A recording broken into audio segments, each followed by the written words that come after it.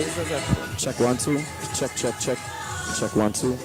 And good afternoon to one and all. We are here at the National Panorama Small Band Semi-Final 2026. It's a pleasure to be in your company, and if you're now joining, I am Marcus Ash, and here with me for the very first time making his debut, I have none other than Emmanuel Joseph. Emmanuel, good afternoon. Welcome. Thank you so much for having me. To all of our viewers, we say welcome, welcome, welcome. This is Panorama 2026, the thing small conventional band semi-final already. Yeah. Well, we would have started just around 20 past 4 p.m. Correct. With yours truly on the side of me performing the national anthem and doing the opening prayer, and we're now getting ready for band number one. Definitely. A former champion, the 2018 and 2019 2019 champions, the Defense Force Steel Orchestra. Yes, with a two-time champion arranger in this category, Devon Stewart, who would have arranged in 2019 when they won. With Maximum, I believe. Yes, and he actually had won the very first small band in 2004. Right. There was a tie when Devon would have won with Mary Tones. So we're about to see a former champion here. On the topic of former champion, let me just update you all that band number 3, the La Hoqueta Pan Group, who is the 2017 champion, has withdrawn from the competition. So they will not be crossing the stage in position number 3 this afternoon. And T&T New Side Dimension, which was carded to perform in position number 5, due to technical difficulties, will now move to position number 20. Understood. But we get ready to head to stage side with band number 1, the Trinidad and the Tobago Defense Force, performing an Onika Bostic composition, sung also by Onika Bostic, arranged by Shaquille Vincent, a 2004 composition, All Is Yours. So we get ready now to head to stage side. The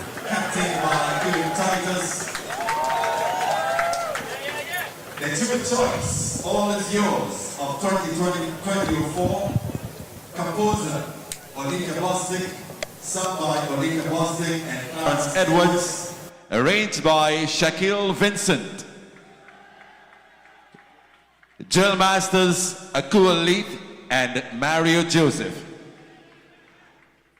Victoria Square, put your hands together and let's welcome on stage band number 1, the Trinidad and Tobago Defense Force Steel Orchestra. All Is Yours.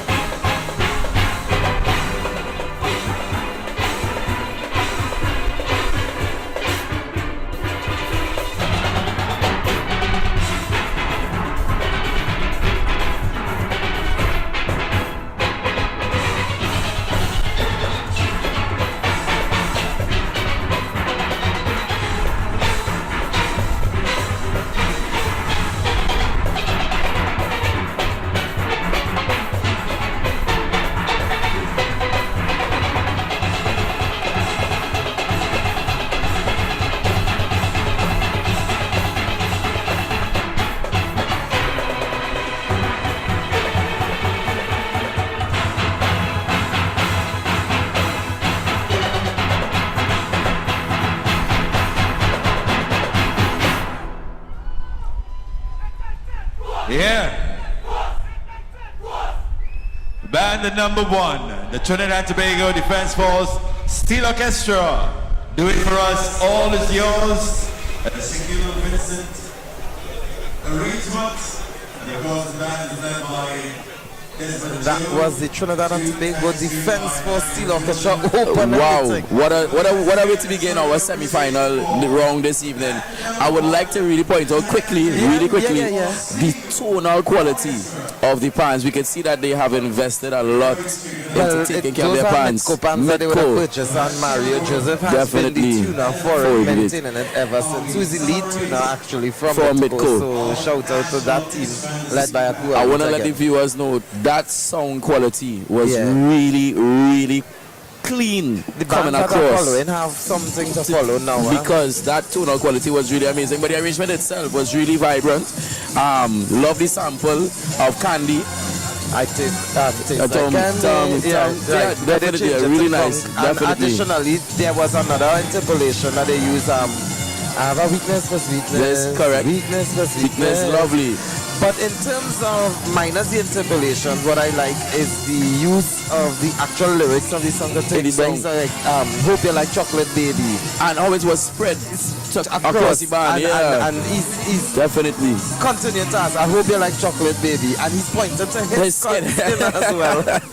And you know Shaquille is a performer. Yes. Mr. Vincent is a performer. He's been working with Defense Force for quite some time. But as the arranger for Panorama, I think in 2023 he made his debut as the arranger for Defense Force. Exactly, with Ben Lyon. So since then he has made himself a really great character to watch as well. And even stemming from his time in Junior Panorama, he's a former champion. He's won multiple secondary school and under 21. And the 21 under, definitely. So Shaquille Vincent is a name to look out for. He's always been a competitor here in the small band category. And he's been consistent, making final. Correct. Now that he can't arrange in the under 21 anymore. Yes, he's been making the final here consistent with the Trinidad and Tobago Defense Force, of which he is a private full-time member. He's private, Shaquille Vincent, and he's doing his thing there.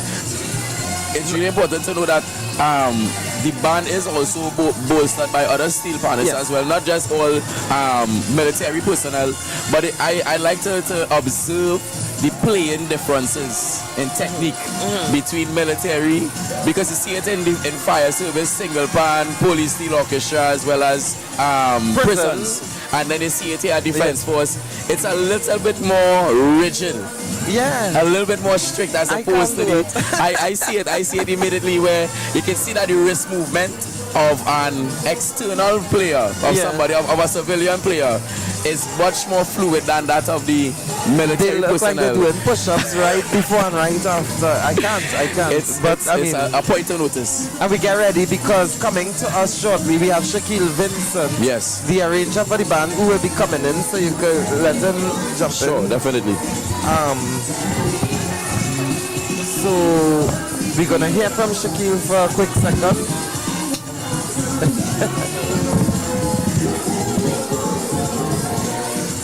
And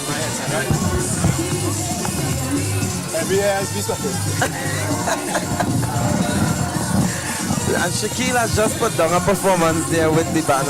Private Vincent, we go call it that. Let me get the regiment.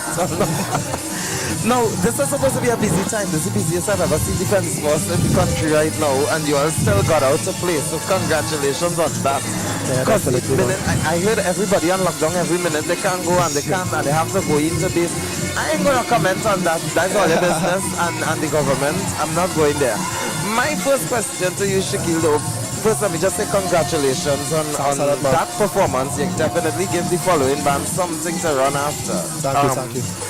But my first question to you, wait is all you have with position number 1, so... Corporal Kern Titus, that wait does he have? As a Corporal Kern Titus, that is he have with position number 1. People number 1, you all performed in position number 1 for the final last year, if I remember correctly, and then you come and you pull in, so you said, don't put you to pull for the final, once you all advance, and so far you sound like you're going to advance. So send Titus, I was hoping you had only come here and ask him that on TV, watch and see. But regardless, we play position number 1. The show have to open, the show have to start with a bang, so why not call Defense Force still official? Now, how do you feel about the performance and getting there? Definitely, it was a good semi-final performance. I'm pleased, confident in moving towards the next round with this performance, with our rendition of All Is Yours. So, yeah. Now, I observe everything from where I sit, from the band coming on to the band leaving, and somehow on the way getting here on the stage, you didn't look too happy or pleased about something. You was in a mood. I saw it. No, not necessarily. I just like to put myself in that frame of mind just before, focus, concentrate. Right. Because at the end of the day, we are military persons and it is a musical warfare. Right. So, put yourself in that frame of mind just to go out and, pray. I like to show you, notice myself in the corner there. Right. Sit down, spend some time with myself just before the performance, pray, and go out there and give it our all. Okay. So it's just I like to put myself in a zone before focus and know at the end of the day is serious fun. Okay, I just making sure everything went smoothly. Yeah, man. I passed yesterday evening and I saw you all practicing at that, so it was easy for you all to maneuver and get here and get out and stuff. In terms of the arrangement, now I like the introduction. It sounds like those ice cream truck passing. Then we got the interpolations, tastes like candy, changing into that funky thing, and weakness for sweetness. And my highlight, I like outside of the interpolations where you use the play on the actual lyrics of the song. Hope you like Chocolate Baby, and you're indicating this for the judges to see. Hope you like Chocolate Baby, yeah.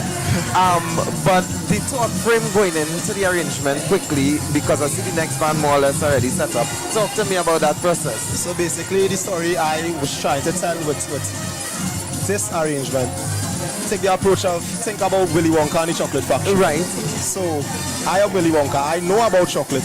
I am in love with chocolate. I own a chocolate factory. But however, this enticing chocolate figure of a female tried to tell me you think you know chocolate, but if it tastes my body, so it's like a back and forth argument and confusion, which I saw. Which I saw. So basically to depict the sweetness and that essence of light, airy, happy, and Willy Wonka. The band is the Chocolate Factory and the Oompa Loompas. So hopefully going into finals, you'll see the full story. I am not doubting that I would get the that. prelims version. She received the golden ticket. Now she's excited and can't wait until the finals where she actually reaches the Chocolate Factory. I love that for the band, so I want to say congratulations again on a stellar performance. Thanks, man. And I'm hoping and wishing you all the best in getting there to Skinner Park for the final on the 10th of January. So thank you. Yeah, man, thank you. And that was Shaquille Vincent, the arranger for the Trinidad and Tobago Defense Force, and we get ready to head to band number 2, Panhandle Steel Orchestra. The band is led by Al Hughes. The arranger is also Al Hughes, and they will be playing Timothy Watkins Jr., also known as Baron, also sung by him. Tell Me Why. So we get ready to head to stage side for band number 2.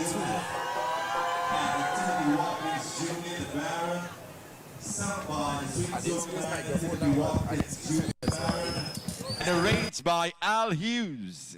Victoria Square. Give it up for Panhandle Steel Orchestra and Tell Me Why.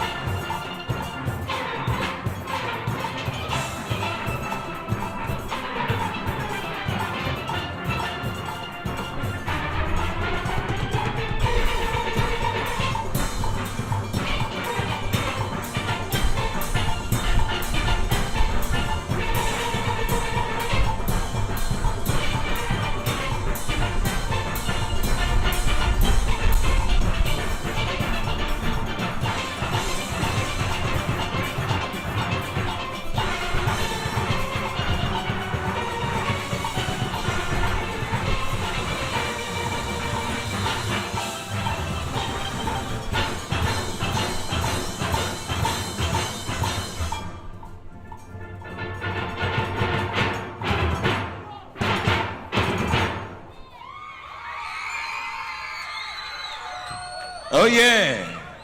Tell Me Why. Made popular by the Sweet Soca Man Baron and played for you by Panhandle Steel Orchestra, arranged by Al Hughes. Put your hands together once again for Panhandlers.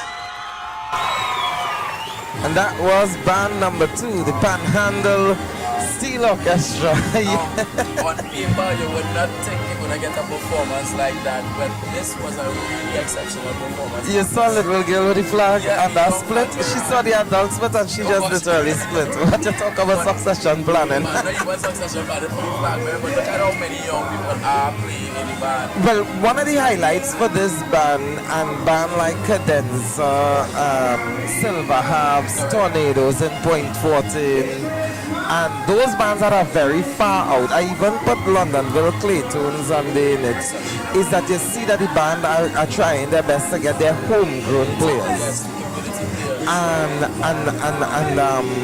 Panhandle, when we went down to Mayaro, you saw a brand new group of players. I didn't see no players running from here to there and there and that and that. And you really see the connectivity, the kind of same platform that they all enjoy the performance, they celebrated after the performance. Yeah. And it was really great to see, because you get so accustomed to seeing the same amount of players sometimes people running from different bands, but this is homegrown community, and this is what Steel Band is supposed to be. And exactly, because Al, who is the leader of the band and the arranger, didn't try to get an arrangement sounding like something. And he did his thing with the children that he groomed, that the villagers, the community that they groomed, that they taught to play.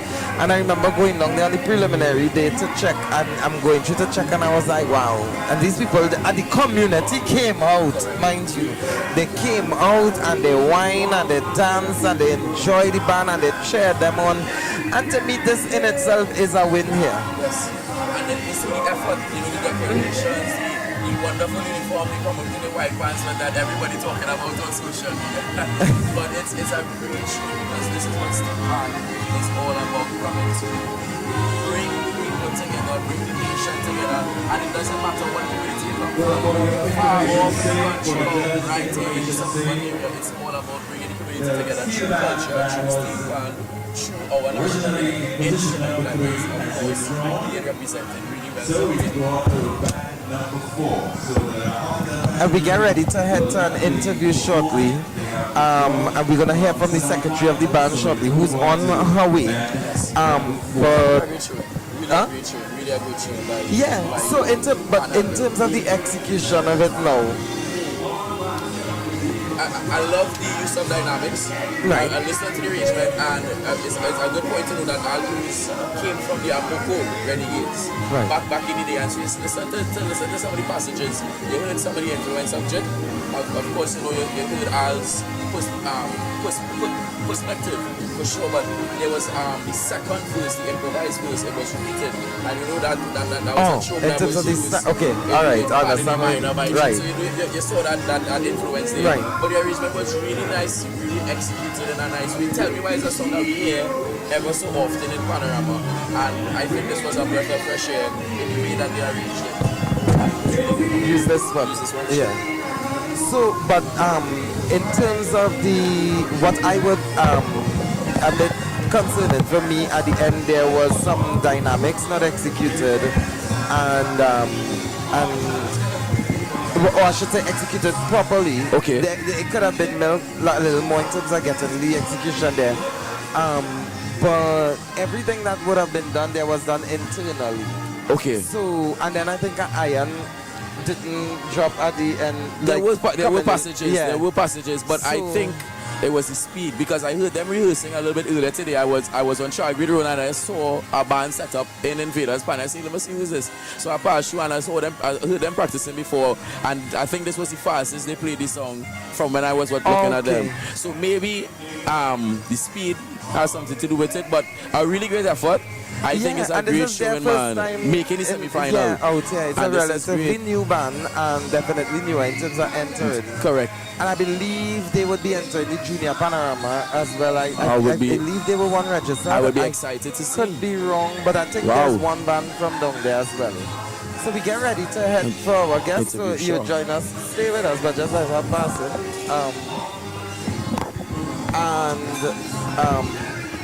Come in. And we get ready for her to come in. And but I look forward to seeing what else the band has to come. So I want to say welcome to you, the secretary of the band. And your name? Anne-Marie Mitchell. So Anne-Marie, let me say, because we're running out of time soon, we have to go to the next band, but I want to say congratulations on the performance. How long would you have been involved with the band? And this is your first time making it out there. Right. Yes. Amen.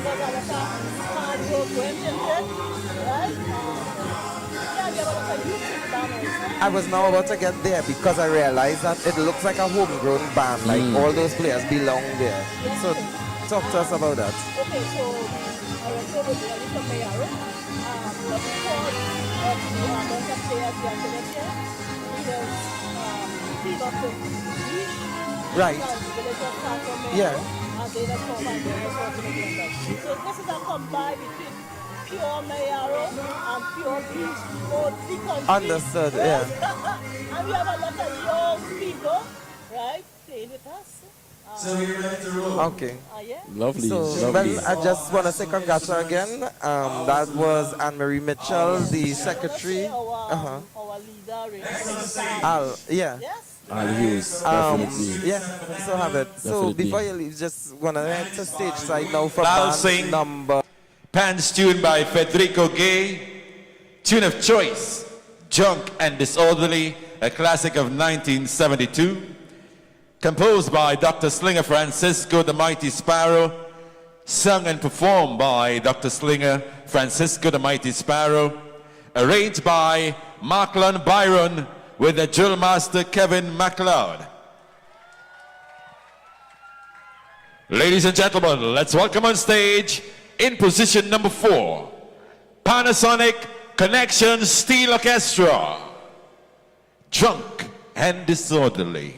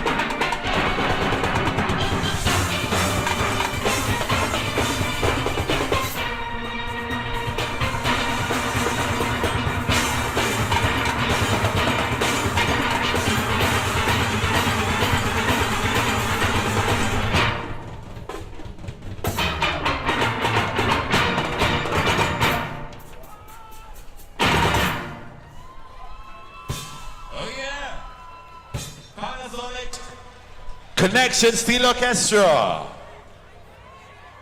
Drunk and Disorderly. That's a Slingers Francisco classic. Of the three bands we are here at the Grand That was Panasonic Connection. That was my anthem they performed. Oh gosh, you can't see that, Tony. But it was a really wow. You know, again, a band with a lot of young people and a young arranger at that, you know, that was a really great arrangement and great interpretation of a song that we might not really consider a panorama type song. I love that. I love the arrangement. It's a great arrangement, like man. I write it, but No, I heard only a few. I heard Akela, the shot reference, and I heard the Ravi B as well.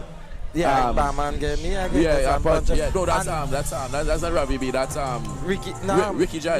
Yeah. So I heard those references. There was also at the end, and there he was like, there's this song, Country Road, take you home to a place I know. After you're done drinking, you want to reach home, correct. Wow. Sorry, but he also a great used interpretation, yeah, man. that we drinking motif inside. Yes, we heard it. That he used coming up to the minor, coming up to the minor, yes. Wow. But I want to pay attention to another thing, which is what people, there's a profession in Panorama that a lot of people don't pay attention to, and this profession is a drill master. A lot of people think they can be a drill master. A lot of people call themselves a drill master, but really actually what is a drill master? Plenty people don't do. Different interpretations. And we get ready to come to Markland before we talk about that. Yeah. Talk about so that bring drill master. Markland inside. Yeah. Let me get the thing going. Come in. There are people who actually think that we are related, y'all. So yes, ladies and gentlemen, we're joined by Mr. Mark Byron, the arranger for the Panasonic Connection Steel Orchestra that just performed Drunk and Disorderly. Mark a phenomenal performance. There are people who think that we're related. I wonder why. Markland, congratulations on a sterling performance again. Before I get to you, I want to go to a topic that we were now talking about, which is a drill master. Right. And I saw that for the preliminary, when I walked in that band and I saw Kevin McLeod drilling that band. Note well, for concept for people to understand, Kevin McLeod was the drill master for Golden Hands last year when they won. Right, okay. And for years, Kevin McLeod been in Hatters, and I would say wasting time because his truest potential was actually after leaving. I make no apologies for saying that. But Kevin McLeod, with that kind of talent, the McLeod family, Junior, Kevin, and you got him. How you got that now? No. Let me hear that first. For those who don't know Panasonic, after last year, Panama has been through a lot. I realize.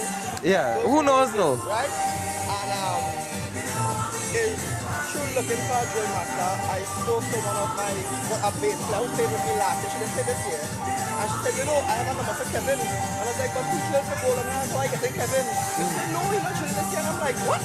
And I say, well, you know, another man's trash. I think that combination, now the preliminary tempo is not the same tempo that went today. But to actually get it to be executed that way, Kevin... No, I would say that he did a phenomenal job because he saw some of the cellos having to play some chords that was far apart and having to pull their hands, so he was able to bring that out of them at that tempo. Let me be honest with you all, Kevin was... best things happen to this. Well, that's what I'm saying, because the combination of the two of you all worked well. There was some subido pianos where you're playing, and then there's a sudden drop into a crescendo, and the fact that, and at that tempo to be able to do it, and I don't want to be the bearer of bad news, but I think somebody in your band probably had a issue because I'm seeing an ambulance there collecting them. So, I don't know who it is, but I guess we'll find out soon. But that's Kevin for you, and I want to say that he did just myself. Right, so we're back in. But with you now, we got all the interpolations and things. what I like is your ability to pick songs that nobody else really like to do. So go through, talk to us. As I said last year, I love to pick songs that nobody can compare me with. I don't want to be compared to somebody where they say, I like Duval one better. I like... What Bradley did with that. I like Zanda one better. And we saw the performative nature where you had the interpretation and the creativity and who came up with the idea for the drunk bow. I love that. I love that. I love that, man. Fun fact, we did that on the spot, right on the Love, spot. as a drunk That boy. was cool. But no, but the performing was orderly, clean executions. You look at the dynamics, you look at the runs that was supposed to come out. You heard them very cleanly, and a really great arrangement and performance, man. Thank you very much. Definitely, definitely. Really looking forward to making the final this year. I've been making the final, trying to make sure it's done. Kevin was a huge... I give him that. And please give my regards there. Yes. So that is Markland Byron, the arranger, position number 3 for Panasonic. No.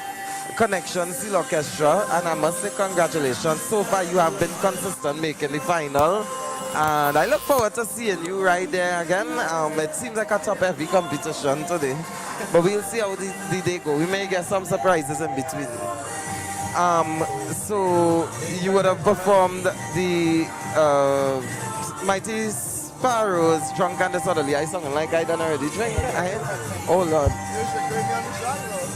Well, we get ready for band number 4, and just to let you all know that there was a change to T&T Westside Dimension, which was originally supposed to perform in number 5. Then in number 4, because of the withdrawal of La Hoqueta Pan Groove, will now perform in position number 20. Correct.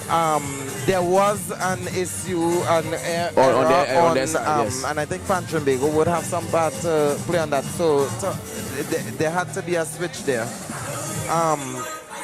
So we had to what was to be in band number 6 that is now in position number 4. And I will sort out this order during this performance to have everything clear. Our boys Seal Orchestra. This band hails from the corner of Kirk and 4th Streets in Scarborough, Tobago. The band is led by Amelia Guillaume, and it's good that I could actually pronounce that name now, with an arrangement by Ryan John on Pants tuned by Sherwin Beer. They will be performing a 2024 composition of Jason Shaft Bishop, sung by Aaron Voice St. Louis, To Own Way. So we get ready for band number 4.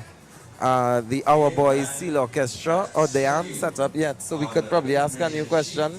Let me ask a new question. Give us a sneak peek into what you're coming with for final. How you're taking it. Okay, we have to cut now. So yes, we head in stage side for band number 4.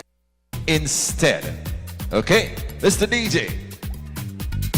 For a next one until my head gone and I'm miserable. Hold on the ground, I'm causing trouble. Look how the security I watch there. They don't know about it. I just mash up the place and I defect like a zombie. And to obey. Let me extend on that notification. Let me just extend on that notification. The T&T New East Side Dimension will be performing right after Tokyo. Alright? So for the judges' sake and for all the patrons here, T&T East Side, the New East Side Symphony or Dimension will be performing right after Tokyo. We continue with more steel band action. The next band on stage is the first band from our sister isle Tobago to appear on stage. The band hails from corner Kirk and 4th Streets, Scarborough, Tobago. The band is led by Amelia Guillaume, tuned by Juma Simmons. The tune of choice, a 2024 mega hit, To Own Way, composed by Jason Shaft Bishop, Scott Gold, and Michael Holzmeer, sung by Aaron Voice St. Louis, arranged by Ryan John, with their drill master Kareem Legaton. victorious squirrel. Let's welcome on the stage our boys Steel Orchestra. 2 only.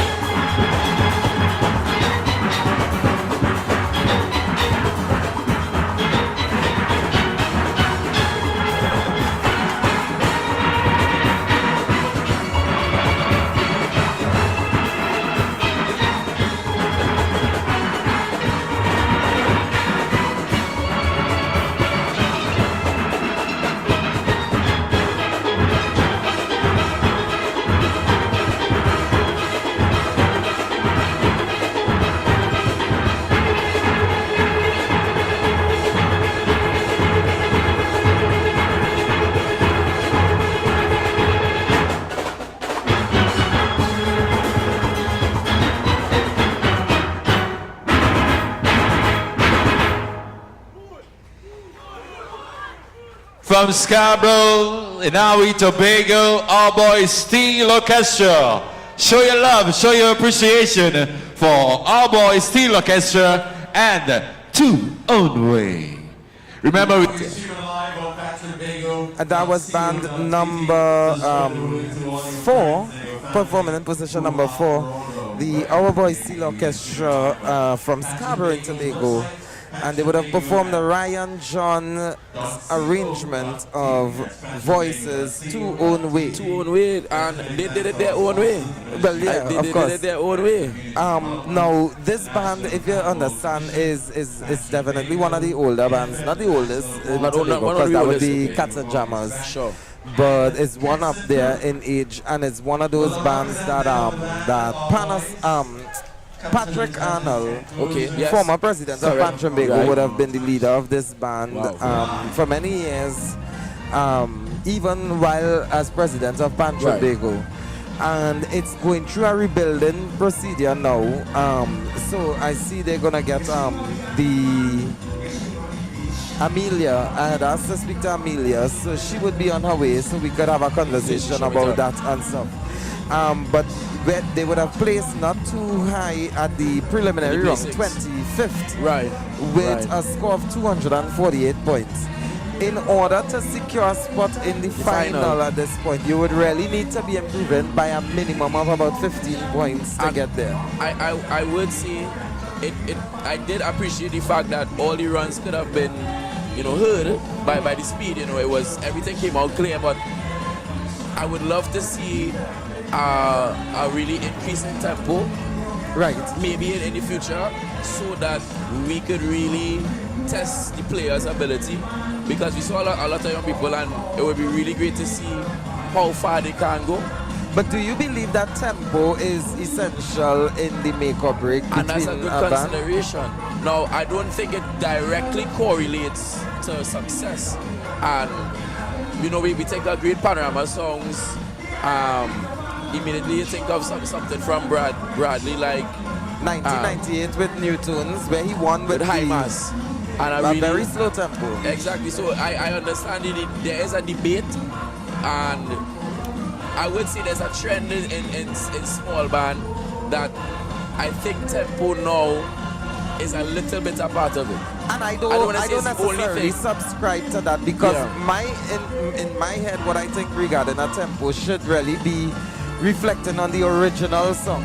So if the original song is a more groovy song, I think that bands should be able to take that groovy tempo and keep the mood of the song, but doing what you need to do arrangement-wise, as opposed to power fast. Well, in that case, then Drunk and Disorderly that we heard from Panasonic should have been slower, and we could have been faster. But again, all this is up for interpretation, of which both of us answer the panel of 6 here who would be judging. And let me just, for those of you all viewing, the judges for this evening, let me see if I remember them. Joanna, Ragby, Leslie, Dr. Mia Gorman, the Benjamin, you have Sherry Ann Saunders, you have Lorna Corniet.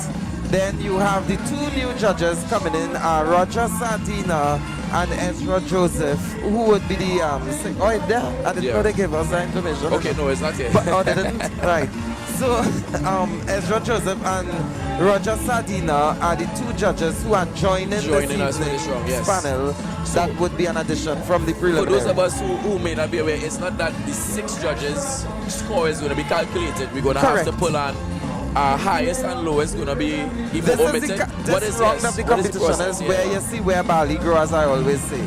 So you have in the preliminary round, you have three judges scores out of the 4 that matter. Correct. But there's a random draw for alternate after the last band perform. So you don't know who's going to pull alternate. The same thing applies today, but you have 6 judges where you have, after the last band perform this evening, which would be, who's performing the last band? New Stars from Arima, yes, New Stars, Once New Stars has completed their performance and all the judges hand up their paper, they will pass with that box, and every judge have to pull. There would be 5 balls saying adjudicator and 1 saying alternate. And the judge because immediately get knocked out. Right. Then the highest and lowest gets also gets knocked out. The highest, and then you have the everyone. 300 there And that will I add up. really think that is a good process. Because it's almost incomparable. And also, you have to understand, that's not a decision that Beverly Ramsey or Marcus That actually has been the executive process took. for some It's the time. actual steel bands who subscribe To for this, that yes. for that procedure to be done. So if the steel bands are the one that chose it, And then we have no it choice works. but to follow it because It they are works. the highest authority in band Correct. And it's really great to see. And so we spoke about us not being in that hot seat to be the ones judging. So that debate about tempo and how it matches the song, whether its original song is up to interpretation, it's really a debate that happens around this time during Panorama. So we just heard from our boys performing But you remember, it's one band is going to win tonight. One band is winning. And that means 29 other bands are going to be robbed and cheated. Yes. That is how it goes. And I understand everybody have the fans and the favorites and everything, but I mean, one winner or these days, but I mean, you get ties sometimes. You might have two winners, you never know. I don't know. It's all how the judges think. But we're gonna have clear winner or winners, and everybody else would have gotten robbed. That's how it goes. And that's human nature. It's competition. So ladies and gentlemen, we are here at the Panorama semi-final in the small band conventional category. It's been a great evening so far, and the weather is looking really great. We are in Trinidad and Tobago here in Port of Spain. If you're viewing from out of the country, we say welcome, welcome, welcome. Happy to have you here again. My name is Emmanuel Joseph, and on my left is the ever knowing of all things steel Some band, things I don't know now. Marcus Ash, ladies and gentlemen, the external relations officer here at Trinbago, and I'm one of the members of the newly reinvigorated youth arm of Trinbago. We are here for the national small band semi-final. So we get ready for band number 5, Roadblock. So you can give the details for that by the time. Roadblock? Sure, definitely. So we are getting ready for a band that is led by the young Deja Kane with pants tuned by Juma Simmons. They're going to play for us Guitar Pan, which is, of course, composed and sung by Lord Kitchener. This band hails from Chumakak, Laventille. It is Roadblock Steel Orchestra, and the arranger for them this evening is Deja and Kane, who just came out of a great performance in the single pan category, placing second. Yes. Wow, placing second. Were you there for the preliminary to listen for to Roadblock? Yeah. No, unfortunately not. I thought it was really pleasant to listen to. I actually thought it would have been higher at the end of the competition. And Dejan is, I mean, that was a hell of a successful single band campaign. It was a great one. He's now only one of 2 arrangers to defeat Andre White at this competition. The other being 2-1. With 2-1 to be the other. But I'm seeing a trend with Deja and selections. Right. He's leaning towards these legacy songs, if you want to call it that. Legacy songs. He played Pan by Storm in the single pan category this year, and now he's doing Guitar Pan. So these legacy songs seems to be his niche. But I also think when he goes into it, he's doing his own thing with it. So he's not trying to look down to see no one can really say he's been influenced by this. What Chit did with this song here, or what Pro did with the Pan by Storm. He's taking his own take on it. Definitely. Which is good. It's risky. It's very risky, but it's good that he could do it and survive, swim against the tide. So kudos to Dejan. I just wanted to point out as well, he's doing all this at a young age. Yeah. He's not crossed 25 yet, I believe. Dejan has been the youngest to make the final. On his second attempt, he made the final with the with Roadblock. So he's no stranger to it. Last year he had a more difficult year, but it's nothing that he's not capable of doing. And because of the family setting and all of them playing an active role, because Deja is the captain.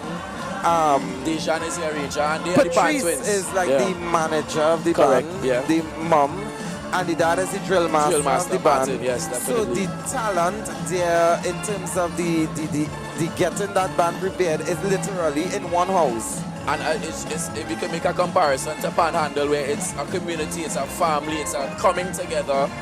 to pursue excellence in culture. Yeah. And pursue Pan as a means of bringing people together, because you can see the community, the band is filled with young people, filled with people that are coming from different areas, but coming together to focus on that wonderful goal of playing steel pan together within this capacity. It's great. It's been great. Now they went with 59 players at the preliminary round. Okay. So I'm wondering. No, I lie. 58. They Okay. originally had 59 and then one got dropped on the night. Wow. So We all know how that goes. my job is just to make sure that the numbers that they have there is the Correct. numbers that I'm signing off on Correct. a Yes, preliminary yes. night. I don't budge. Listen to me, when you see we go around to those preliminary night, people they hold their breath and they get frightened when they see me walk out. But I'm just going to the rules that the member bands signed with. And that we all ascribe to. Correct. That's right. Correct. And they said the no less than 45, no more than 60.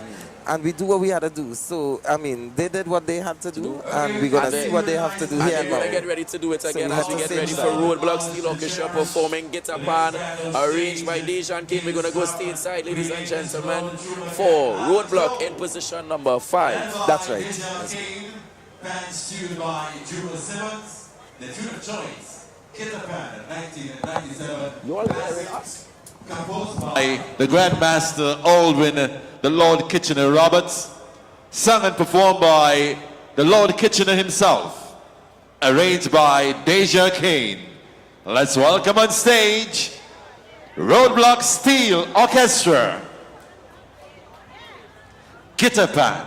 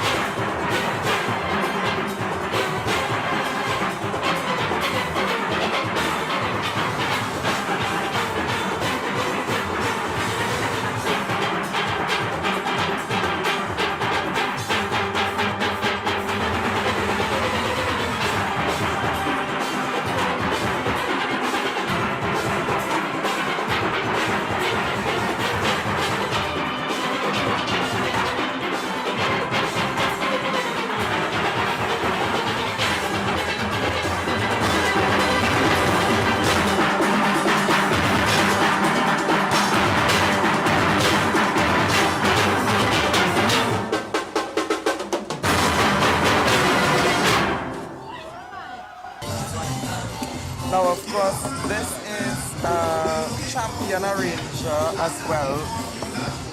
May not be in Trinidad and Tobago yet, but he was very close this year. But we know New York is on, and New York, he would have made his name there.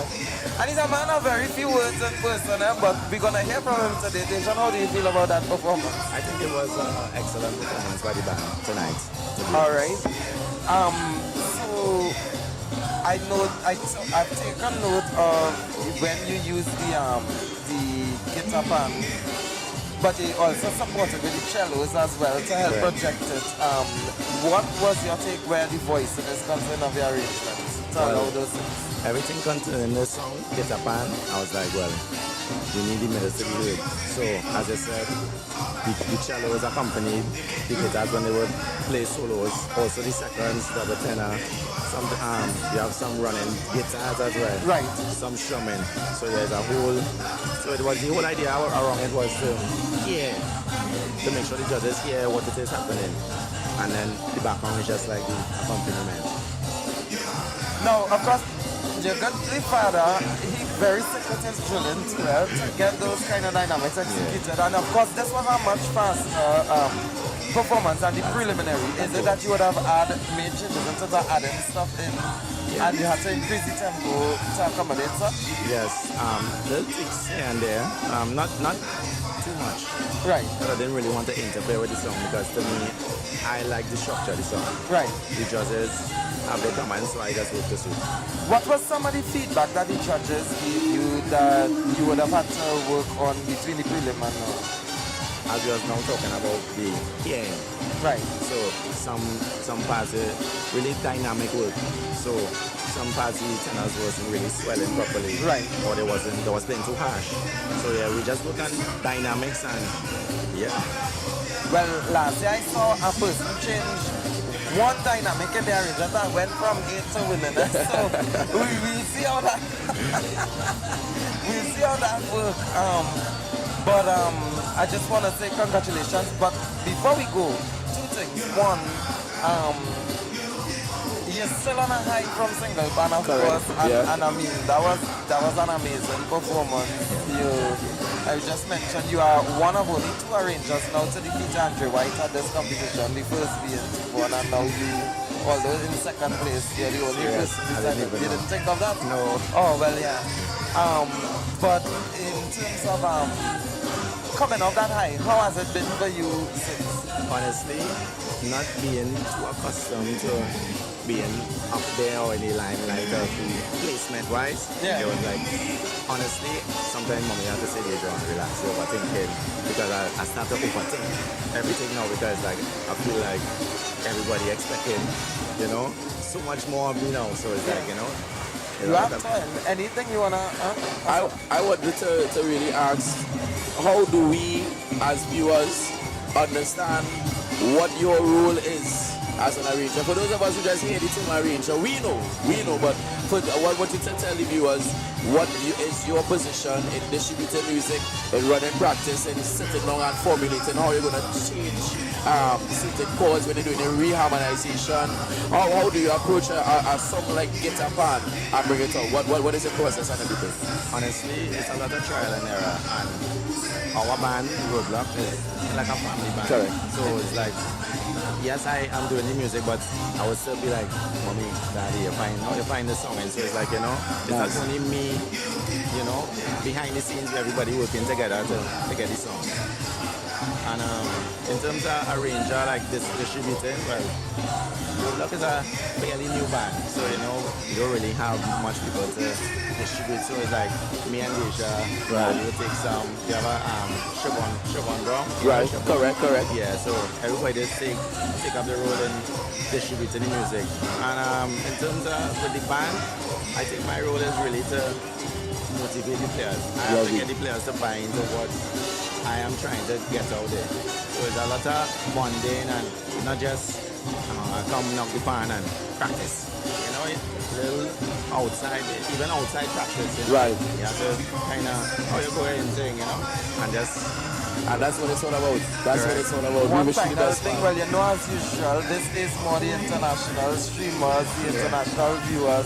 We know you have 1,000 plus fans in New York alone, and of course all over the US. I think any final words you would like to tell them? I just want to say thanks to everybody, as I said abroad, for the support. And yeah, big things to come for Roadblock. I want to say that Dejan is also a man that lets music talk. He doesn't do much talking, but he lets music talk. He's the last person in the entire family to open out and say something. They literally had to I was actually shocked as well to see you in front of the band conductor, and normally you would be in the engineering, some kind of drumming or something else. Because before we play, I said, Deja, I don't feel like... Alright. And everybody was like, no, you gotta come out and get, give me the vibes. So I was like, alright. It was an interesting thing to say, but Dejan, I want to say thank you very much for joining me here. All the best and moving into the final. And hope to see you there. I'm not a judge, so I'm just hoping for the best. We still have over about 25 bands to come to the stage. But we get ready for position number 6 now. Yes. Am I going correct? Yes, I am. Yes, we are. First Citizens. First Citizens, Tobago Panthers, Steel Orchestra. This band hails from Seaview. This band is led by Brian Thomas, one band's tuned by Augustus Peters. An arrangement by Michael Gabriel of Winston Bailey, also known as the Mighty Shadow. 1994 composition of Wap Koki. So at this point we take you to stage side for band number 6. The First Citizens, Tobago Panthers, Steel Orchestra. The band is led by Brian Thomas, pants tuned by Augustus Peters. The tune of choice, Wap Kokie, a 1994 classic composed by Winston Bailey, the Mighty Shadow, sung and performed.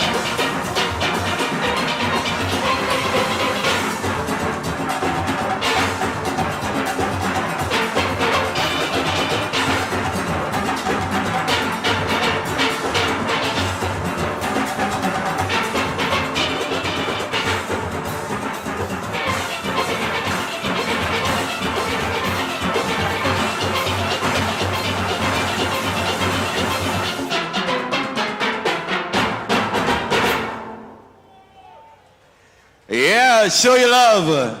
You can do better than that, you know. We're streaming live. Let's show our love and give it up for First Citizens Tobago Panthers from Golden Lane in Tobago and Wap Kokie. Let me just share some information for you. Member of the bands that is participating this evening here. Playing Wap Cookie, arranged for the band by Michael by DST with PRO, the public relations officer of Panhandle, Mr. Quasi. Quasi, how are you doing? Good evening. I'm good, man. How are you doing? I'm good. I'm having a great time. It's been good up here. It's been nice. It's been really nice. I'm sure the viewers have been enjoying the discussions that we've been having. Marcus and I have been having some great discussions. We got to meet with some of the band members and band leaders and arrangers so far. But the show is good and amazing. How is it from your point of view down on the ground? On the ground, the energy is good. The energy is very good on the ground. I mean, we're waiting for the crowd to thicken a little bit, but I know it's very early in the proceedings before we can see, the majority of the crowd. Definitely. Nice. How is the drag? How is the drag down on that side? Jam pumping, I love the drag. It's one of the most exciting parts about the Panorama. Whether it be here in Victoria Square, whether it be in Savannah, whether it be in South, in Skinner Park, just to see the mixes, people practicing, patients enjoying, vendors selling, children playing. Oh my word. It's just an amazing experience, and that is the ecosystem of fun that we really do enjoy. So for the viewers online, we know that you all are outside of the country, but you still have some time to book a ticket to come down because small conventional band finals happens on the 10th of January at Skinner Park in San Fernando. We have the Junior Panorama finals taking place on the 18th of January. We have the big Savannah party, the medium band and large band conventional semi-final taking place on the 1st of February. And then of course we have the medium band finals on the 8th and large band finals on the 14th. So right now we are in Victoria Square at the end of the year, coming out to the end of the year. But you still have time to book your tickets and get your tickets to come to our events in January and February.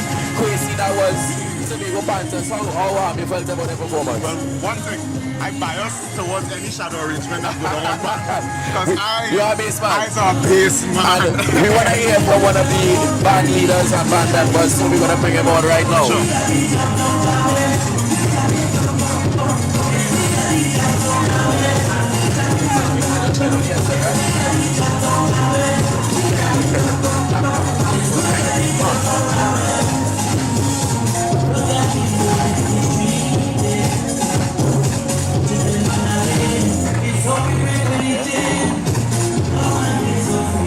Brian. Yes, sir. Good evening. How are you doing? How are you feeling? Well, I'm feeling real good about that performance. Yeah. So that was an excellent performance. The song Wap Kokie is an unusual one, but we really enjoyed that one. I was going to tell you, Emmanuel, as a bass fan myself, I love any shadow music. Yes. Because those shadow music comes on the bass. Yeah, exactly. Yes. So, Mr. Thomas, you are the band leader and the arrangers, Michael Gabriel. When it came to choosing the song, how do you all communicate? What is the process like when deciding on a song for the rapper? Well, it's actually Michael Gabriel is the first year arranging for us. Wow, nice. Yes, it's first year, and I tend to let the arranger choose his song. When he first brought this song to me, I say, "Sure, boy," and he said, "Yes."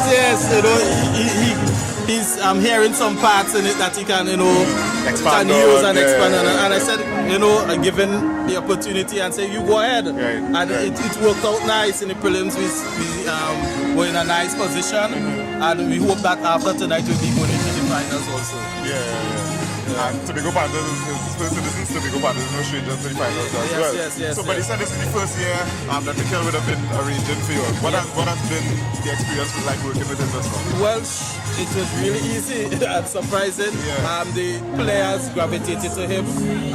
We worked together as management to arrange, so it was really easy, and that is part of the success of this story.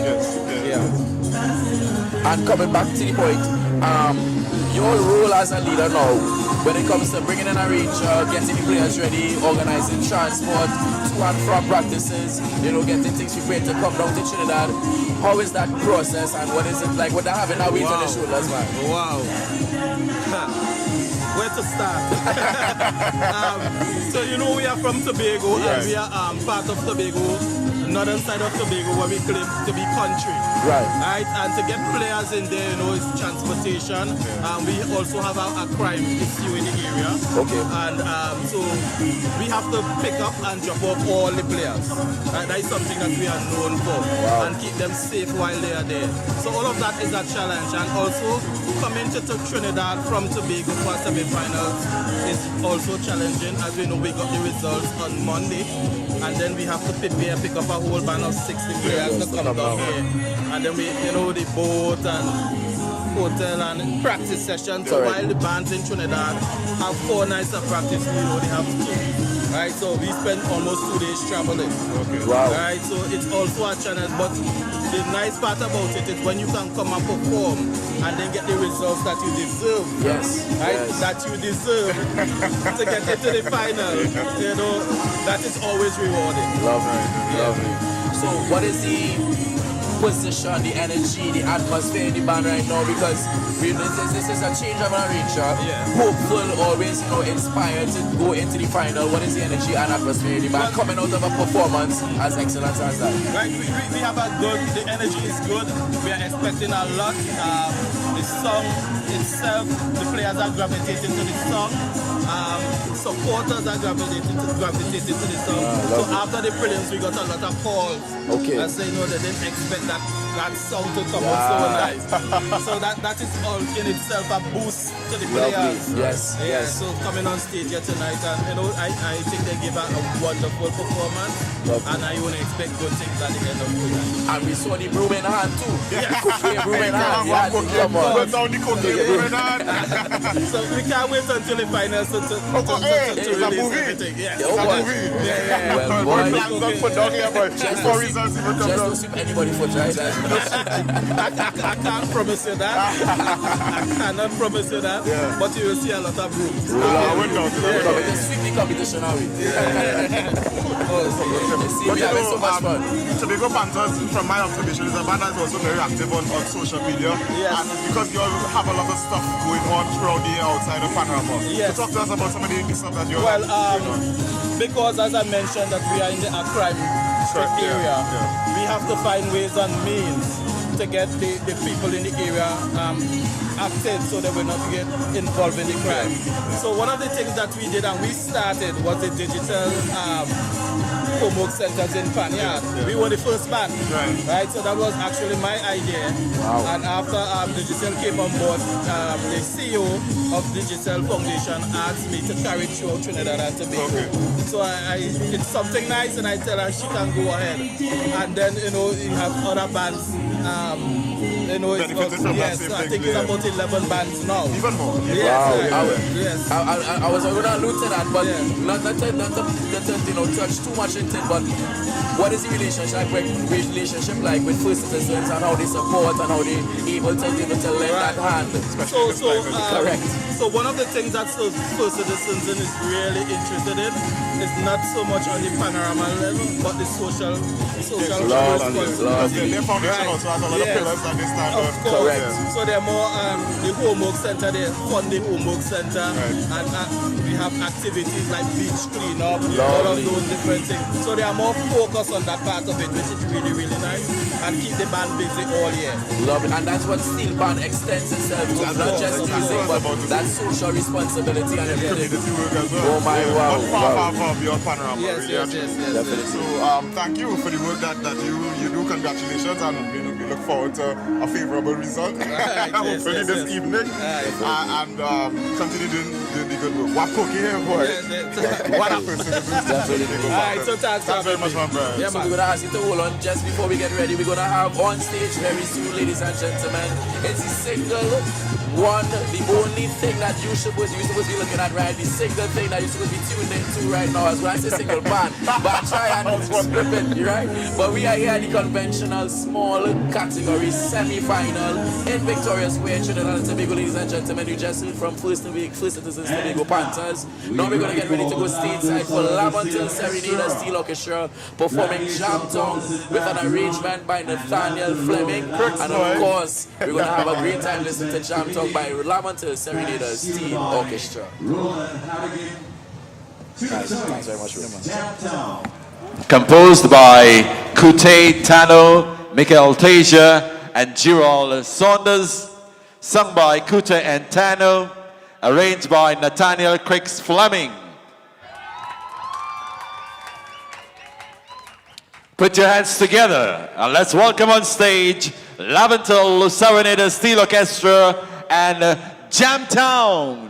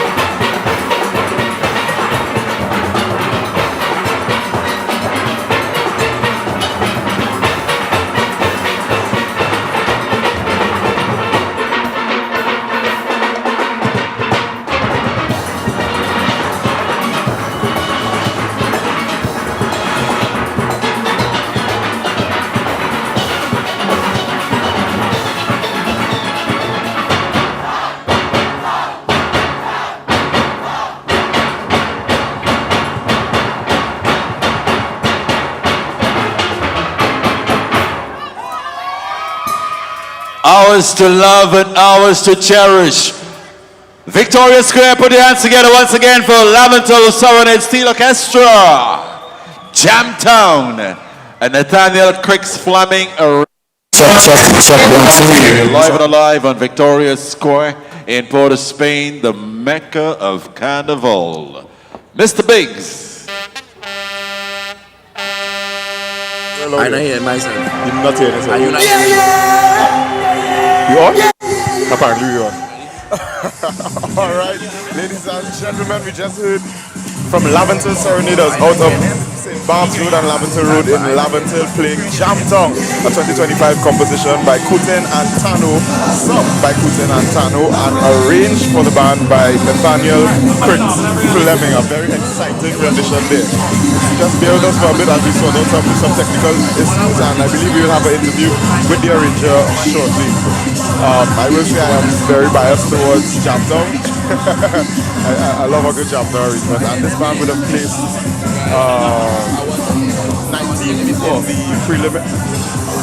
Yes, 19th in the prelims, and I'm sure they're hoping for an improvement this evening, of course, because 14 bands will qualify for the finals of the small conventional band category. All right.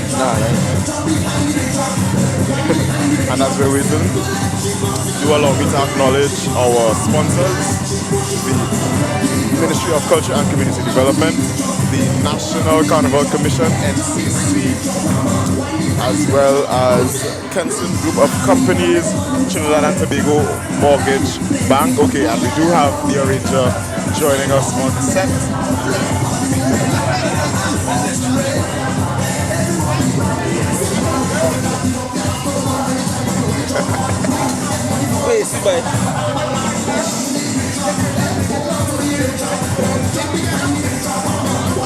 You hear me? Yeah.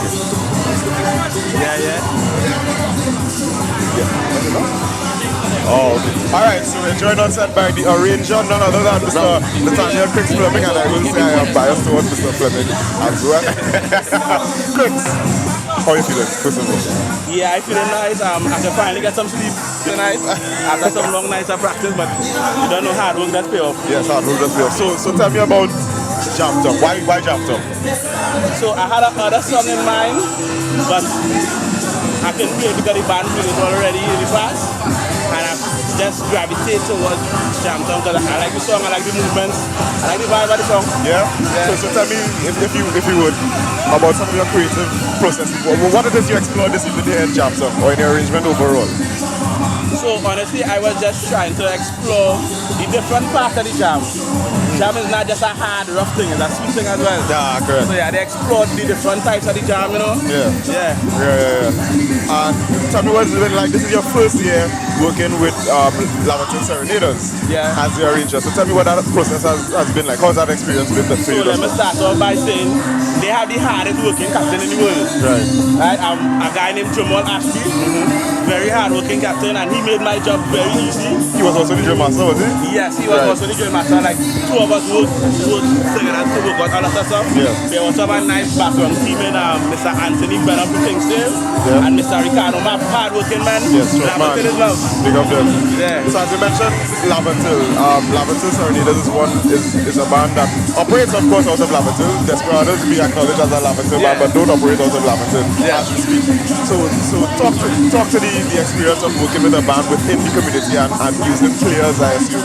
Not I assume, I know for a fact because I would have come to one or two rehearsals up the road and witnessed the young people from the area participating in the Panorama process. What has that experience been like for you as an arranger and as a Laventille man yourself? Well, I was just about to say, as you know, I'm from Laventille. I'm from by Desmond's Drive, and I grew up in the area, so I home. I like to work home and finally I get back home so I can get back to my community, and it feels nice. That's right. And how you feel this evening overall after that performance? A very clean performance, I would say. Let me ask you this: how you feel after prelims? How you had first after prelims? So So after the preliminaries, I had some work I had to do because it was a lot of analyzing of the score sheet and seeing like what the judge is trying to say. Because it doesn't be too direct, but they're just saying it blatantly. But I started reading up to understand what they're saying, and I went through the analytic process, and I think I understand what they were saying enough, and I implemented in the song. Yeah. And this evening was a very, very solid performance. Manuel? Yeah. DJ on the scene, boy. Yeah? DJ on the scene, boy. my DJ, boy. All is well? All is well. Daniel, you've been doing your work, you've been fighting. I want you to tell the viewers about your journey from just not just a regular player, but a player now becoming an arranger. How does it feel to be seeing yourself on stage, doing the things that you dreamt of for so long, making it happen? So for all those who know me, know that the only thing I really take serious in my life is music. Right? Like all I take serious, I practice a lot. And I'm thankful that I finally started to make some, breakthroughs. And I not rush to go anywhere. Okay. I just taking some time bit by bit to achieve and achieve. And I'm happy to do that because you've been putting in the work, you've been in the game for so long, and now you have the opportunity to arrange for a band that comes from home. And as I said, you are home. And we know that being behind a band is home. But how is it being in front of the band now? Taking lead, taking charge, and having to direct and conduct the band. How does that feel? It feels good, but from this angle, so most young arrangers would like a ready-made band. But when you check 80% of the bands in Trinidad, they have to put in a lot of hard work to get a result. Right? And now I had the opportunity to build a lot of bands to help and go through the process. I think it's the band to establish final night bands, and I my joy. Taking a band who wasn't around and bring them back there. Good. And something that was on. So you have been an arranger in the single band category for some time. Yeah. Right? So you're gonna work with the Prison Steel Orchestra, and this year you're gonna work with Nile Hill, taking Nile Hill to the finals for the first time in a while, or for the first time ever? So that's the first band I ever arranged for, and I came back to give them that when I was doing them that. Oh, look at that. Great. So but of course this is your first time arranging for a full conventional orchestra in the senior category. Now you would have arranged for junior Panorama as well for Bethesda, but talk to me about the process of or the feeling rather of arranging for a conventional band for the first time. So did the first time on my own. I some while back I did Power Stars with a guy called Aaron Clark. Okay. That was in the medium category. So we have a whole team of arrangers. Shaquille Benson, Kevin Duncan, Ronaldo the Pizza, a lot of us, Steven Chocolate, who was what we did, all of us as a team. And our goal was to always change the song of Panorama into something that's actually worth listening to. So right now we have a lot of crazy music happening, a lot of and we're losing musicianship. I'm being honest. I like to speak one of mine. That's crazy, you know that. I like to speak one of mine. And we had to take Panorama back to real music. So the goal is that this group of young musicians, young men pioneering as arrangers, is to take it from one destination to the next. What is that destination? That destination is just taking Pan to a different level. Lovely. And we all want to see that. We all want to see that. Yeah. So you mentioned a few names, and some of those names are arrangers in this category. How do you all separate brotherhood but competition at the same time? How does that work? Them don't separate nothing. No, we have brothers all the time. What's the rule? Whoever the last band playing, we want to know friend until our last band done play. Wow. When that band done play, we go and drink the beers and hang out and whatever. Okay. So we know. Now wait, not Smiley right now. Yes, Smiley. So this Alright, so that has been Nathaniel Cricks Fleming, the arranger for Laventille Serenaders. They played for us this evening. Jam Tong, a very exciting rendition. Of course, they played 19th, I believe, in the preliminaries, and we look forward to an improvement this evening, hopefully, and hopefully to take Laventille Serenaders back to the finals after a couple of years. Well, since they've been absent from the finals. And getting ready on stage right now, we are preparing to welcome Phoenix Steel Orchestra out of Belmont. Phoenix Steel Orchestra coming out of Belmont with pans tuned by Mario Joseph. They're going to play a 1997 hit by the one and only Marshall Montano and Ecstatic. Big truck, you've been hearing it in the background.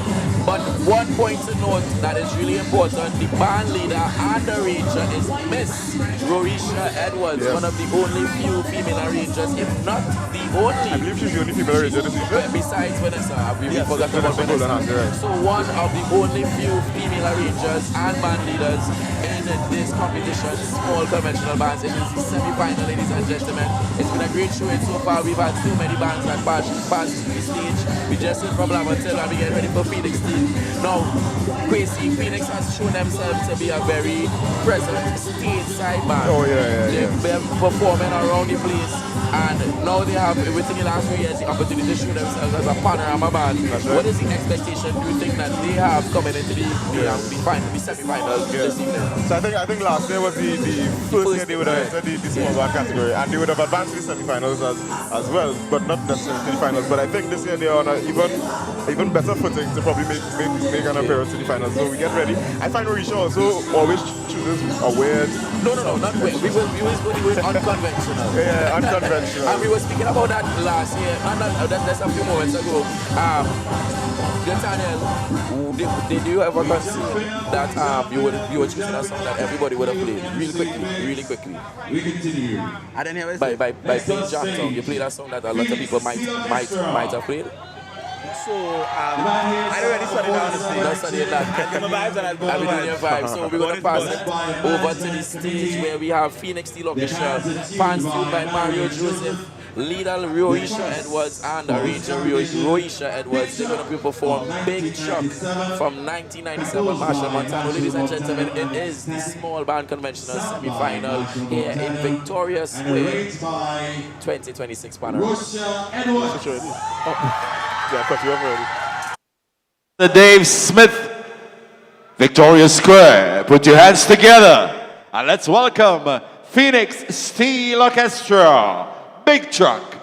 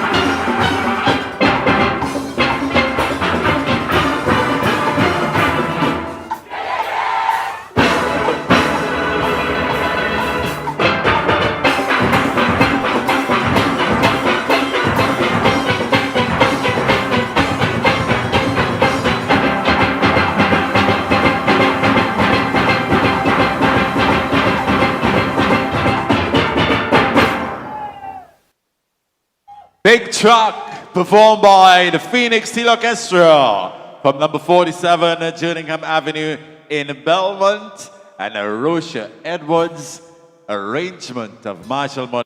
A 1997 composition by Marshall Montano and Ecstatic, and of course sung by Marshall Montano, arranged for the band by someone who's also the leader of the band, Miss Roisha Edwards. One of two female arrangements in this category. Thanks very much for that correction. And that was a big shock. Yeah, that was a big shock. That was a big shock. Oh, hey, kudos to Roisha and the work that she has been putting in Phoenix Steel Orchestra, knowing where this band has come from. Correct. I mean, I was around, I was in leadership in another band when she was asking for instruments just to start to build the orchestra. Wow. And to see that they could now, one, as you mentioned before, have a very dynamic steel side with a very rich and diverse repertoire. To being able to perform here now in the small conventional band category, and not only just perform, but make it past prelims and now into the semi-finals. Yeah. And 2 years in a row. 2 years in a row. And I mean, if it is we were to judge the prelim performance, that became 14. They would have technically qualified for the finals. Already. Yeah, already. So we'll see how this evening goes. We look forward. I believe we'll have an interview with Roisha shortly. But I am seeing visibly the progress of this band. I mean, I'm watching the signs and everything, and I'm like, I'm very proud of the work that Phoenix has done. As far as we know, I think it's unsponsored. An unsponsored band doing the groundwork. You know, it's part of the custom of having to perform throughout the year as a steel side. To save money, to raise funds for Panorama, to be able to get banners, to get all these different types of racks, all the decorations, and they've been showing their progression. Because if you are coming into Trinidad at any point in time throughout the year next year, look out for Phoenix Steel. They will always be performing somewhere, some point in time, and I'm sure, I guarantee you will enjoy their performance. Yeah, and I know Roisha, I believe, is a past student of St. Francois girls. They get that support. Yeah, so there's a partnership that goes on between them and St. Francois. So as much as they've been growing, they have also been supported a lot by the girls' school. And that's really what we want to see. We want to see people start off in junior Panorama at primary school level, graduate to the secondary school level, maybe under 21, but then eventually go into the conventional bands category. And that's really what about legacy. That's what legacy is about. You know, that we are cherishing and always to cherish. You know? Right. Wow, but that was a really great performance by Phoenix Steel Orchestra. Clean, I would say. Clean. Kudos to the drill master as well. I'll ask about him when he reach here, Dave, because Dave just gave us in Desperate some trouble there, boy. The network is working. Yeah. You know how it goes. Oh, God. Wow, and we're getting ready for another Tobago band as we await the arranger, Roisha, coming, and here she is, right on cue. Wow, look at that.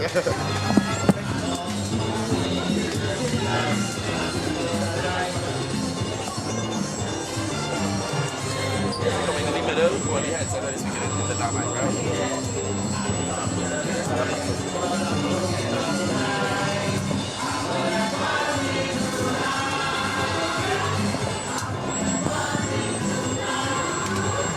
No, I'm hearing some intense feedback.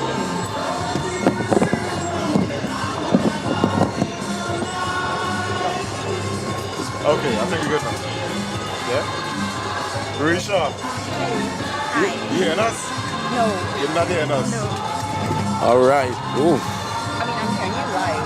You hear me live? Okay, well, let me try and make it work. Yeah. You hear me as well? Yeah. All right, nice. Here we go. How are you feeling, first of all? I'm feeling tired. Not good. Good. Adrenaline is pumping. Yeah. You know, it goes by so quickly. You start to prepare and then you blink and the competition is here. I feel like we got here early and still I blink and it was time to go on stage. Oh my. So, you know, as a new band too, we still sort of getting used because, as you know, last year was our first Panorama. Yeah, we were just speaking about it. Yeah. I think we still getting the handle of how things run. And, even though I had a lot more support this year, I still feel like it was just so much happening. Yeah. I want to ask about two things really quickly. Your players, you've seen a lot of young people, and we know Phoenix is a young man. How is it working with them, preparing them for this level of music? Because you know young people are so immersed in the culture, but you know at the small band level it's very competitive music. So how do you communicate that to them, as well as you as a female arranger within the category? Well, with the young people, it's just sort of merging of the culture, especially when you're trying to foster something with discipline. You know, they're not, at least my group, they're not so used to going hard and pushing themselves. So it's been really, at least for some of them were up to the challenge, but some of them are like, what do you mean again? What do you mean we going to 11? What do you mean? You know, they ask me, Miss, T serious? We going to 1? You know, so I think that was a real culture shock, and some of them who aren't really involved in like sports and stuff, you know, it was really like, wow, this is what it takes for competition. What it takes, right. It's a new environment for them. As a female, I think. Female arranger, we want to specify the arranger part, not the female part, the arranger part. As a female arranger, I don't feel any particular difference in terms of arranging. Right. I don't know if I fit the stereotype as a more emotional female, but because I am greener too, you know, I everything is all for like vibe, because I don't have much experience. I don't say, you know, well, last time we went for this and this is what worked. Right. You know, there's this space here, we have to put in a phrase there or whatever. I don't have that experience, so it's just whatever feels right, and I would like to hope my emotional side is not a hindrance, but, you know, advantage. Yes, because you've been in the game long enough to know what works. I think so. So. You've been around and you've been doing the hard work. We know that Phoenix kind of made their rise out of the COVID. Pun intended. Pun intended. And you'll have been growing and continue to grow, so we wish you all the continued success with your growth. I do want to ask though, because as Emmanuel mentioned, you do have a lot of young people in the band of school age, I assume. How it was like navigating this Panorama competition while they have exams going on, CXC, form exams, whatever the case might be? It was tough, but my players are very dedicated. They come, they say, Rachel, I have exams on this day, but I will be coming to practice every day. I'll be coming. So they try to let me know their schedule very ahead of time. And well, the younger ones, their parents are very involved as well. Right. And the older ones support as well as much as they can. So even though we have a lot of young people, it's like a family, you know. Lovely, it's like a brother-sister environment. You know, even some of the ones who are like 30, because I'm in my 30s, some of us who are like 30, I feel like we are like the aunties and uncles. Yeah, we are like the aunties and uncles, which is weird because we still feel like we're young. Right. You are young, come on, what do you mean? So, we are young. So but you all embody that kind of auntie-uncle role where it's grooming and, you know, indoctrinating them into the world of pan, going late hours, practicing hard and those different things. So. But all of that is part of the Panhandle model that they call it. One of the foundations is that discipline, and as you mentioned, sharing the schedule and whatever time management is a crucial part of the Panhandle experience, more so for these young people. And what is unique about my band, and some other people have it too, is that I have a lot of what we call Panorama virgins. So they don't even know anything about Panorama. You know, they only experience this Phoenix, which is a good thing, but also not really, because they don't have any point of reference. So this is a baptism by fire for them. That's great, and that's great. So, you know, just getting them to understand, hey, this is how prelims work. This is how, you know, Pan is supposed to set up and things like that. Wow. And just one more question in relation to your drill master. I noticed you have Mr. Dave Smith working with you. Mr. Dave Smith from the fire service team of the show. Well, I want to borrow a term from Emmanuel. He's a very unconventional individual. Tell me what that experience has been like. It was a journey. She lost for words there, though. It was a journey because he's like old school. Very much so. And you know, I think the young people needed some of him. Okay. They were like, no, Rachel, we don't like him. No, but I think that's part of a drill master. Not being like them is part of a drill master at some point in time, you know. He did his job perfectly, and I had to explain, this is his job. And he's very good at it. I mean, on the show this evening. He's not here to make friends. And he says it all the time, you know, he's not here to make friends. You know, we can be friendly, but hard when it comes to the music. Right. You have to do what you need to do. Definitely. Risha, a phenomenal performance, well rehearsed, well executed, and of course wishing you the best to make that final.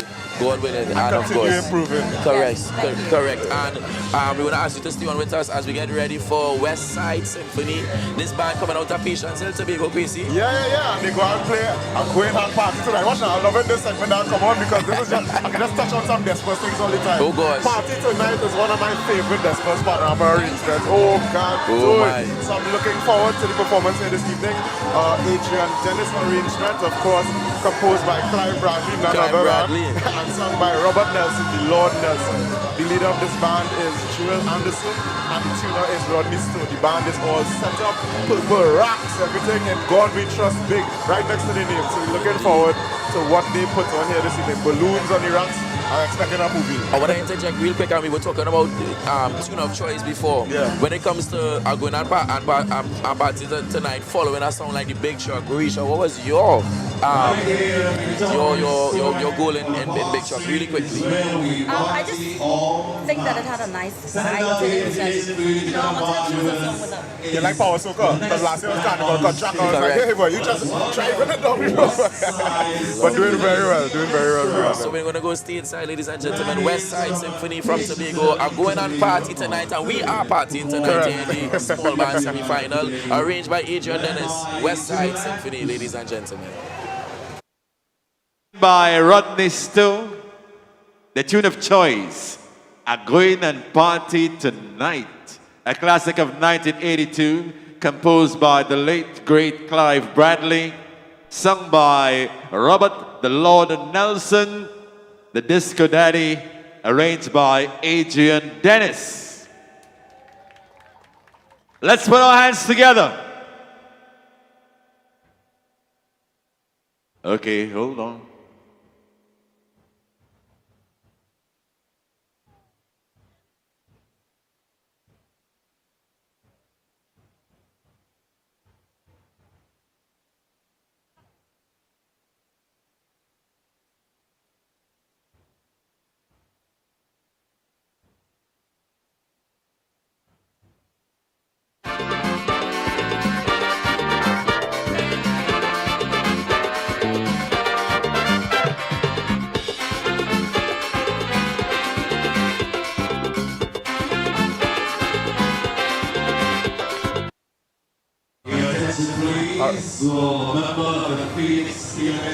Alright, so they're calling for Phoenix. Okay, I guess we would. You ready now? To sign up on your timesheet, a representative of Phoenix to come to the judge's enclosure to sign off on your timesheet. All right?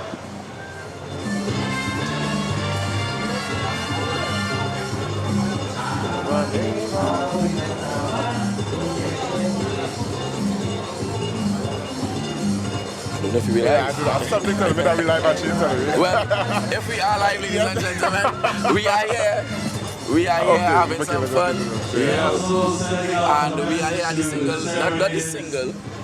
We are here at this small band. I don't know why, because I feel like I would bring up this point because you know back in the day it used to be a distinct separation between single, small, medium, large in terms of sound, in terms of the type of arrangement. But now I've been faced with a difficulty of sometimes it's hard to differentiate because single band sounds so strong, small band sounds like large bands, medium band sounds. It's all, and even some of the junior bands, it's sounding so everything is the elevation of the music has been phenomenal and it's been unpredictable. Because I remember when I was now getting into pan about 10-15 years ago, I remember if I hear a single pan, I know it's a single pan. And now it's getting so, the music is so complex, the music is so strong, the product has been growing and evolving. So now I'm making a mistake on it, I was saying single or small multiple times. I mean, the orchestration in single pan Panorama has improved so much. People know how to spread chords in such a way and where to place it in notes to make a single pan band sound huge. And it's part of the growth, you know? That's right. Part of the legacy too, but expanding on that legacy. What are we hitting all the points tonight, Quincy? Looking out with me proud. Oh God, so we take you backstage side. We're going backstage side, ladies and gentlemen. Trinbago, led by Joel Anderson, pans tuned by Rodney Stone, their tune of choice, are going and party tonight. That's a classic of 1982, composed by Clive Bradley, sung and performed by Robert Nelson, our disco daddy, and arranged by Adrian Dennis. Victoria Square, show your love and give it up for Westside Symphony Steel Orchestra are going and party tonight.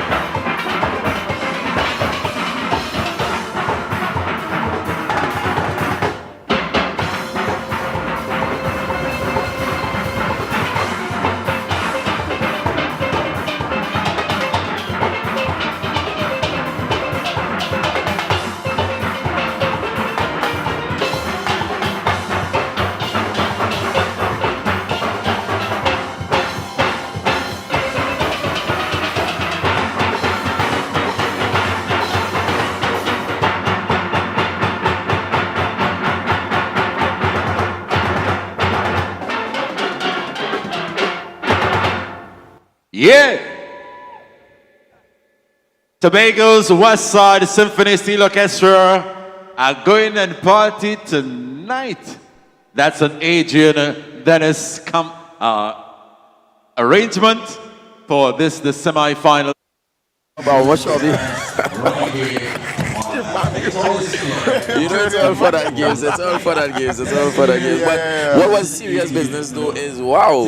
Okay, I saw a couple of things that I want to bring it up in a very not controversial, but it's a topic of discussion about technique. You know, from bass all the way to tenor about how we bring out the sound of the instrument in the most effective way as opposed to the most showmanship-ish type of way, if that is a word. In terms of, you know, not overplaying. You know, we have this term of overplaying, or maybe some people say slamming the pans, you know, so it's always important that we recognize how we can improve. You know, I work with a lot of kids and I tell them, all they do is slam the pan, but be very aware and conscious of how you play, especially your wrist movement. I know at that young age, working with primary school and secondary school students, you literally have to tell them, okay, in this part of the song, with these two notes, use your wrist instead of using your whole hand. And so I think that's something that we all have to take a little bit more care of. Not even a large band at all levels. Especially when, you know, you hear some commentators, when I say commentators, social commentators, or there's people on the ground saying, that boy was slamming the pan, you know, ting. Hitting, you know, and it's a thing between players where sometimes we are proud to say we are hitting. You know, sometimes some people like to tell you you're skating, and so you want to play a little bit louder so that people know that, you know, that I know the music. But it's a fine line between being confident but still being within the constraints of a balanced band. But the important thing is what you said, you working with them at a young age. Correct. A lot of the times when we see adults that overplay. I like that word better. Very, very politically correct. Overplay.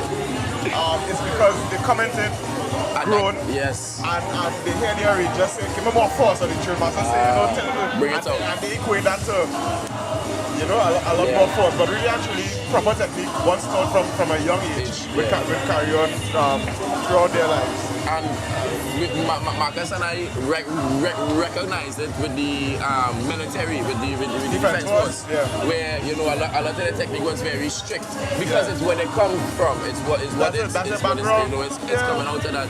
And so you're able to tell who is a civilian player or a musician, a steel panist, and who is an officer. So, ladies and gentlemen, it's all about seeing the progression of the instrument as well as the people that play the instrument as well. So we just did from Westside Symphony, which was a good arrangement. A solid performance overall. Solid. Clive Bradley would have been proud of the. Well, I don't think I should say that. I think Quincy should say that because you are a bass man, you are this was man, and I love Bradley, so I think I should let you say your comments. But listening to the song, it's very good to know that there is a standard of type of arrangement, meaning, you know, you listen for certain things and then you can hear it when it comes. That's right. I don't want to say we anticipate it, but you know, there's almost a right and a good way of doing things. And we're going to be joined by Mr. Adrian Dennis right now, who is the arranger, and we're going to welcome him.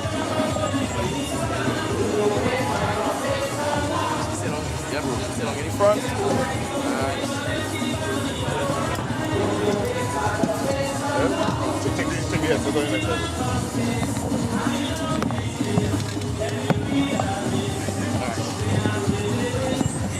So, Mr. Adrian Dennis, congratulations on a great performance. And we are here representing Westside Symphony out of Patience in Tobago. How is it? I'm guessing you're from Trinidad and Tobago? No, sorry. You live in Tobago, you live in Trinidad? I live in Tobago. Live in Tobago. So how is it, you know, getting the band ready and prepared to come to Trinidad for the semi-final? My first time I talking to this mic. Yeah, speak up a little bit, yeah. So it's my first time arranging. First time arranging, nice. Arranging period or first time arranging for this band? arranging period. This is the Wow, first time I'm arranging. congratulations. Okay. Congratulations. That puts things in a different perspective. Congratulations. I would say it's more of a learning process for me. The band would have had challenges when it comes to skill level of players, you know, certain transportation issues and all this stuff. Right. But for me, I would say all those things are learning processes for me. So I would know what to do for the second round. Because as I said, it's like this like Lovely. right, there's a lot of knickknacks that I may not know. Right? So I would say it's a very enjoyable process. Lovely. And we get into the semi-finals, so It's no great. less of the It's competition. great. You know, there's always a chip on the shoulder being a first-time arranger. You know, we talk about trying your best, and there was a really great effort. What is your background, and how have you evolved in your process and your journey as a steel panelist? So I started playing in school, secondary school. Lovely. My first time experience in Pan was with Junior Panama, stage Junior Panama. Nice. So school was really my home place of learning Pan. Lovely. I would have to go to conventional and you know all those stuff. Go from there. Lovely. I also had a background in UTT. Yeah, we started there? Yeah. I had a background in UTT. Okay. I'm Lovely. not very good yet, but I have actually a background in UTT. So I have a bit of skills. No. And the show there this evening. Tell me about going on party tonight. No, I was talking about before. I was kind of biased because I like that arrangement by Vespers, of course, as a Vespers man, and composed by Bradley, arranged by Bradley. Tell me why I'm going on party tonight, and take us behind a little bit of the creative process about what we heard here this evening. I would say it was a very interesting journey for me because I didn't choose the song. You chose the song or you didn't choose I it? did not choose the You song. did not choose the song. So the Jewel would have chosen the song, the band leader? Would be the band leader. Yes, would have chosen the song, okay. So I kind of, the first view I had was with the scores with the kind of right, yeah. So I was like, it's a legendary song. One of my favorites. Yeah. But I was like, you know what? Right. Just put the music and see how the judges will accept it. Lovely. Because at the end of the day, it's a learning process. The creativity aspect. For that part, I loved it. It was way better than expected. Okay. That's good. I'm a very intricate, because I love nature of music and the harmonies and all that. So, one thing about this arrangement, the motif would have always been a winner party. Okay, and I want to ask, what are your influences? You said you of course you did the research, of course, and then how is it now that you were able to, look at the people that you look up to, or your mentors or the people that you would be inspired by, and then what was the inspiration? And who are your mentors in the game? So one of my mentors in the game, I would say Trinbago for one, of right. course. Quality. Was job. And a very close one of mine, Sion Gomez. Okay. I also play with Sion Gomez and I was with him. Sion Gomez, right? Yes. As well. So I've learned a lot when it comes to the arranging technicalities of orchestration. Yes. Right. One thing that I want to ask is kind of interesting. So, how much of a say did you have in setting up of the band here this evening? Yes. How much of a say did you have in the setup of the band here this evening? In terms of placement of players and instruments? Most of the scene. Right. It wasn't the quality that I wanted because of putting a number. Right. On the releasing section, so we had to adjust. So what I found interesting, and if you can tell me why you probably did it, is I usually see there are guitars sometimes that are placed in the front line of bands, one or two guitars, they brought up to the front so the strums, the chords, and so you could be heard clearly. But in your setup, you had your front line. But in the rack, the very first line of rack, you had purely guitars, only like 4 guitars back to back. What's the reason for that, if you don't mind asking? Well, that's because our guitar section turned out to be one of the strongest sections in the band. Okay. This band has a kind of weak front line this year. Okay. We don't have the full strength that we have, so we have to look. So we have to see, alright, we don't have much strong front line players in here. Okay. So we have to big guitars to put it up and to know the music in the front. Lovely. So that affected how you arranged as well? Yeah. No, it didn't affect how I arranged straight as well. Right. Came from my head. Okay. But challenges came along the way. I was like, alright, we have to adapt to this. We have have to let this person put it in. We can't let anybody who don't know music feel us in rap. Okay. No, and that's a good point because even as a ranger or drill master or band leader, you have to understand the configuration of your band as well. So to know that which players are on which instrument and you have to put them in the system place. So that comes down to a good decision as well. So it's a part of the overall sound of the band that you know exactly where to put who and who to put where exactly. That's right. Coming from Tobago back in Trinidad, first time as an arranger, what is the atmosphere like here in Victoria Square? How was practicing on the track? How are you enjoying the semis? I'm enjoying it very well. Yeah. Very well. This is my first time. Yeah. It's like it's the kind of story that, you know, I still find like Okay. Appreciate that. So we're going to go stateside, ladies and gentlemen, with a past winner in the small band category, the Uptown Fascinators. They are led and they are arranged by Mr. O.J. Richards. They are going to perform the song Band from Space, composed by Amrit Samran, sung by Crazy from 2007. We bring to you past Panorama champions in the small band category in 2020, the Uptown Fascinators Steel Orchestra, and if I'm not mistaken, Kwesi in 2023 as well. Yes, Champions in 2023 as well. Coming from Plymouth in Tobago, another Tobago band, ladies and gentlemen, arranged by O.J. Richards. Going to hand you over to stateside, Uptown Fascinators Steel Orchestra. From space.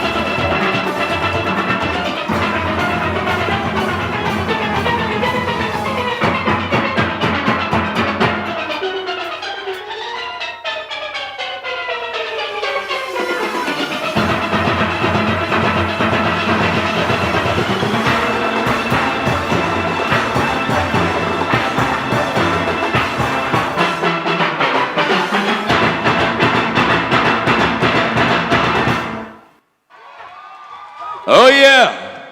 Uptown Fascinators Steel Orchestra, band from space, and O.J. Richards arrangement. I tell you, I'm sure you saw the flying saucer.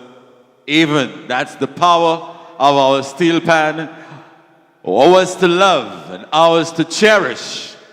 It helps for the aliens to gravitate to our beautiful Twin Isles, the Mecca carnival of this musical instrument extraordinaire. Band from space, Uptown and Fascinators, Steel Orchestra. Banton, you know, boy. Lord, fuck. No, but I think our viewership would agree. The performance was out there. Correct.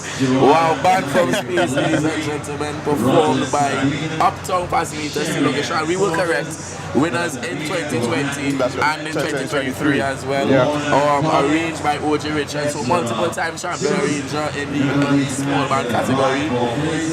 You are a bass man, Quincy. Talk to me about the basses in this song. Oh God, bass alone. Bass alone. I love the bass. I'm watching this band in front here, and a six band. I'm trying to figure out what it is. It's not a rocket band. It's not a rocket band, but they pattern the style, which is essentially Desper's rocket band. Is a six band, right. Cello that they expand with a range literally from tenor to bass. It's correct. Right? So I'm wondering if it's a similar type. Yeah, I want to believe that we can ask OJ about it. When he comes, if he knows about it, but I know those kind of instruments help expand the range of the arrangement and the band overall. But really and truly a phenomenal performance here by Uptown Fascinators Steel Orchestra. And of course, they run in second out of the preliminary round of the competition. They tied for second. Tied for second with the other Fascinators from Trinidad. That's fascinating. Yes, we understand. Well, it's been a great showing by Tobago's bands, because we know that all the Tobago bands that took part in the prelim round have made it to the semi-final, and we know that Uptown Fascinators is no stranger to the final. That's right. Having won before, having placed in the top 3 years after, and O.J. Richards has been in the game arranging for quite some time. Small, medium, large, and of course single pan as well with Metro. So he's an experienced player and arranger. That's right. So he's going to be with us very soon, ladies and gentlemen. Band from space, Uptown Fascinators, 2020 champions and 2023 champions. And we're getting ready for our band, Arima Golden Symphony, that back in the day was a big band, back and forth, correct. And now we're going to be joined by the big band from space, arranger, Mr. O.J. Richards, ladies and gentlemen.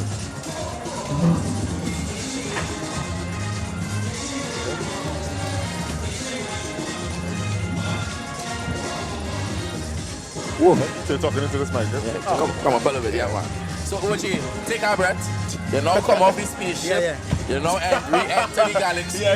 Don't re-enter atmosphere. Just come back. And I will say, if Houston long, so they have a problem. You don't. Wait, Emmanuel, that's like 3 Steve jokes in like 5 minutes. You're killing the viewers. But OJ, congratulations on a great performance. Tell us about the selection of the song, the thought process. We know we did a few samples, a few different references. Talk us through about the plan. I expected to see Darth Vader come out at some point in time. But I feel like that's a finals thing. We're sending it out, alright? I hope not. Well, coming out of 2 wins, and then we had about 2 not wins. Not wins. I had to pull back and restructure, because I'm a young arranger, not doing this more than 10 years, actually less than 9 years, and still learning certain things and learning what works for the band. So a couple of the song choices thereafter was kind of shaky, and then I came across Band from Space, and I said, this could work perfectly for the band and the style of music that I arrange. And I'm still amazed by when I listen to the song as it goes along. I swear I didn't arrange it, because I listen to some and I'm like, wow, this song. So you are surprised by your own arrangement? Wow. No, that's good. So like you're on the score, you're on your laptop scoring, When you hear it a certain way, but then when you hear how the band plays it, it's like, wow. It comes to life. Yeah, and still working on perfecting the arranging, but I was surprised. I would like to say that's a good perspective to have, because if what you've been placing high in all the categories that you've been arranging in, and it's still surprising yourself, it's still giving yourself that room to say, all right, I am improving. So that's a good look to have. Quincy had a question about one of the pans in the front though. So Quincy, Yeah, so as a Desmos man myself, I noticed a 6-pan in front there. six-pan, And yes, looking yes, very, yes. very familiar. Let me So ask. that was 6-pan. I don't want to say 6 cello, but a 6-pan. That's Augustus Peters. Augustus Peters and me work perfectly because I like creativity. I like to try new things. Augustus also likes to try new things. So like he would say, "Oh, J boy, I make a 6-pan or I make this and all the low tones here." Or you say, "Hey, I come up with this 8 seconds." Wow. Where I go all the way down to 8 the seconds. A. Wow, Or yeah, I come up with this G's or whatever. Yeah, And he likes to try new things. And he say, I had asked him, I was like, Uptown needs chords.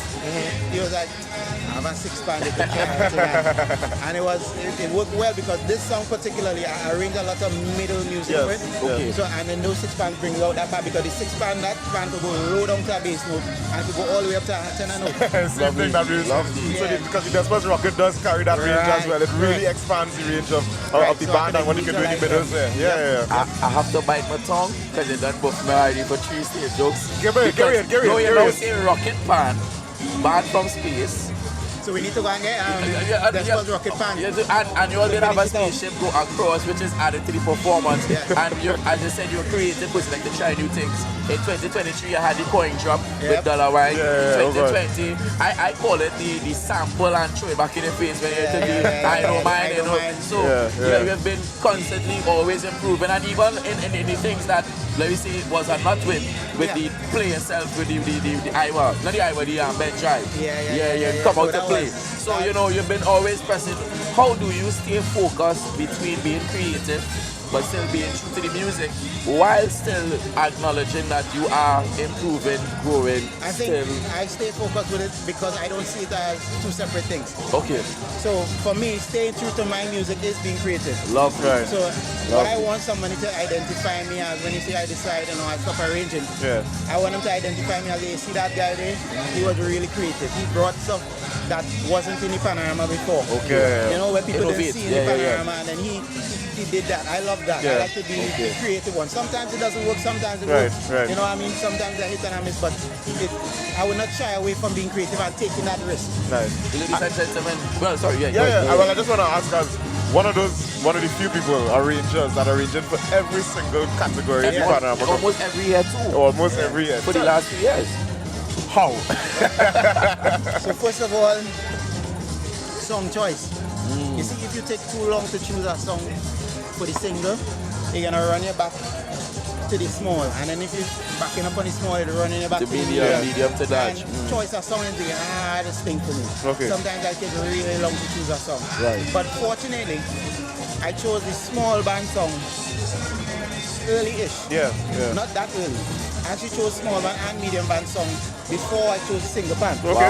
Okay. So I started arranging going on with that one time. Yeah. Then the single band came after. So it's all about time management. So once I get that out of the way, and I could kind of focus a little bit on the. And I want to interject with you mentioned scoring on your laptop. How important is being prepared long beforehand, scoring your music instead of going to the Pioneer on the spot? And figuring it out on the Let me spot. tell you Yeah. something. For young arrangers, for anybody listening. Definitely. I mean, your style is your style. Yeah, but no, I'm that's telling it, you, yeah. I thought that was my style as well. But hear me, I now started arranging. Maybe my first year, foolishly looking at Booksy Sharp, coming into Dixieland when I was still playing with Dixieland. Yeah. Booksy come in, sing some, smoke a cigarette, come back in. All right. Cello, C sharp, E, tick, tenors, E, F, tick. I was amazed, and I was like, I want to be like that. So now everybody telling me, score your music, and I'm like, nah. I want my music sound like no score thing. See that tick. Not until after Hulk. So we did Hulk. Right. And Hulk, as at the time, I thought was great. And I thought like, hey, how we are doing and thing. And I went back and I listened to the song, and it had a lot of ideas. I had a lot of ideas, but they were clashing. Okay. A lot of ideas clashing. Somebody told me score your music. So it's not until I went after and I scored on my music and you're seeing it in Yeah. see what's where going on. this note clashing with that note, or this idea clashing with that idea. And you wouldn't have seen that, you wouldn't have heard that. When Booksy could hear them things, because he's from space. When Booksy could hear them things. I love the theme running throughout, but I'm from Earth. hurt. I don't have that, you know. So that's why I'm telling you, the young Rangers coming up. Try your best, score your music, or even have somebody score your music for you. If you're not that great at scoring, and then have them running through, and then you could hear for yourself. You can see what clashing and what not something good. Because some of the fans will drown out some of the clashes because they're close up, and in pan songs different 10 feet away, 20 feet away, 30 feet away. So it's really amazing to see how we started off with you saying what you hear in real life is completely, well, not completely different, but you appreciate it differently from what you see on the score. But then you also see the value of putting it down on the score. So really, actually, I mean, the process is up to you to figure out, but clear structure and organization is important to any arranging process. OJ, we want to thank you, congratulate you in advance for a stellar performance here. We leave it up to the judges' hands. Of course, we don't envy any of those 6 judges that we have here this evening. Yeah? Congratulations again, man. We're going to ask you to stay on before we go as we get ready for the next band, which is Arima Golden Symphony Steel Orchestra, hailing from the corner of Omera Road and the Priority Bus Route in Arima. And this band is led by Julius Alexander with the tuners Marvin O'Connor and Ronald Matthews. They are playing the song from 1992, both of them sung and composed by Slinger Francisco, also known as the Mighty Sparrow. And this band is being arranged, so the song has been arranged for the band by Mr. Terrence BJ Marcel, who is the reigning large band Panorama champions. That's right. And he is also a multiple-time winner in the small band category with Golden Symphony. Some years ago, before COVID, you know, it was back and forth between him and another band. We're going to get to that other band soon. This is Terrence BJ Marcel's arrangement of both of them from 1992, being performed by the Arima Golden Symphony Steel Orchestra. Ladies and gentlemen, we're going to take you stateside. This is the Panorama semi-final in the small band category. All the best. Commission and Ms. Kiba Jacob Motley, the CEO of NGC. Put your hands together for these distinguished folks, please. Yeah. So we are ready. We are ready for the next band on stage, the Arima Golden Symphony Steel Orchestra. The band hails from corner Omera Road, Priority Bus Route in Arima, led by Julius Alexander. Pans tuned by Marvin O'Connor and Ronald Matthews.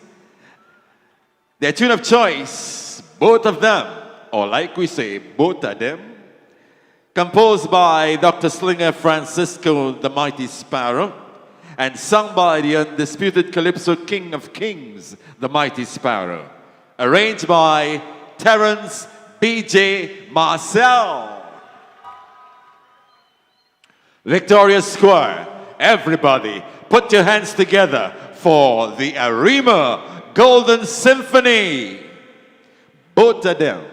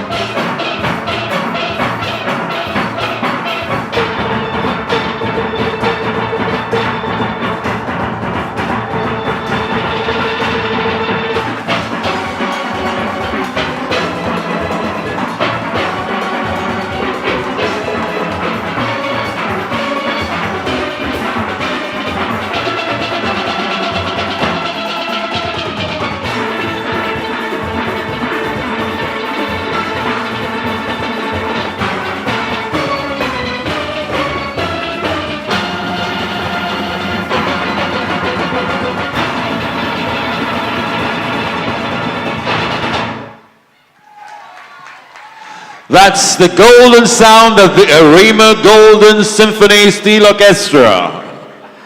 Terence B.J. Marcel arrangement of both of them right here. Semi-finals small bands category for Panorama 2026. Arima Golden Symphony Steel Orchestra playing both of them, boy. Arranged by Terence B.J. Marcel. Yeah, boy. B.J. A legend in the mix, you know. We talk about legacy. I went on a rabbit told old Panorama performances, and I came across a video from the late 80s or early 90s, and I saw the arranger on the banner, Terence B.J. Marcel. And I was like, but BJ doing this long time. Like, wow. And we talk about legacy, so he has gone through the different evolutions of Panorama arrangements. And wow, you know. So Arima Golden Symphony, a really great performance of both of them. What's that? Them cellos was ringing, you know. Yeah, but one thing about BJ music that I appreciate as a young arranger, it's very explosive. Is the word I want to use? Probably not explosive. It's exciting. It's always front and movement. And very. And then it's just fun. When you go from one thing, it's boom, and next thing. What's that? It really shows you that age does not dictate anything. Because he's more excited than some. Anyway, his style is a lot more intriguing. Fascinating. Hold on, but don't say fascinating. Go and learn. Than some other arrangers that would appreciate a groovy, a much more laid back approach. No, not to say that there is anything wrong. No. There's a place for both of them in the Panorama competition. Both of them. I use it on me. I just make the correlation. Alright then.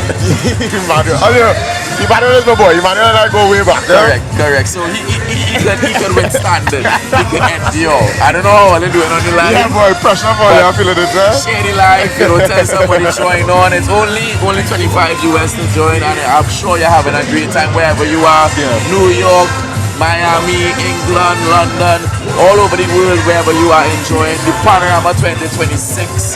It's all about Carnival 2026 as well. And we're here in December. Yes, it's still 2025. But how the Panorama is structured in the last few years, crazy. I think it's really beneficial to the players that we don't have to be crammed into 1 month, 1 or 2 months in January, February before Carnival. Because I remember the time before, it would be 1 weekend is single pan, next weekend is small, and everything was just so crammed.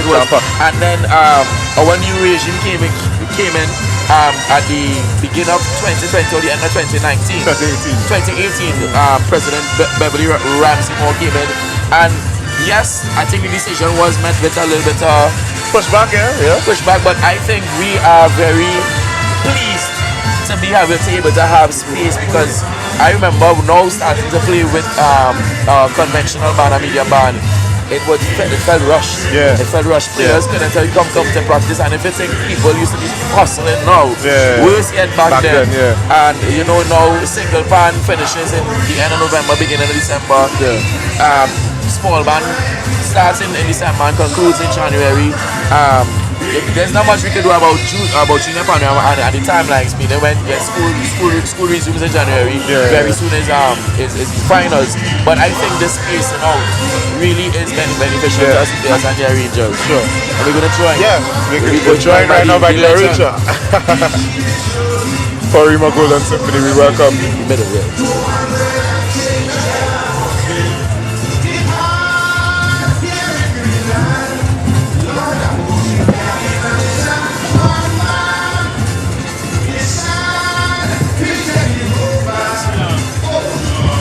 Ladies and gentlemen, all decked out in white, but still golden. Still golden. The chain up it. Yeah, man. You know, hear that? Okay, let me just speak a little bit louder. You might have to listen to us live, right? Listen to us live. But talking to the mic, So, we're joined by Mr. Terence B.J. Marcel, the arranger for Arima Golden Symphony. Talk to us about both of them. Why both of them? Why both of them? We have a nice melody, so that's why I picked this song. It have a nice melody to it. We was going to do a powder. Okay. Right, by Marshall. Fog, Fog, we started. And then after we do the both of them and the vibes with the players and them. So we go with the both of them. I want to ask Mr. Marcel, you have a core players that always support you. Whether it's Golden Symphony, whether it's the Single Pan, whether it's Exodus, you always have that group of people that come. How important is having that community, and not just supporters but players as well, feeding into your energy as the arranger as well? Well, that support we have it as a love. I don't check it as a arranger and them below me. It's a brother and sister thing. You understand? So we have it as a love. So that's why they're supporting me, because I just always show them love. No matter what, they want help out, I help them out. Right? I want to help out, them help me out too. So it's a love, you understand? Good. Emmanuel would have just been talking about going back through some old videos, right? And seeing you arranging from since when they said Emmanuel did late 90s. How long have you been arranging? The early 90s, Well, arranging since I is 19 years. Wow, it's 19 years old. Yeah, my first band was Joylanders. Okay. That is my first Panorama, Joylanders. I went to Joylanders about 3-4 years. 3-4 years. So both Emmanuel and I are young arrangers, right? In the secondary school category. Tell us what advice you would have for young arrangers in this 2025 as a season one in the mix here, and as a champion, right now the reigning large band champion arranger. You are cold right now. Well, boy, that take it long. But when I tell young arrangers, some of them, just want to give up because 3 years they didn't make, 4 years they didn't make. But you had to stick at that. That was going with me. Because in my times was only the picking 8 bands to the finals. And everybody was in one. There are no medium, no large. Correct, it was only all correct. So when that time Golden Symphony, when we make a semis, that was like we make a final. Then man make a semis, it was like a final. So the young arrangers, all they get despondent. All they keep on trying, and all they go reach it one day. Because well, on that point, how long since, because you said it started at 19 with Joylanders, how long since then did you either win or make a final? But when I started winning, that was very single fan. Arima All Stars. I win 4 straight and then come back and win 1. But how long after you started arranging that happened? How long it took to get first? That take long time, but very long way. Someone looks at Arima All Stars before win. But keep on trying, no doing nothing. Keep on trying, keep on going. And as a man, as an arranger, when I find a young arranger do something, they could tell you no lie. We just find them the number and call them and say, look, you do a good tune. I like what you do. Nice. And this I want to ask you, you're in that role now where you are helping young arrangers. A mentor. Well, how is that role fitting into your lifestyle now of helping the next generation? Well, I really love my doing helping arrangers and things. But I don't want to have no hypocrite arrangers. Arrangers must say, look, BJ is the man who gave me the first, if you know what I'm talking about, BJ gave me the first arranging job because I just call man and say, look, this man was an arranger, come and do this. I was a drummer. I was a drummer and I help out drummers and all them kind of thing, But I love the youths and them are coming up now. I just call them. Look, the fella with Southern Marines and make the Panorama. But I like what you do. So I call them and I say, look, Bredwin, I like what you do. Keisha Codgenton, then make the single pan. Then make the single pan, but I like what she do. I say, hey, girl, like you come here to get trouble. I like what she do, so I just call up arrangers when I hear them do something nice. I just always call them. And get them encouragement. Final question. What song Exodus doing for Panorama 2026? I'm joking. There you go from here. On that note, we go stateside as we hear from T&T Pioneers as they're going to perform Capitalism Gone Mad with a song. This band is being arranged for by Mr. Clive Telemark, and this is sung by the Mighty Sparrow, Capitalism Gone Mad, T&T Pioneers, Steel Orchestra, another East band making the semi-final here at the small band final, semi-final, and of course we go stateside for T&T Pioneers. T&T Pioneers, Steel Orchestra, Capitalism Gone Mad.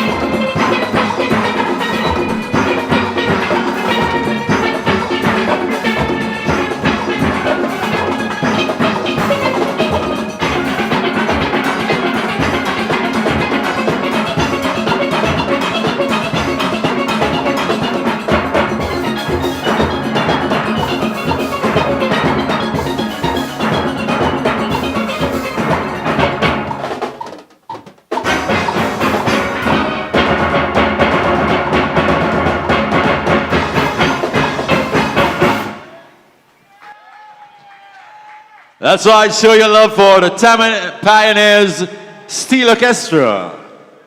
They hail from Kamutu. And number 12, T&T Pioneers Steel Orchestra performing Slinger Francisco.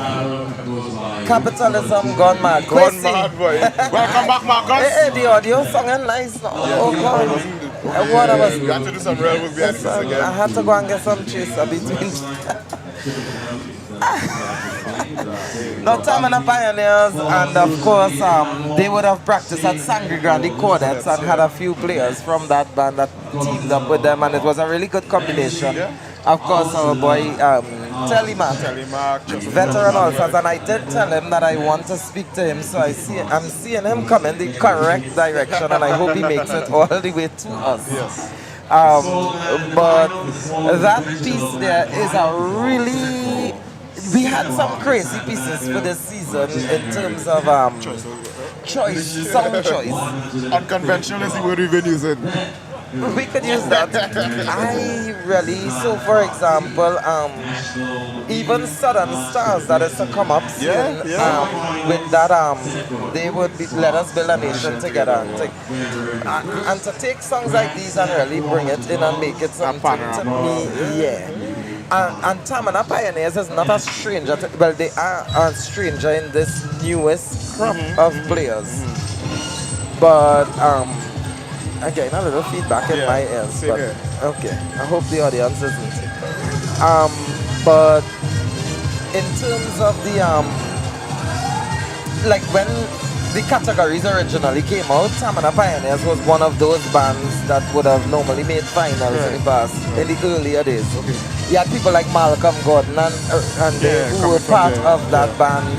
And some really good players over the years came out from there, and then they went through that dark era where, you know, they weren't making final. That led to them then grooming their own players. So you had a lot of young people, and they would have entered really just to give the experience.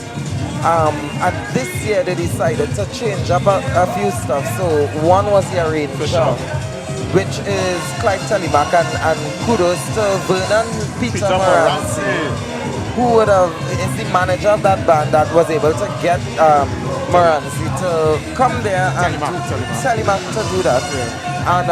And then from that we had they collaborated with Sangre Grande Cordons to the point where they even judged there. Thank God they judged there, because God knows I love to do the country tour, except that when you are ending at the further location or the furthest location, you have to remember when Trinbago returns to head office and they drop off everybody. 2 o'clock in the morning, I am standing in Port of Spain on Independence Square. That night I saw KFC close, you know, and I am waiting on a taxi and got home. No, you're laughing. It's me and fellow mad people who actually license crazy on the road there, and I am waiting on a taxi like, oh yeah man, well let me get in my guest one time in case of emergency. I'm not playing for slips. I got home like 4:30, 4:45 that morning after that. So I was great. Imagine if we had actually gone to Tamana. Sunrise would have made me listen. I'm really trying to invest in the driver's license, but God knows. Between me, listen. You don't think Trinidad and Tobago have enough crazy drivers on the road? Yeah, but it's one more. What is one more? So hopefully we get to Telemark where we can get a few words from him. And while we wait on him, we have another interesting man. Now I realize that the northern region, as I mentioned, they didn't, besides the Trinidad and Tobago Defense Force, no other North band came in the top 10. Right, okay. And they were the last region to judge, which is scary. Which is scary. And 2025, we made history since the categories came into effect from 2004. Do you know 2025 was the first year that no northern region band came first? So it's no longer, it wasn't dominated by North. Single band was San Juan East Side. Small was T&T East Side Dimension and Golden Handstein. That's Tobago and South. Medium was Cats and Jammers, Tobago. large was Republic Bank Exodus, which went to the east. So North had it. Of course, you had your own challenges. I feel like, did you just cue that up just to be able to say that? No, I had to hit the ball when I could. But what Banians play for again? That's it. I've been making it clear for the night as a Desmos, man. Oh, you said that? Yeah, Oh, well, I just... But only in glowing terms, talking about choice of sound. Well, I mean, you had to balance the thing. So, it's open, and we already saw the single. Pan went back to the Eastern region. Yeah. Terrence BJ Marcel in a conversation with him tell me he not playing for Slips and it wasn't a fluke. So he's coming with the Republic Bank Exodus I'm just again. trying to ask him what song they playing. He wouldn't tell me. No, of course not. Why say them secrets is for after the fireworks, the 1 hour fireworks that the government permit now, because you know we have regulations for that. Thank God the animals will live longer. So this band, however, West Stars, is one of about 5 or 6 bands that made it. Yeah, but they came in at a very scary position because I'm seeing they came in at 21. So this band, before we get into West Stars, I'm seeing Telemac coming. So we're going to head to Telemac, get a few words in from him, and of course we're going to come back to West Stars Steel Orchestra. And of course he's coming in. So there you go. All right, Telemac. Hey, boy. Veteran all stars we dealing with now. How you good? How you feeling? I'm good. You're busy today. You're juggling central expansion, big good duties, and arranging for your band. How you feeling? I'm tired. You know, it's talking to this mic, buddy. It's very amazing. You know, I didn't think I'd come back out arranging for any band. I've given up that on so many years ago, but you had retired. Yeah, well, not retired, but retired. Yeah. From, you know, and I've been traveling to Tamana a couple of years, you know, and see what these kids is going through. Yeah. You know, and one thing I like, the kids in Tamana is not leaving and go anywhere to play anywhere. Correct. Because transport is a problem. Yeah. Number one problem is transportation. You know, and they are willing to do a lot of, you know, get involved in the culture. And Vernon Morancy is one of us as well too. Yes. You know, he has been a full supporter of this steel band over the many years. Yes. And as the manager of the band, we had a little talk about 6 months ago. I said, Vernon, but I didn't think I wanted to do that, you know. You know, I just introduced myself and show the kids a little technique on how to play, you know, and do 2 songs for them. And they latched on to it and they was very, very interested and excited. And that's how we come about the whole thing, you know. Yeah. But you all would have teamed up with Sangre Grande Cordons now, and you would probably have gotten a few of their players and the use of their instruments and stuff. Over the years, Sangre Grande Cordons have been going to Tamana and playing and likewise, right? But there is a problem in the area of the road to get in and out. Yeah. You know, certain parts when you normally take a 20 minutes drive to reach, you have an hour and a half because of the road, you know. Yeah. You know, it's very, very in a bad condition, and I think that's part of the country that the representative probably had neglected for so many years. Yeah. You know, and that's one of the reasons why they end up moving the Cordons, because Cordons players and all having a problem getting up there. You know, you can mash up your shocks, everything. It's problem, it's real problem. You remember one judge vomit here on the way there? It was we had to step out here and add that judge. Oh Lord, it was problems. So my 2 occasions I went down there to start some music, I feel like I was in an aeroplane and just air pocket. And I'll be going traveling. But capitalism gone mad. A very interesting choice of song for I look at the situation of the world, even in Trinidad and Tobago. I wanted to send a message and support, and I know you have a lot of the sponsors withdrawing themselves from the steel band, which is one of the main, as I say, the main ingredients for to make it happen. Keeping crime under control and keeping young people occupied. And apart from that too, as Power mentioned, you know, this song is 43 years old, so Power had real vision. So when you hear people saying Collins Power the Calypso King of the World, Power really paid his dues. You know, when you can buy a jersey for $60. Now the cheapest jersey about $300 and something dollars. Well, I don't know where you shop. Capitalism is something that, you know, is going worldwide. And it's happening right now. It's happening in our economy. It's happening in the world. So I think it's an appropriate song. And so the message is that you're trying to deliver here tonight. Yes, you know. And you used to love this song. Yeah. Somebody, the first time they heard it when I put it up on the internet for them. I wouldn't doubt it. And then cent, 5 cents, 10 cents, very intentional samples. Cents. I wish I could have played that a little more and do some more dollar wine, but they were not telling me. We know that's your specialty in the office. But you're having a time in front there. And I can see the majority of the young people in the band were also enjoying that performance. Yeah? So how are you feeling at the end of it? I feel comfortable regardless of what happened, you know. Wish all the bands best of luck, because you don't always get things to go the way you would like, you know. But once you please the listening audience, that was important, you know. Right. I always try to tell the youths, you know, if you're playing in a parlor for 2 guys who looking drunk, try to put on your best. Because there's always going to be somebody going to see it for the first time and the last time.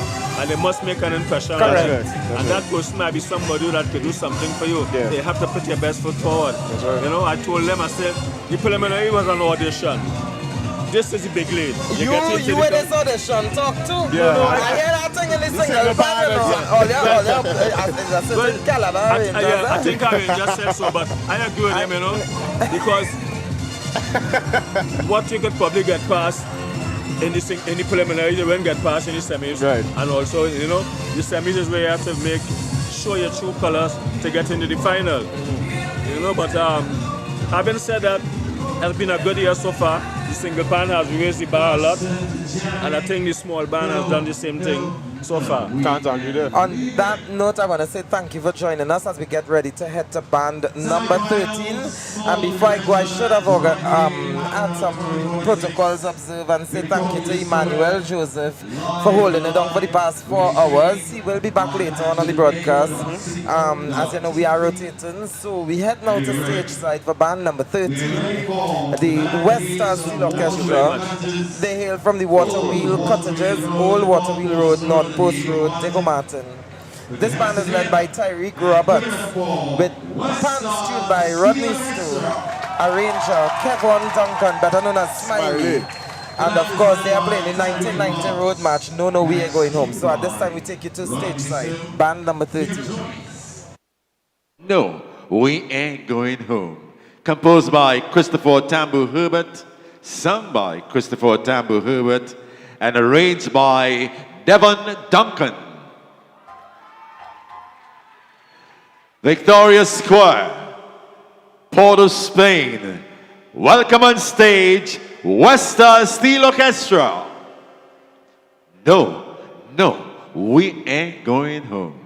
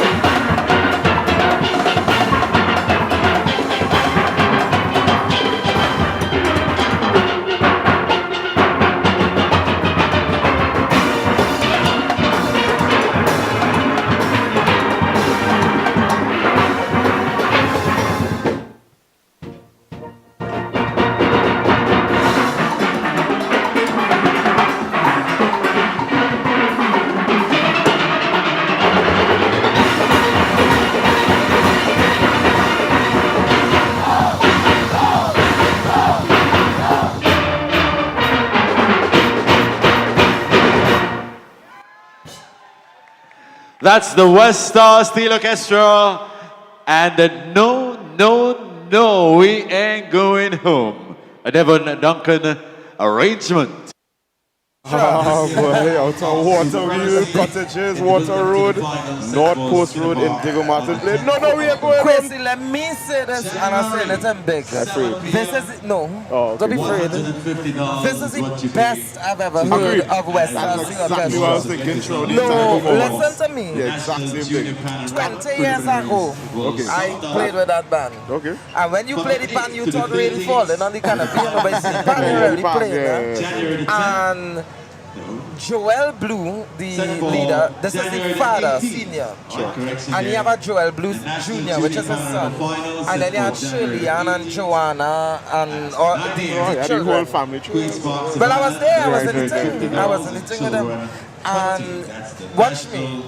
When the children took over that band, and they would have experienced firsthand what their father did to, you know, keep that band going and to successfully make a preliminaries. Because it wasn't even, you're lucky if you get in a semis. Successfully make a preliminaries. Yeah, I'm telling you, it had 1 year we made a semis. And look, Joanna walking right there in the white and black. Pretty with the glasses. Very, very honest lady. She works in the banking sector, so, you know, she had a cross her T's and that her eyes. She watch her straightforward. Love her. Big up Joanna. And Joanna, I remember during the pandemic, Joanna actively took over in a major role the running and operations of the band. And then Smiley, well, Kevin Duncan, better known as Smiley, who's the arranger now, one of the problems they had with players, and over the years, Smiley, who is a Diego Martin born and bred, and work in that area, Smiley and Joanna and Joel and the family came together, and they later, and see, I dare say we using the consultant word, because I see that name on banner and thing. Sion Gomez was a consultant as well, working with them, you know, all Joanna and Sion is the same era. And they work together and they get all them children, and it's camp after camp after camp, and they build their players. So when you see the season come there already, have a proper stage like functioning, and you just have to get a little 1 or 2 friends of Smiley who went UTT or wherever with him, because Smiley being a graduate of UTT with the Bachelor's in Fine Arts with a specialization in steel band music, you had he get 1 or 2 of your friends and them to come in, but the bulk of the work would have already been done by players that they groom themselves in Diego Martin. And I like to use the word groom because when you think groom, and you think negative words, no, they groom them in the positive way. And shout out to Kevin Duncan, and we have Desiree taking over first and getting the persons here, so they're gonna reach to get Kevin because I want to hear from him. He is a first generation student in UTT when that certificate in PAN came out, and then went across to the bachelor's and stuff. That's people like Candace Andrews Brumont, Slick Pin, this girl who have a doctorate now, the Savitri Rampasad. Is a whole generation of first generation that coming, and we have Kevin Duncan coming in, so we get ready to bring him on to get a few words to him, and it look like we'll have a little time because the next man ain't nowhere close to set up us yet. And we're talking to none other than Smiley, also known as Kevin Duncan. It's not the other way around. It's Smiley, also known as Kevin Duncan, because everybody in the you know the Panhandle and the nickname. Yeah, for sure. I meet you as Smiley. I find out the Kevin Duncan later. Much later. Smiley, talk to us. How do you feel? I feel I'm cool. I'm confident. I'm confident, and I'm glad that we were able to, you know, have a good performance and play straight through without any hiccups or anything like that. So, you know, that's always a blessing. I don't like to say something behind people back without saying it to their face, so I'm telling you in your face now. I made it crystal clear on this live that this is the best I've ever heard Westside Orchestra from. And I did give kudos to you, Joanna, Joel, and the family for, really putting together the youth program, those camps, and I want to talk in detail about that so that the viewers can learn. Yeah, well, so the players thing is kind of a struggle sometimes, right? So, based on past years where we were struggling for players, the idea was to, try and create our own so we can, limit the necessity or the need for outsiders, right? Yeah. So, that's where the whole idea behind it came along. And, young people, let's bring young people. So once they see their friends and things are wrong and we have a nice group of them and keep them in check, it's just no telling where they will go, I'm not talking what I don't know. So prior to October last year, I would have been the education officer at Trinbago, where I received an invitation to attend one of the graduations for that program, and how, in terms of how many camps, because I know it's a number of camps you all would have done, and a lot of players you all have on the inside now. What's the numbers we're looking at? We have about 25 to 30 young people now in the band. In terms of on stage side and functioning with the band. But I'm sure it's way more than that would have been in the camps. Yeah, some like we have a couple of them doing CXC, so okay. Some are with oh, they reached that all now? Yeah. So we have from like Form 1, Form 2, no, we have primary school, right. Standard 4, Standard 5, straight up to Form 5 CXC. Okay. Now, why did you choose the No We Ain't Going Home? But every year you used to go home after they play. But this year I feel confident. Well, what? Actually, that wasn't the song I chose initially. But the players didn't like the first tune and they seem to favor this one. So it's a nice tune. It's a road match we're talking about. What's the original, if you don't mind asking? Say again? What's the original song you're going with? Bahia Girl by David Rudder. Oh, okay. Alright. To me, both of them nice actually. But so what is in the future for Westside Steel Orchestra, no matter the results this evening? Where is the next step for this band? And it's a band that I pay close attention to because of my relationship with Joanna and we talk often. Where are you all going? We focusing on continuing to build the young people, and when we say build the young people, it's not just the Panhandle alone, but most of them are residents at Diego Martin, so right. it's like a community effort, So we just want to keep them involved and keep them on a positive way, on a positive road and on a positive line. Wherever I could expose them to and inspire them and be inspired myself too, that's what we're looking at.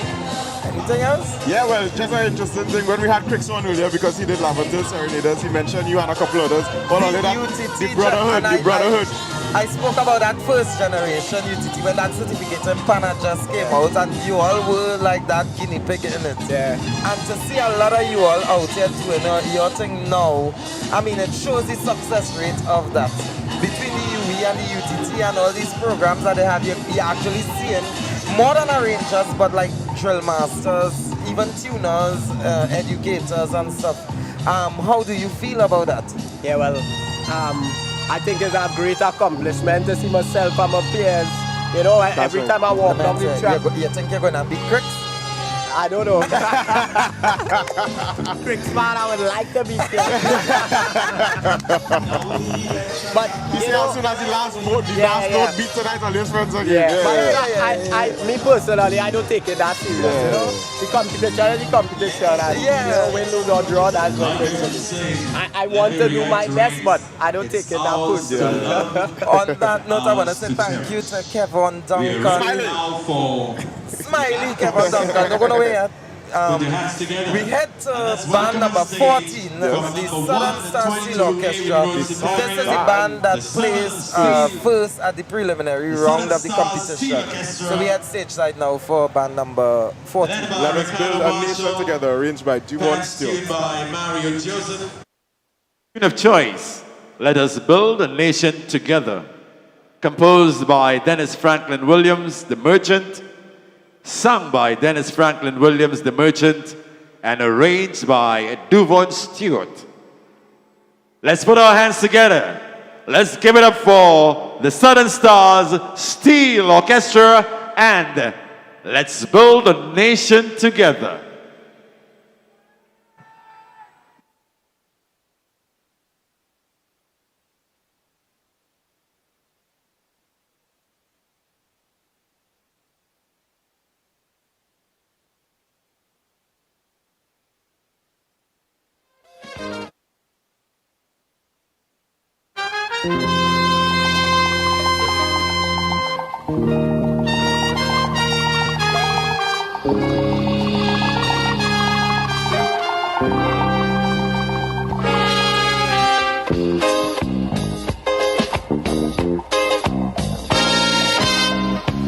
Now the election back and I'll die away. In short, this is what I have to say. Let us forget spites and grudges and concentrate. All right, here we go again. We continue with the niceness.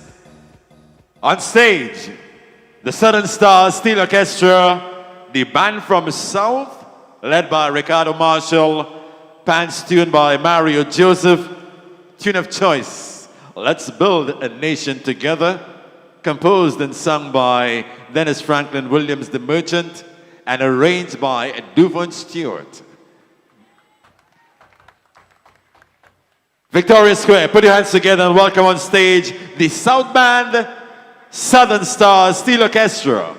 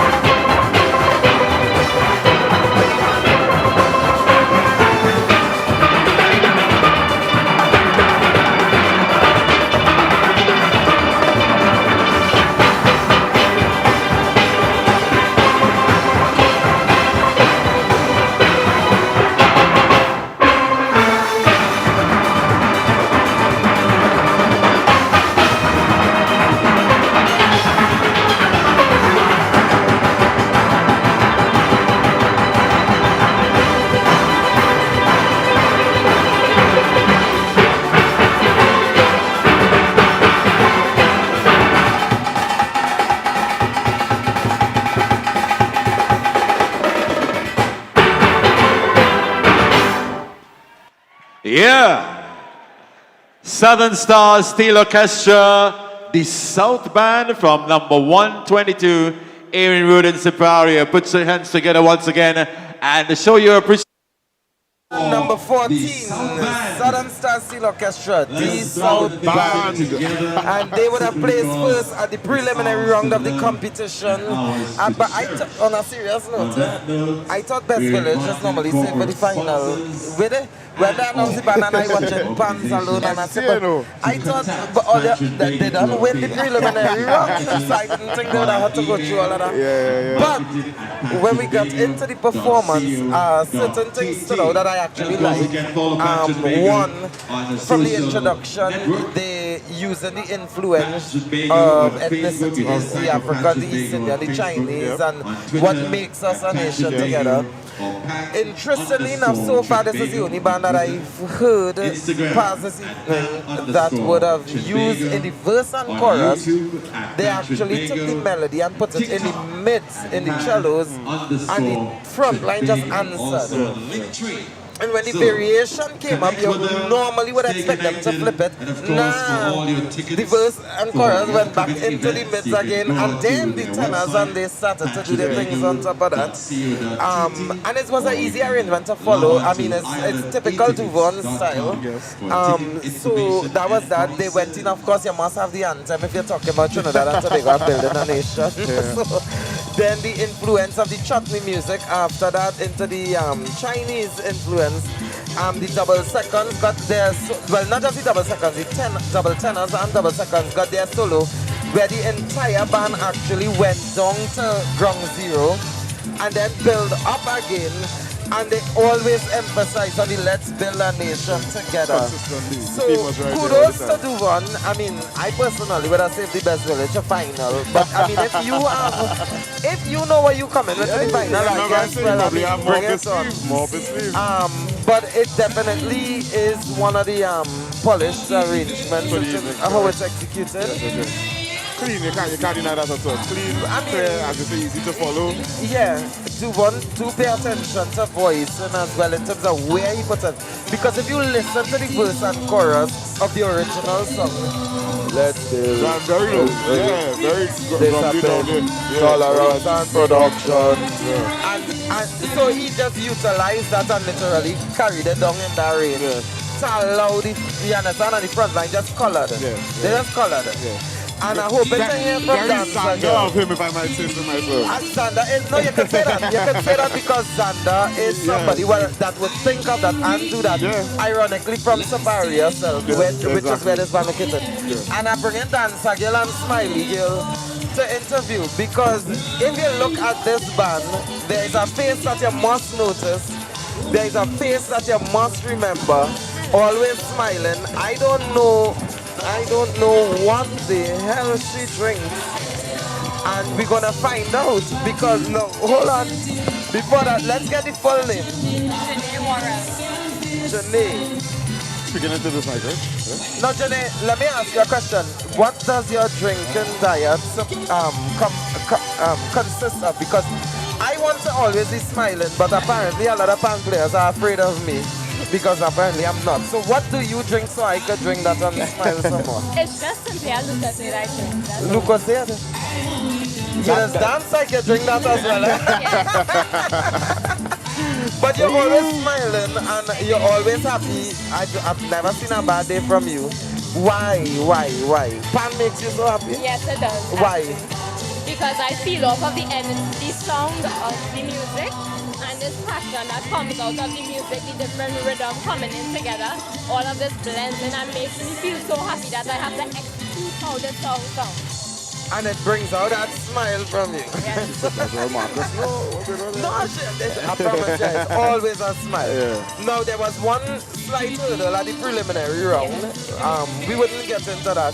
But the band was actually able to go above and beyond that hurdle and place first at the preliminary round. How did you all approach coming into this semi-final round? For this semi-final round, we acted as though we passed the first hurdle and we started over from scratch. So we focusing, this is our next hurdle that we got to jump. Everybody's on the same playing field. and we go in and we fix in all the judges' critiques that they give us. If we have to make sure that this part is highlighted or somebody wrote too long, we made sure and fix those areas that we needed to work on.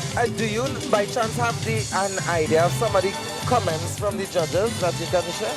Yes, I do. Some parts where we need to bring out louder or to hear certain parts, and then certain areas we might need to get softer for the other parts to highlight, as well as to Which is like the double solo where the band. I heard that change. All right, continue. As well as just to remember that everybody must come in at the same time. For instance, the introduction, make sure everybody start at the same moment. Before I go to Kwesi for more questions, I'm watching you on that side and I'm watching Boots McKelvey on this side. Oh God, He is a male, but totally opposite version to her, but similar. Because she has more of the Indian features. He is definitely, you understand, the Afro features, but it's the same kind of performance and lit on the stage. Did you all ever practice close to each other? Because I get that feeling of just excitement. No, actually we didn't practice close. No? But it was something to enjoy seeing. Kwesi, over to you. You have any questions? Sure. So the choice of song is unconventional one for the Panorama competition. It's a very unique song. How not necessarily one you think you would be able to dance and jump to in a Panorama. What was the process like in terms of learning the song? You can't hear me at all. Like at all. Okay, so what he's asking is the song choice being unconventional. What was the process of learning the song like for you all? Were the players familiar with it or? Yes, we were familiar with the song, but even Mr. Duvans to us when he come down, before we actually start learning the song, he told us why he picked the song and what are the reasons why. For instance, he told us about how the country is right now. We want to show that we need to build a nation together with all the different races coming together. As you can see in the song, he highlighted different races coming together to work together. And Duvon also, for information purposes, there are certain songs that he says should retire with the respect. Meaning, like Pan by Storm and the Rebecca and certain songs, he personally wouldn't touch it because he don't want to affect what was done before the reverence. I can understand that, And one also has a tradition of going for that unconventional sound and song. Like the Guns for last year, and you understand the Jumpy this year, and things that not much people touch up, if anybody at all, and something that he could make into his own story then, and his own museum artifact. So what is the future like for Southern Star Steel Orchestra? What are your plans on the horizon going forward?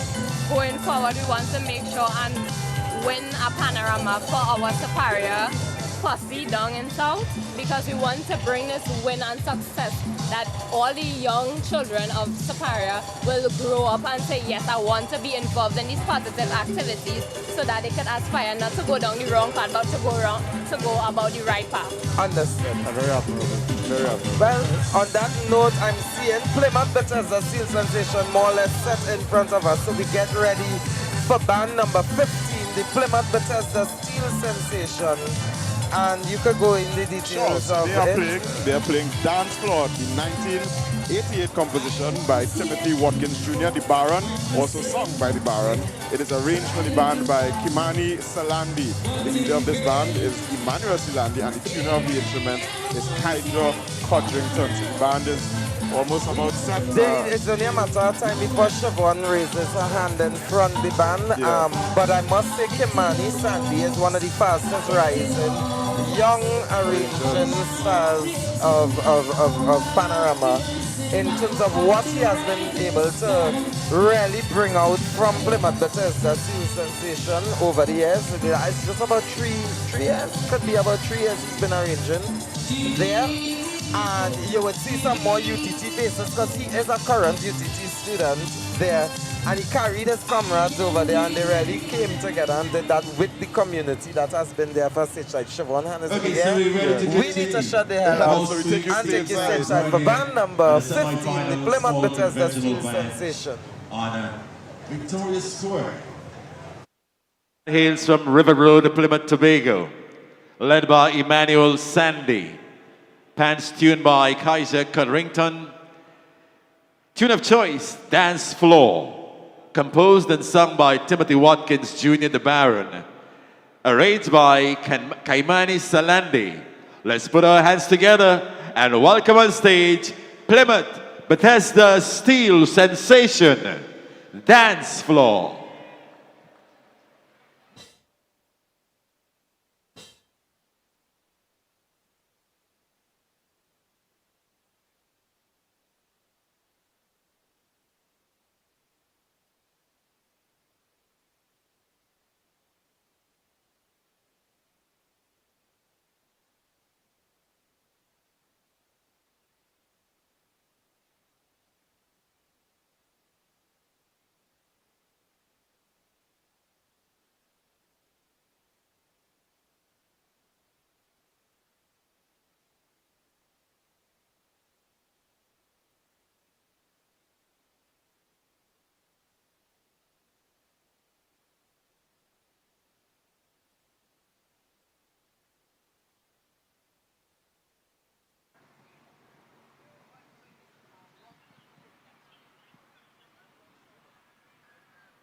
A bit of adjustment is being done for one of the pans on the band.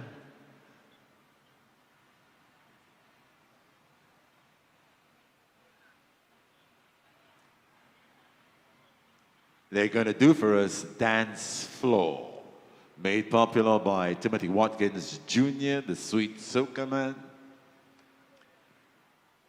and arranged by Kaimani Salandi.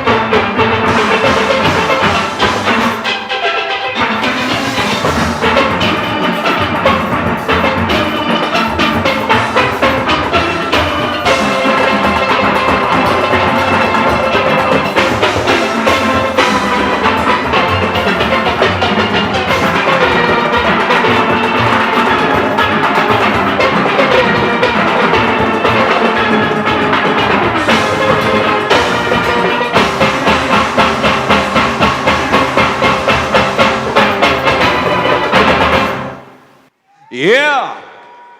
Let's hear it for Plymouth Bethesda Steel Sensation. Taking you to the steps and, of course, on the dance floor. Made popular by Timothy Watkins, the Sweet Soca Man Baron. That's Kaimani Selendi. Yeah. So we just heard from Plymouth Bethesda Steel Sensation out of River Road, Plymouth in Tobago, giving us Dance Floor, arranged for the band by Kimani Salandi, and composed by Timothy Watkins Jr., the Baron. I'm hoping to have Kimani because I haven't seen him anywhere around in the front line or anything. I didn't see him playing. There was no conductor in this band. Oh God, that was refreshing. I'm not against conductors. Let me just put it there. But I just say it's a different thing to see. Yeah. Just purely the players enjoying themselves. Yeah. So I don't know where Kimani. Okay, I'm seeing Kimani coming. They have sent for him. The Tobago vice chair is bringing him for me. So but I love that arrangement. And that's why I'm telling you, Kimani is one of the faster rising arranging stars that are coming out. And let me tell you something. When I call it has happened. All right, Marcus. No. All right. Before OJ won his first small band, I told him, I said, hey, you're going to win us. I said, you're going to be very good very soon. That I was able to take OJ out of small and bring him to large with Kush before a medium band even did that. It was, I know what I saw. And Kimani is one of those that is rising, and you will hear a lot more about him. And this pen that I'm writing with actually was given to me by the USSA. So let me just quickly, as I am on that topic, shout out the United States Steelband Association out there in New York. All those students from New York, the president of the association, we had everybody in New York, I mean, pick up yourself. You know, I always say, I'm actually, by the way, for all of you all in New York, I will be touching down on Monday morning. Yeah, as this event is over, I'm going home to pack and dust out my winter jacket. Although I really should be dry cleaning it because I'm going to New York for that little, it's a white Christmas and a Trini Christmas because Brooklyn have the West Indian vibes, Manhattan is the snow and all the whiteness, and I'm going there. So I will be in New York City, I'm telling you all right now. As soon as this program done, I'm heading home to pack up and get out there. I can't take this call, you know, all the talk I talking. So anybody could pick me up in JFK message, man. No serious thing, true story. I ain't paying that $2.90 to take the B-15 bus from JFK for 2 hours down to Brooklyn. If all you can pick me up, talk to me.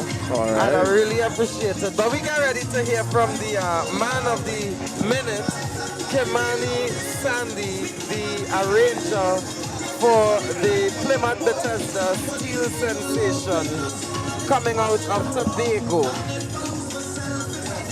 Hold on. As I mentioned, the fastest rising arranging star out of Trinidad and Tobago. Really and truly, I say so. Kimani, good evening to you. How are you feeling after that performance? Honestly, I know my band worked really hard. Right. We did a lot of drilling.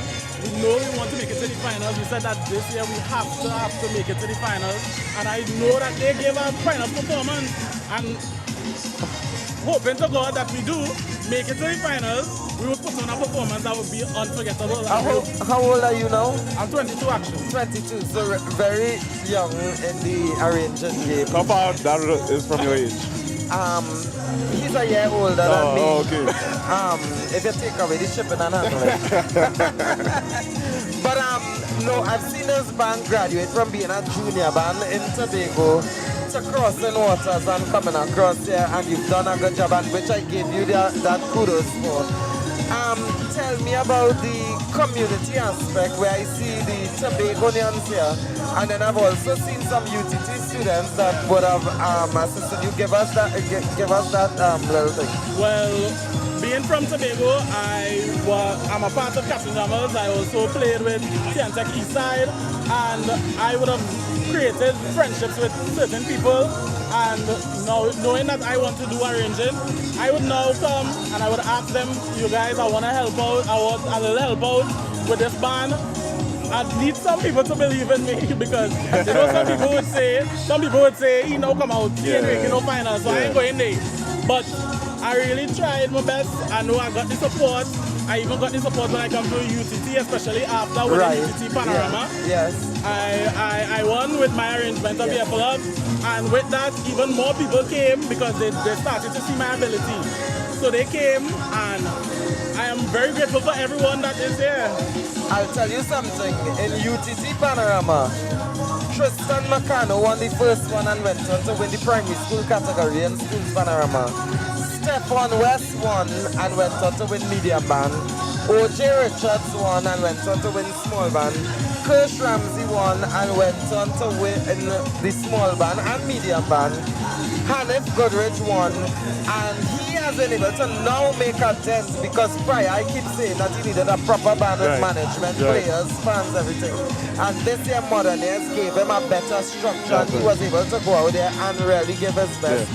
So now that you won and I go in UTT Panorama since the inception, I'm telling you, if you say you wanted somebody to believe in you, or a few people, I believe in you, and I ain't faking it. I'm telling you. And I'm grateful for that. Honestly, I'm really grateful for that. So, what is the future with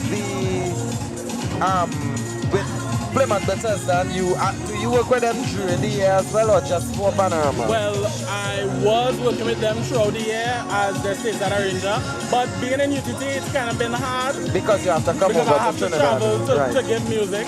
It still is active, I would say. The players still do come out. I would send over music. I even started teaching some of my players how to read music. So I would score my music and I would send it over for them. And any help that they need, I would give them the help. And with that, the stateside still has been able to be functional. So I could still do the stateside arrangement and the Panorama arrangement because at the end of the day, that is my home band. Right. That's the band that I come out of. That's the band that believes in me as an arranger. Which is so important. So I really want to give them my all. Yeah. Any questions? I'll probably ask it and you ask it. Yeah, sure. Because when we were speaking, they can take off part of here, please. Because when we were speaking with OJ earlier, he was talking about his process in terms of arranging. He would start by putting it down on the score, but then sometimes he'd be surprised by what he hears in real life with the band, and then go back and tweak a little bit. What is your process like as an arranger, a young arranger, UTT student as well? Well, actually, when doing my arrangement, I would start off with my verse, chorus, bridge, have it in my head, and I would score it out. I would get help from friends from school as well to help me score. And after I score that, I tell you the honest truth, is off at the top of my head in the panel. Yes. Off at the top of my head in the panel. So after I get a vibe from the verse, chorus, bridge, I would now sit in the panel for hours upon hours. Players will be vexed so they want to go home. But I sit down behind the pan and I knocking. And hopefully something sticks. And normally it sticks. You give me the Bugsy special. That's how OJ describes it. That's how OJ describes it. Okay, that's very interesting. If you want me, bring back the old time days. But great job, honestly, great job. I would agree with Kwesi on saying good job, great job, and wish you all the best moving forward. Of course, you know it's not 31 bands going forward, so we wait to see what the judges not say. And on that note, that was Kimani Salandi. It's actually Sandy. I don't know how it says Salandi. Well, I was going to say Sandy, but I just read it and I saw Salandi. It was actually Kimani Sandy. Sandy. That's why I thought it was in my head.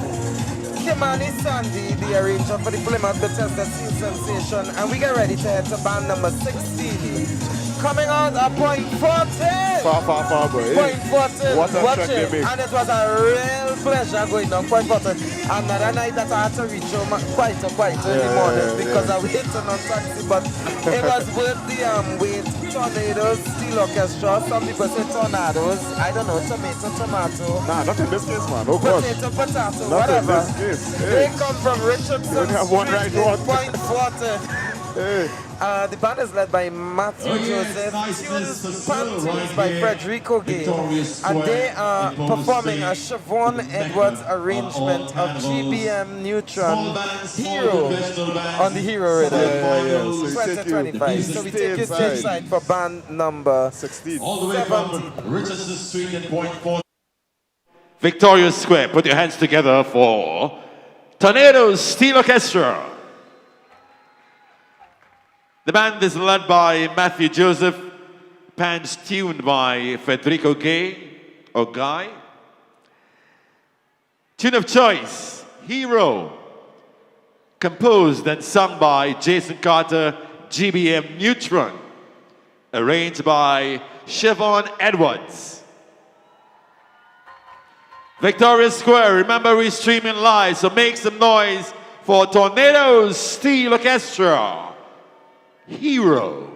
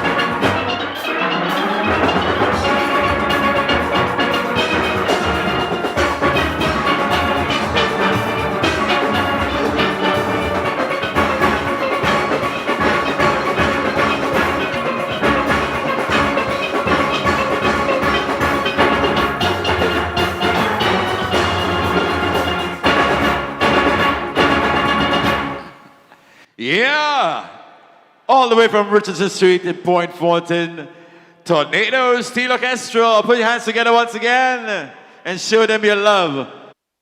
Tornado Steel Orchestra, position number 16, and this is one of the bands that I like. I joined this on the night of preliminary. This was the last band to judge, so we started in Marabella, when Saparia comes down to Point Forte, and then across to this one, it was Silver Harps, and then this one. Yeah, I know that, I remember that one last year. Really sorry for Silver Harps, because I really thought they would have made it to the semi-final as well.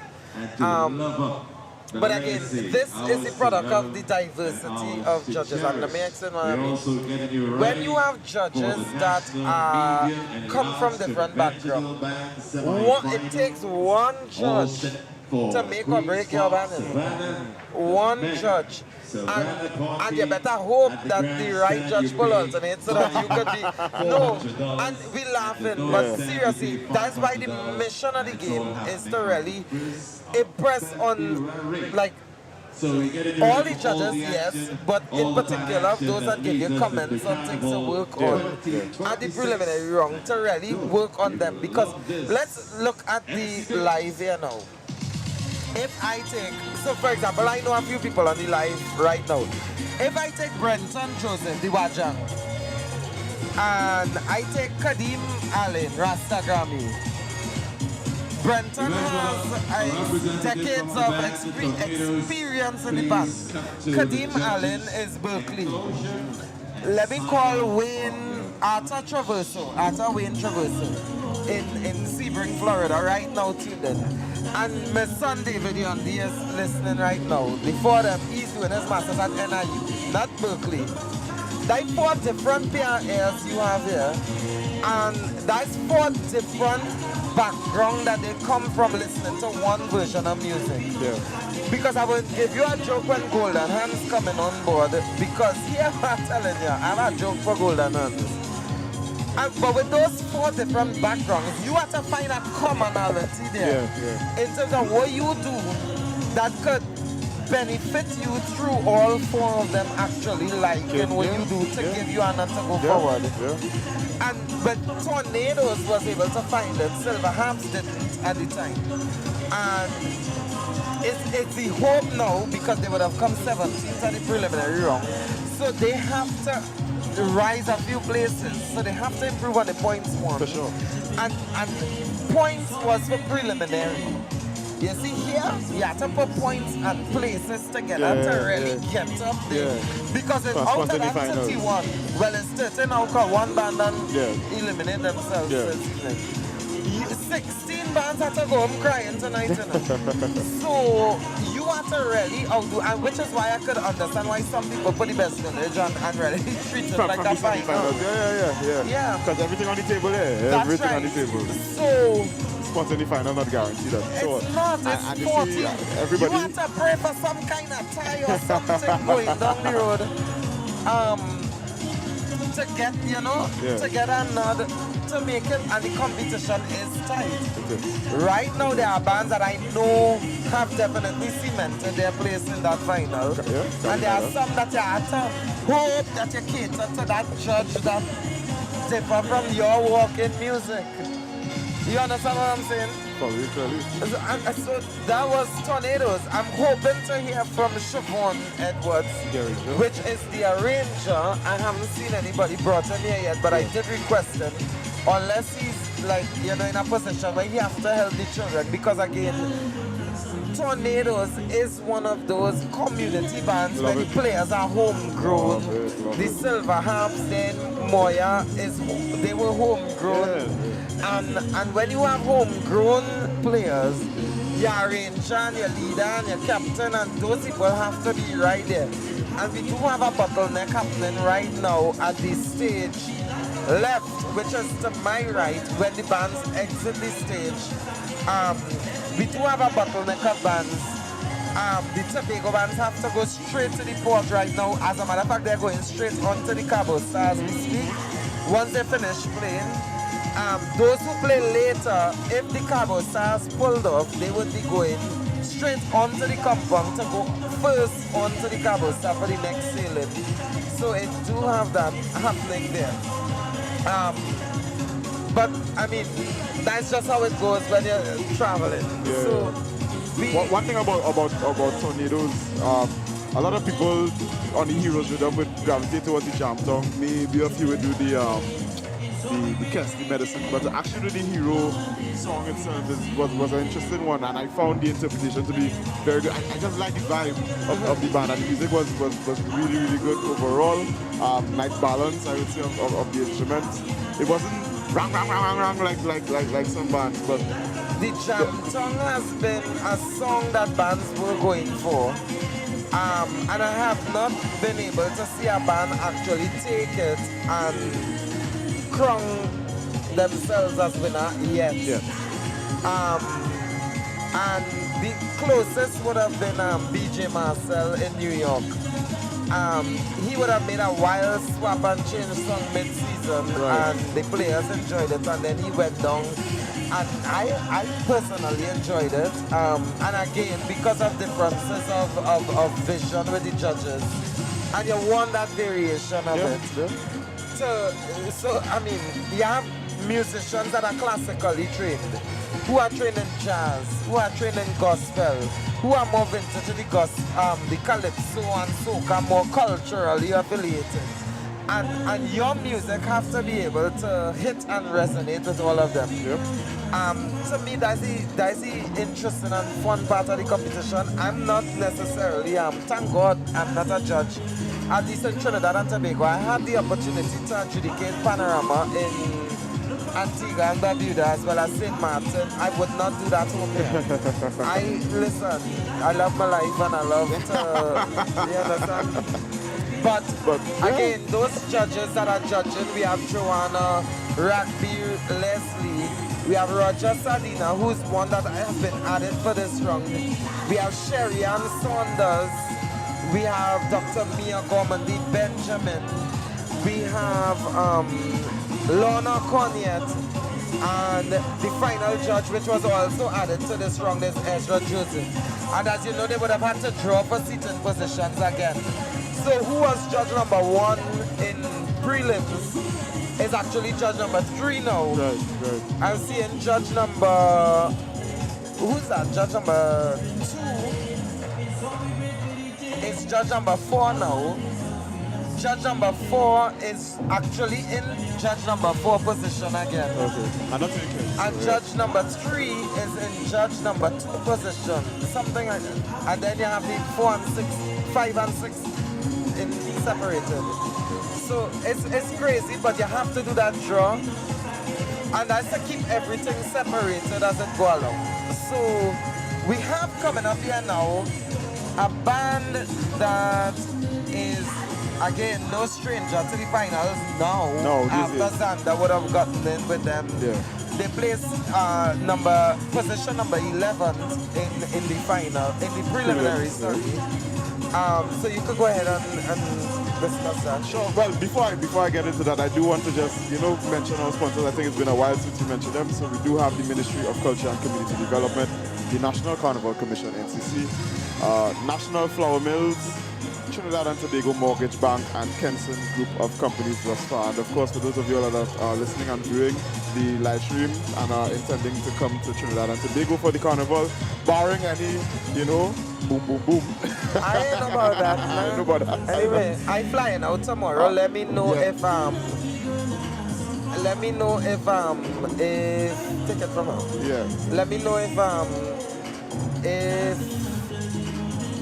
anything happening in Trinidad when they say I fly out tomorrow, so I go down to stay out in the cold. Anyway, so while you're taking in that information, we do have, barring any unforeseen circumstances, we do have the small conventional band finals that is taking place on Saturday the 10th of January 2026 in Skinner Park. Tickets to that cost only $150. We thereafter move into the Junior Panorama, the National Junior Panorama Finals on the 18th. I want to just say something Yes. that because the chat apparently or the live stream wasn't aware of the situation,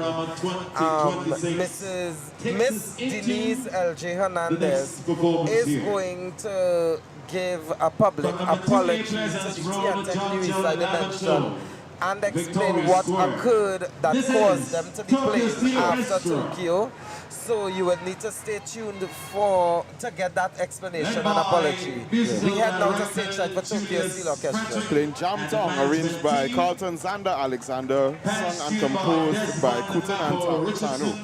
The Cutters. The tune of choice, Jam Down, composed by Kutain, Michael Tasia and Gerald Saunders, sung by Kutain and Tano, arranged by Carlton Zander Alexander, Drill Master Curtis Edwards, Victoria Square.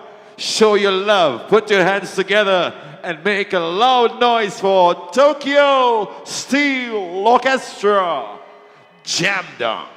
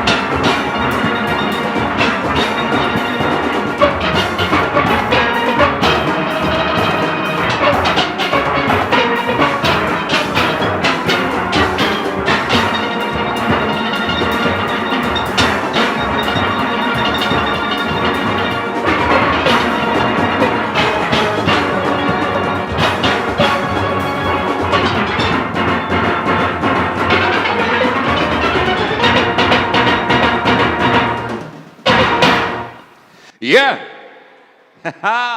Victoria Square, show your love, make some more noise. You can do better than that.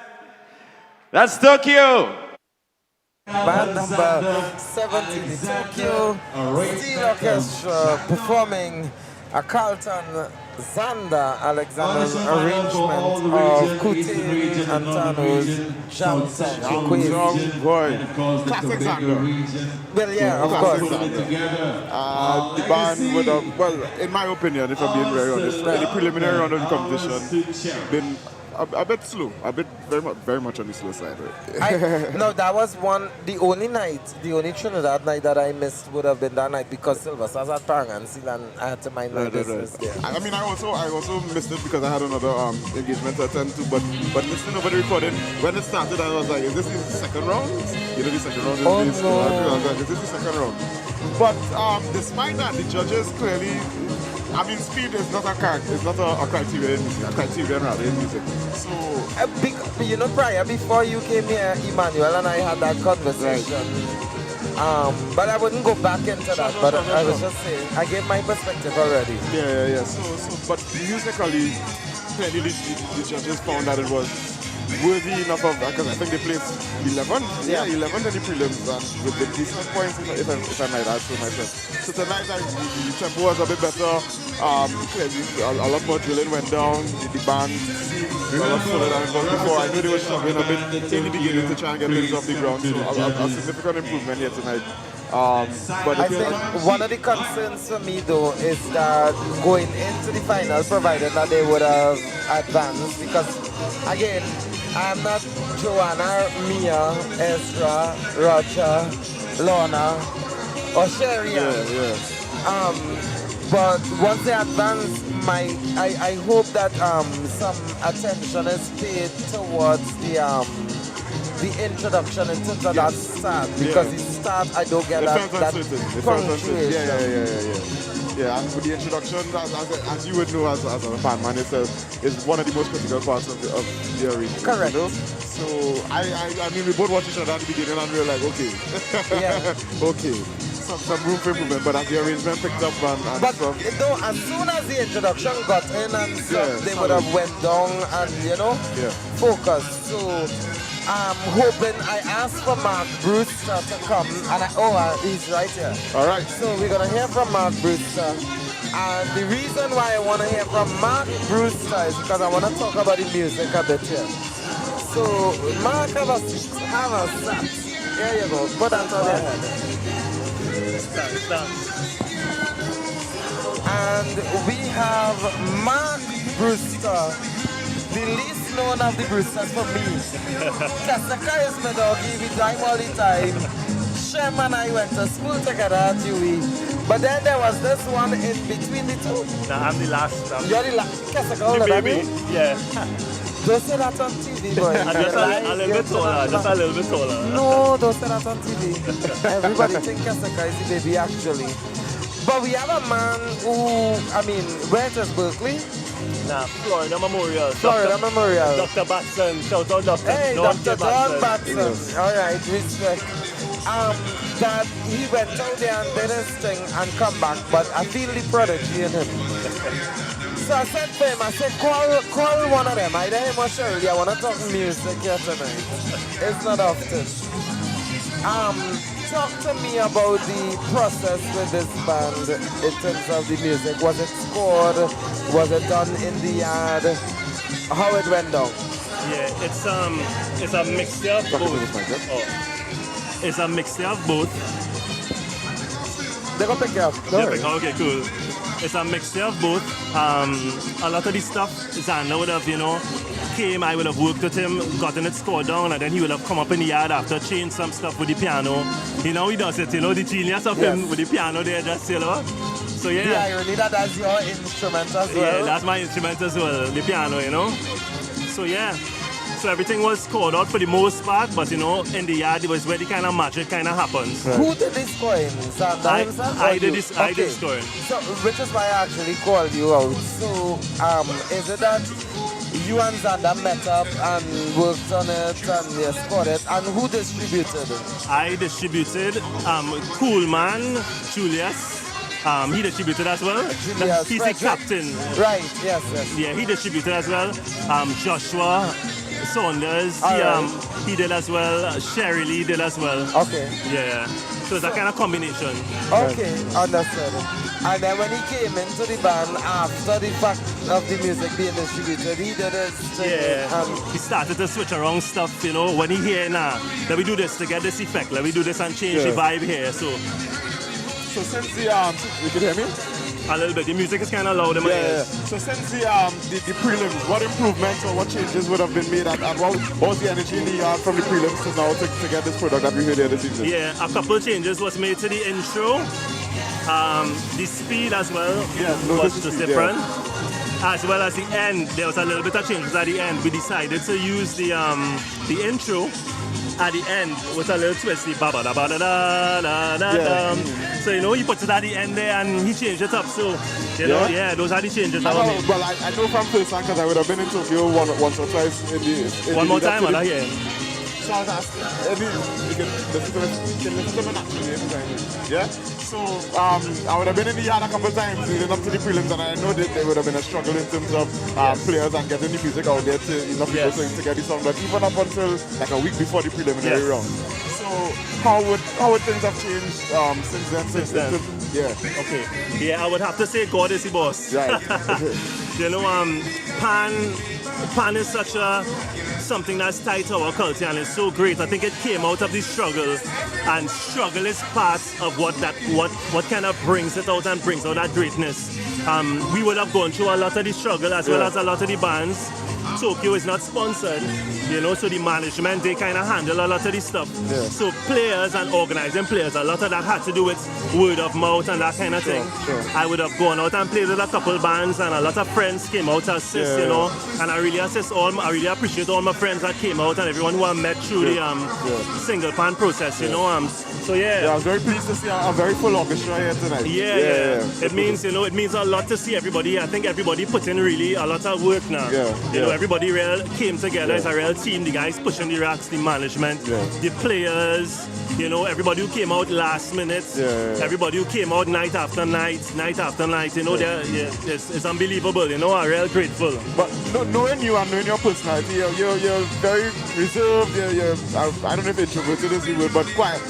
How has that adjustment been for you personally to move from that, especially in a piano background, very classical, jazz and things like that, into Panthers and Desperados and Tokyo Steel Orchestra and things like that? Yeah, that's a good question. I think generally I've been somebody who likes to think.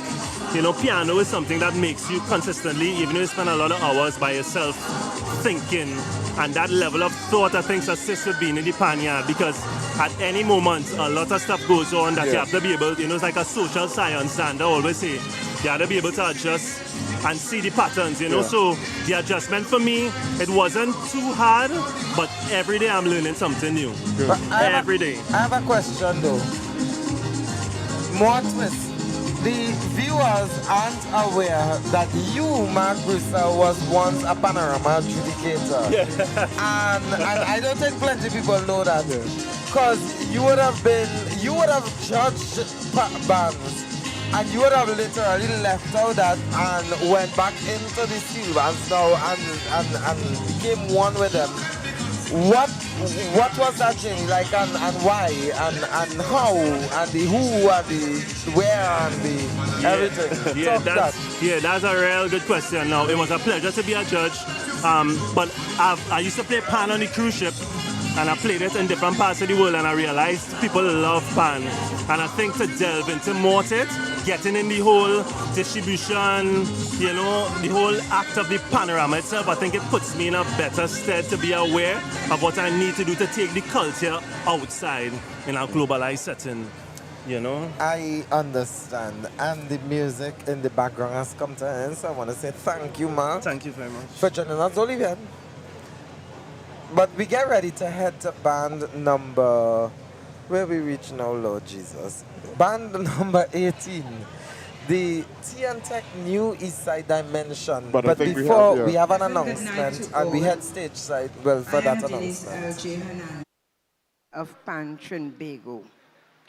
On behalf of the Central Executive of Trinbago, I wish to extend heartfelt and sincere apologies to the management and players of the T&T New East Side Dimension Steel Orchestra from Tobago.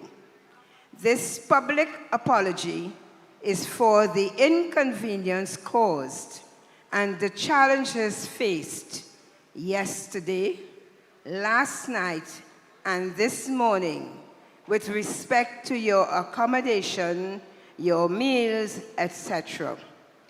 We take full responsibility for the situation which arose and will ensure that a formal response will be provided to the steel band with respect to your concerns raised.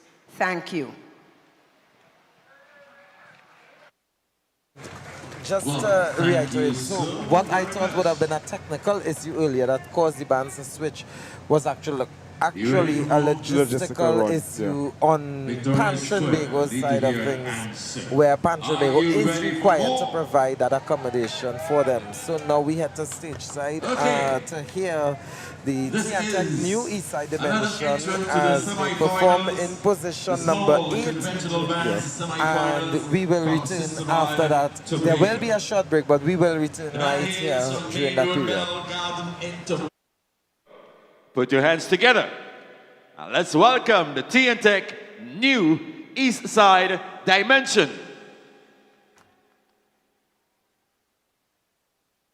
The band is led by Elvon Beckles with their captain, Holford Richards. Pants tuned by Jason Marvin Holder. Their selection for this evening, Water the Garden. Composed and sung by Dr. Slinger Francisco, the undisputed Calypso King of Kings of the world, the Mighty Sparrow. Arranged by Kirsch Ramsey, Drill Master Taisha Alexander, Victoria Square Posse. Let me hear you with a loud round of applause for the T&T New East Side Dimension. Water the Garden.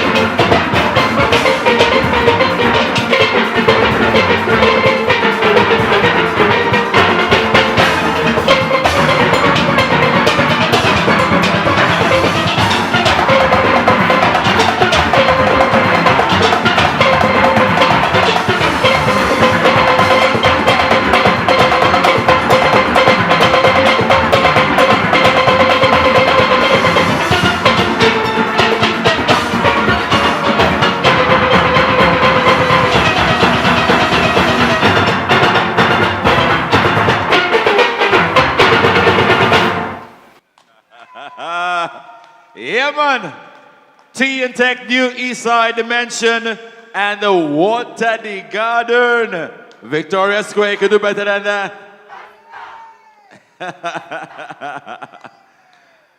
Okay, as of now, we've heard 18 bands thus far. Now, if you think we're done, think again. We got a lot more to come, but right now, we're going to do a 10-minute break. Allow you to stretch your legs, get some refreshments, you know, and we'll continue in 10 minutes' time. It's all about the small, conventional bands, semifinals, Victoria Square, and we get for the grand finals at All Skinner Park in San Fernando on the 10th. So that would have just been Band number 18, T&T New Eastside Dimension. Yeah, playing for us, Water the Garden, composed and sung by Dr. Slinger Francisco, the Mighty Sparrow, arranged for the band by Kirsch Ramsey, and of course the leader of this band is Elvon Beckles, the tuner of the instruments, Jason Holder. Yes, we have sent for Kirsch to come in and have a chat with us. As you know, they would have been carded to perform in position number 5, which would have then supposed to move to position number 4 because LH Pan Group they withdrew from the competition. They withdrew from the competition. So that's most of the former champs that would have performed tonight, which is why I said there was a top-heavy competition. The Trinidad and Tobago Defense Force performed in position number 1. They are the 2019 champion. We are, well, what was supposed to be La Hocketa Pan Group to perform in position number 2 would have been the 2017 champion. The T&T New Eastside Dimension just performed. They are the 2025 and 2025 co-champion and 2024 champion. We had, who else we had? Former champions. We had Uptown Fascinators, the 2020 and 2023 champion. Arima Golden Symphony, which is a 7-time champion, 2009, 10, 11, 12, 13, 2015, 2016 were their years winning. Of course, we had Southern Stars, which won the preliminary, but we still need to see how they play going forward. And of course, T&T New Eastside Dimension. Are there any other former champions? We still have Golden Hands to come. And that is the only former champion, actually a defending champion, that is carded to come up later in the broadcast for persons to play. So we hoping to get a word with Kirsch regarding, because I really want to find out more in the details of what transpired. Because like I said, it was a glitch. Not a technical glitch, but more of a logistical glitch on Trinbago's side, which was the reason for the public apology. And I know letters were written, which means that there must be a response, as long as black and white was passed. So Kirsch is here, so we're gonna get him on the set to get a few words from him on that, as well as of course the arrangement and what happened.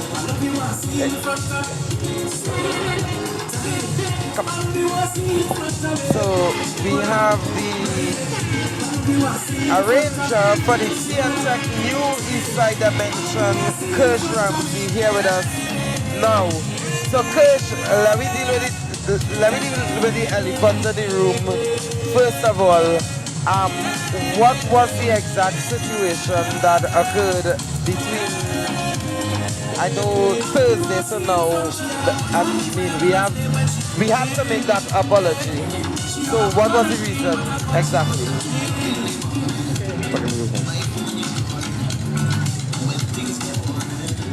I must say a pleasant good night to each and everyone. The elephant in the room, let's deal with it. This is something I blocked out for the rest of the day, but as you hear, we'll go back to talk about. The band had some challenges within the past day or two. We had some major challenges. Things that we thought could have never gone wrong went wrong, and it went beyond our control. I mean, I've been frustrated. I don't know what to do again. Now, we know you would have lost Thursday night rehearsal because, and as you think, once a band is leaving, crossing water, you miss a night. You miss a night. Even when the medium band go to Tobago, the Trinidad bands miss that night. So already you which is the Thursday. So already you at a disadvantage. Right. Yes. And then last night, I guess there were challenges. Well, the boat would have come down with the racks and bands. Listen, I as the arranger got my room minutes to 12 last night. And when I had my room, I literally had to let players take a bath just to reach the practice. Who didn't get no room at all. And I know players did not get there. Players back came down on the boat without they actually have a space on the boat to come to Trinidad. So I had to rush my players to the airport to try to go and stand by to reach across. Because the captain said, play me on the ramp, just enter the boat, and the captain said, oh, we cannot take no more. The bags were on the boat, but they were not on the boat. And the bags came to Trinidad. So by the time we reached Trinidad on a flight after 7, some came on a 6 something, some came on a 7 something, because we've been there all day on the airport trying to reach Trinidad in time. While bags already reached across and having a practice and whatnot. And then, when we finally got to Trinidad, reaching the hotel, not enough room. So we had to transport to another venue to try to get room, just to take our freshen up. When we got there, no bags, the bags still on the port. So I literally had to go and buy 2 just and buy this and buy that just for the players to get a freshen up and whatnot. Then, at the meal, we had no meal. This morning we wake up, the players that we went after say no breakfast. We have to go by the players that they are signed up first. And it was all kind of chaos. But we try to look past it and try to do our work, try to get to the practice and whatnot. But it was really beyond our control. The players dropping down, they get panic attack and whatnot. But what we gonna do? I mean, because usually this is normally something that is in place. And on Trinbago side of things, it was booked on time. What we didn't know is that in booking it, that the actual hotel that the band was to stay did not have the accommodation required. They sent us to our next place, So, I mean, all in all, we try to look at the bigger picture on the bright side. We try to look past it and try to do our work and hope for the best. And just pray to God that everything will work out at the end, Noted. And again, I mean, the apology was extended and something written will come. I must thank Trinbago, for stepping in and assisting us, and So let's go to the music side of things now. Water the Garden. Water the Garden. It's a song I would never pick. But talk to us about that selection process. Was it you? Was it the band? Who? It was me. Actually, I had other options. Right. But I tried to come different. We defended our title.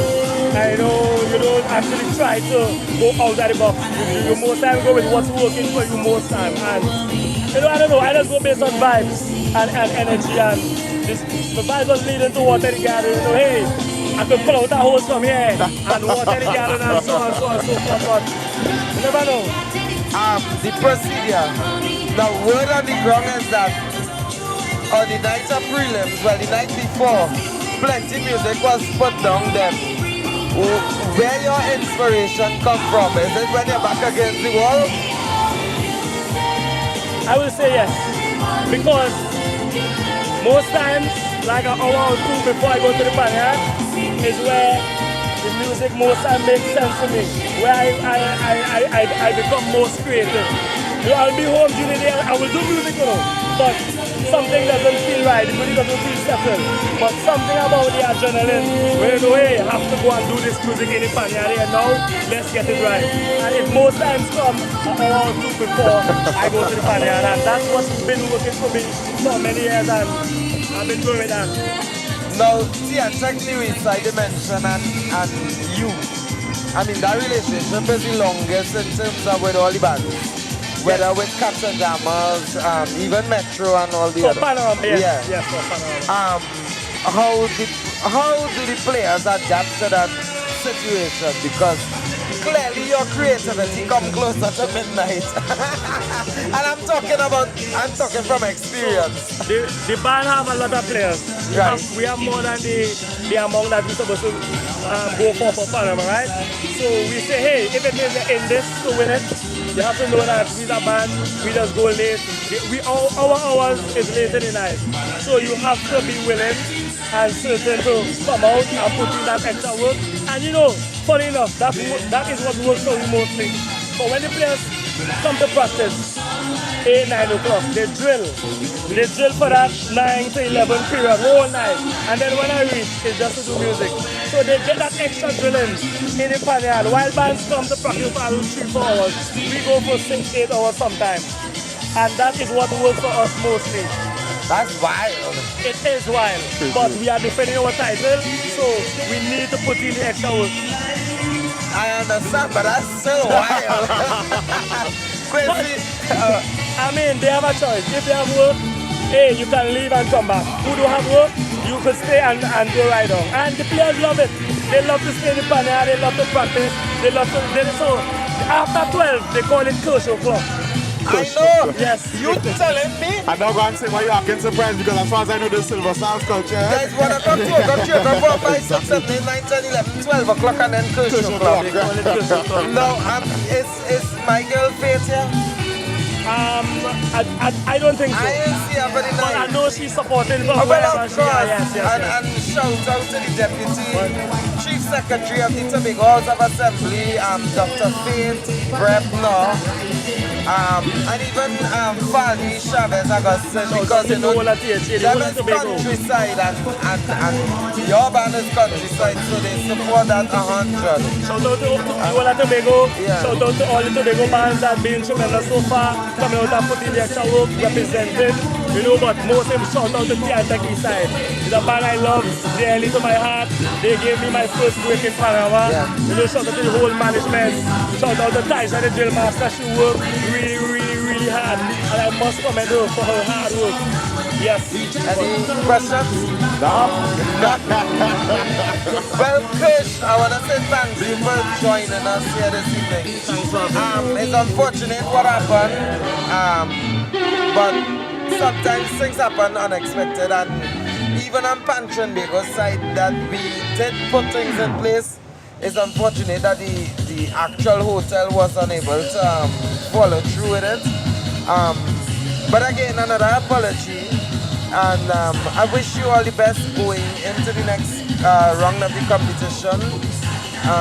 Hopefully, well, again, I'm not one of the 6.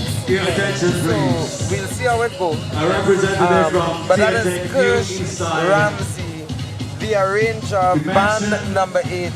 T&T Dimension, and we're in a break right now. We get ready for band number 19, Fusion Seal Orchestra.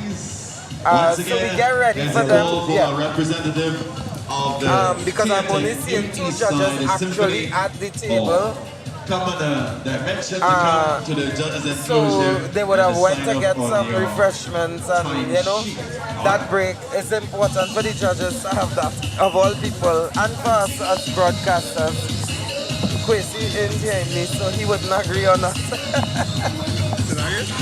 I said it's important for the judges to get that break for refreshments, and for us the broadcasters as well. Yeah? Yes, we need to get some chaser inside, because it's important for us to continue doing what we're doing. We're a little over halfway through the show. Yeah. We still have Fusion still to come performing Signal for Lara. Yeah. And I must say, and I make no apologies for saying, if any region really brought this tea South Central. If they brought this team this year, it's that South Central region. Completely enjoyed. You see this performance in particular in the preliminary round? Oh God, yeah, vibes. like Panhandle on the first night that made it across. You have Fusion, you have Panasonic, you have Golden Hands, you have Motown still to come. Lovely. Watch me, they really, unapologetically, the South Central region this year brought their A game. For sure, undoubtedly. I mean, I had a time, as I said, at Fusion especially, the signal to Lara was vibes in the backyard. And I have no doubt that tonight will be even better. And I think what they placed in Fusion, they tied for fourth in the preliminary rounds of the competition, tied with, of course, the T&T side dimension we just with out of Tobago. So we look forward to their performance here this evening. As we continue to just fill some time as the break wraps up, I know the judges wrapping up their break. The band is at the side, probably preparing. We do have other competitions coming up. I would have already mentioned the finals of the small band competition taking place on January the 10th. We were speaking about the Junior Panorama finals, which is taking place on Sunday the 18th of January 2026 in the grandstand of the Queen's Park Savannah in Port of Spain. Hopefully the North Stand will also be up because that was a great help last year when the North Stand was up in time for the Junior Panorama, because it is one of our largest events outside of probably the Savannah party. And this year we have two categories now. We have the 21 and under and we have the 19 and under category. Under the auspices of listen.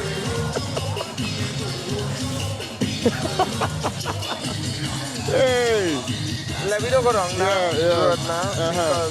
Because, moving swiftly along to the medium and large conventional band semi-finals, our Savannah party as we love to call it, taking place on the 1st of February 2026. Tickets for that for the North Stand, the much anticipated North Stand, will be $500, and tickets for the Grandstand are $400. And thereafter, of course, we do have the medium conventional band finals taking place in Dwight York Stadium, Tobago. The ground $300 and the bank $100. And of course, the large conventional band finals taking place on the 14th of February 2026. The Grandstand tickets for $850, special reserve, $700 reserved, $500 general, and $400 for the North Stand. That is the large conventional band taking place on the Saturday the 14th of February 2026. Of course, all these tickets, for those of you that are interested in purchasing, but I'm not physically together today, you can purchase it online via Panthers' website, www.panthers.co.tt. But of course, those of you that are here, let me say something about the tickets. No, some tickets for semis done going, and that is where I'm getting to. You see the Savannah party, the semi-final of the medium and large, by the 100. The final of the medium and the final of the large. I don't like last minute because the tickets are online now, and the foreigners who are happen to be tuning right now are the major culprits of buying all the tickets crazy. And then you have the last minute people who try to get tickets, and then they cost Trinbago when corporate T&T, who is entitled to tickets when they spend the money for it, buy. They buy, they buy. I'm not giving away tickets here. And I remember, listen to me, last year I got into Trinbago. There was a judging in Tobago, and I came over on the first flight to Trinidad, so I didn't sleep because I don't wake up before 10. I said, you know what, let me don't go home. I went straight to Trinbago office. And when I got to the office, the phone started ringing and the employee answered. And I am hearing them trying to apologize that tickets are sold out, and they're going and going and going. I said, look, and I should have never done that because I took the phone. I said, well, let me talk to the person. Hello, can I help you? They need tickets for the semi-final. I said, well, I apologize that the tickets are sold out. And they started cussing me. I am the last executive they want to cuss. Right. And then they said they want to speak to somebody in a higher position. Beverly Ramsey won us in office after 8. Denise Hernandez not there. When I look around, I am the only executive. but they want to speak to somebody in a higher position than me. I say, well, ma'am, please close your eyes and bow your head. Father God, in the name of Jesus, I pray for this caller right now, Lord, and I ask you to bless their ears that they could hear English and understand what I'm saying in the name of Jesus. Koromo Shandai.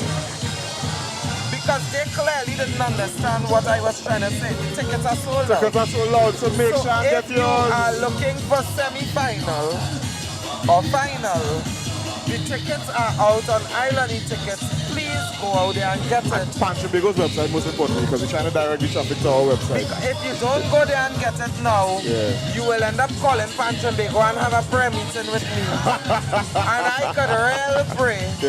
And I could real cuss. Depending on which angle you take and what I had to drink for the day. So let us not go down the valley of shadow of death with me. Go out there and get your tickets in. You heard it from Marcus himself, guys. If you are viewing online and you won't be in Trinidad, of course, we have the pay-per-view that will be happening. Yes. Hallelujah. You understand where it's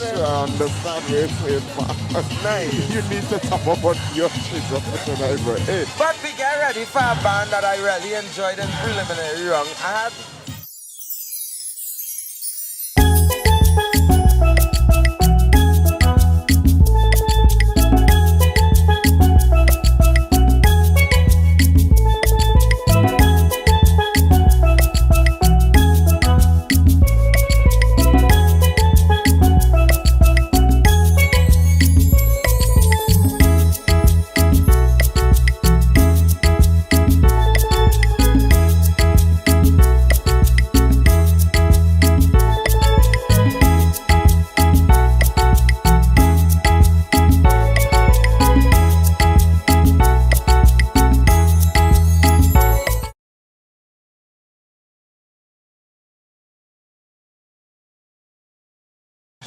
and between fusion and fun clear steel orchestra, he has been able to go. And seeing this band perform on preliminary night was special to me. Because not only did it have those who he was training, but it had those who he trained. Now for those who don't understand Darren Shepherd and the legacy, this dates back to even the era with Liam T. Do you know that if there was no Darren Shepherd, there wouldn't be a Liam Teague today? Yeah, I think you mentioned that in single band finals. Yeah. Liam Teague was a violinist. And because of Darren Shepherd, he went over to steel band. And that's where they got the Paganini of steel band, is because his virtuosity in violin was transferred to band, all because of Darren Shepherd. And then when you look at what he was able to do in terms of the players he was able to produce from Fusion Foundation, you're looking at Brielle Scott. Brielle Scott, if you're outside in the US by now, she should be back in the US doing her doctorate now. Product of Darren Shepherd. Opal Morel, Mark Severan, Atali Figaro, Whitney Julian McLeod, the deceased. That's Kevin McLeod who drilled Panasonic's former wife. She passed away last year. On his birthday, God rest her soul. And there's so many others. Kevin Richards. Do you know Darren Shepherd arranged from Mount Moriah? You may probably never heard that band. It's a band in Vistabella in San Bernardino, Mount Moriah. And Kevin, his brother, and his father were like the core there, and they had the band. That's where Opal started playing as well, and Darren Shepherd arranged so that back in this. I saw Kevin Richards there. Christopher Pollard over on bass. You're gonna see him. He was a product of Darren Shepherd. And they really Alpha since who the drummer was a product of Darren Shepherd. And a lot of them came back and joined who we were working with to now make this product that we had here, and they did an exceptional show. Kwesi, it was really an experience to watch on the night of preliminary. The community got involved and came forward. And something to highlight. That was one of my favorite band songs. We spoke about Panasonic with Marklon and Kevin McLeod as a combination of arranger and drill master. Well, Darren Shepherd went back for Ben Jackson. And Ben Jackson, say what you want, whether you like him or not, is like myself, Ben Jackson and I were both drilled by Pat Bishop. Dr. Pat Bishop. And Ben Jackson was able to really milk that. And we had to talk about that generation when you see this band come to an end. Because the judges are in position and we head now to band number 19. Fusion Steel Orchestra, led by Darren Shepherd, music arranged by Darren Shepherd, sung and composed by Austin Lyons, better known as Super Blue. Signal for Lara. We're going on back some boundaries out here tonight. Let's see how they go. We head now to stage side. I'm talking about Fusion Steel Orchestra. Manager Darren Shepherd, led by Chazez Webb. Pants tuned by Desmond Richardson and Terence Shepherd. The tune of choice, Signal for Lara, a jam of 1995, composed and sung by Austin the Super Blue Lyons, the high priest of soca, arranged by Darren Shepherd. Victorious Square, put your hands together. Now let's welcome Fusion Steel Orchestra. Signal for Lara.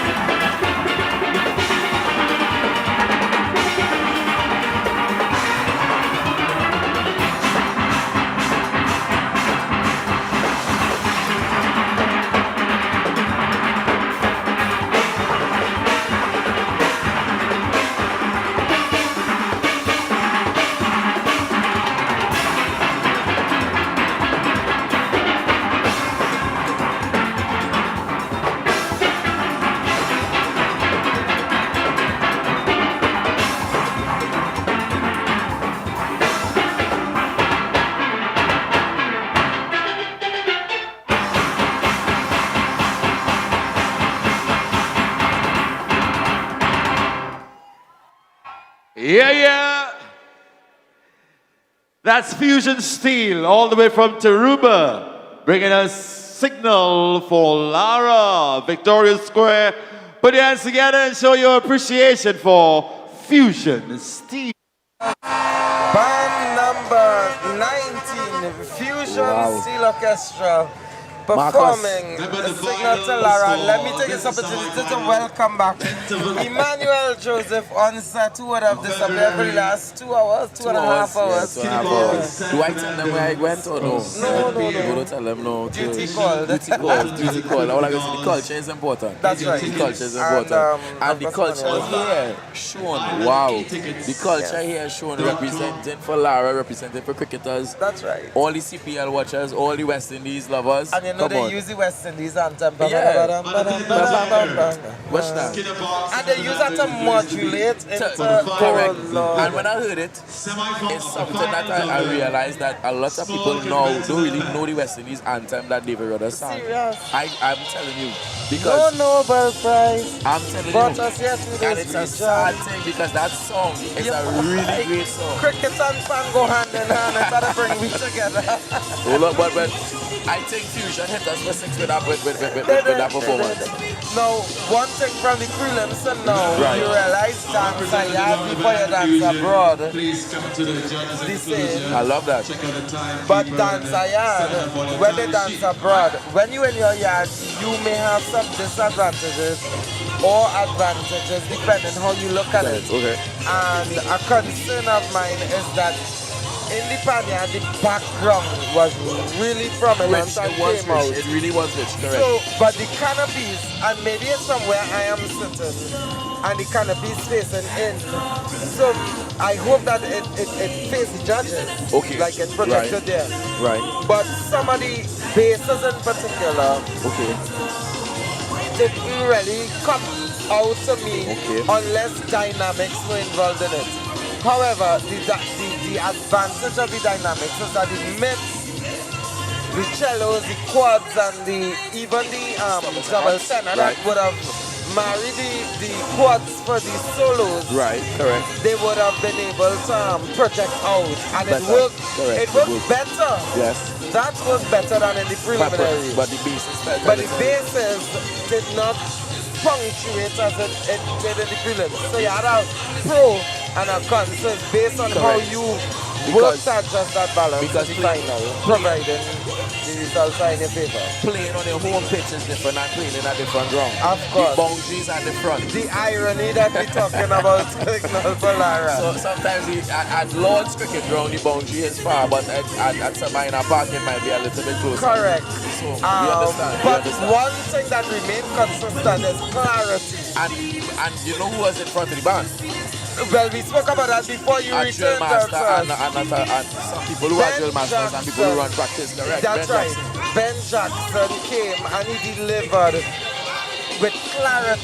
Correct. And you can't take away that from anybody. And Fusion, even with or without Ben, is known to be a clean band. That's right. Correct. And because they are led by, not led by, sorry, but because they are led and arranged for the band by Darren Shepherd. Yes. You know that he comes with that pedigree. That's right. That pedigree. So Signal for Lara, I was really happy to see this song being arranged and performed by the band because it's a song that sometimes we forget. Yes, of course. And we spoke about tune choice earlier in the day. And this is a really great song, And I'm hoping to hear from Darren Shepherd soon because I told him, I said to him, and he's here, he's here. So we're gonna get ready for Darren Shepherd, the leader and arranger of Fusion Steel, who is gonna come in to get a few words with us. And it's gonna be a pleasure having him. I think this is the first time we're doing that interview with him.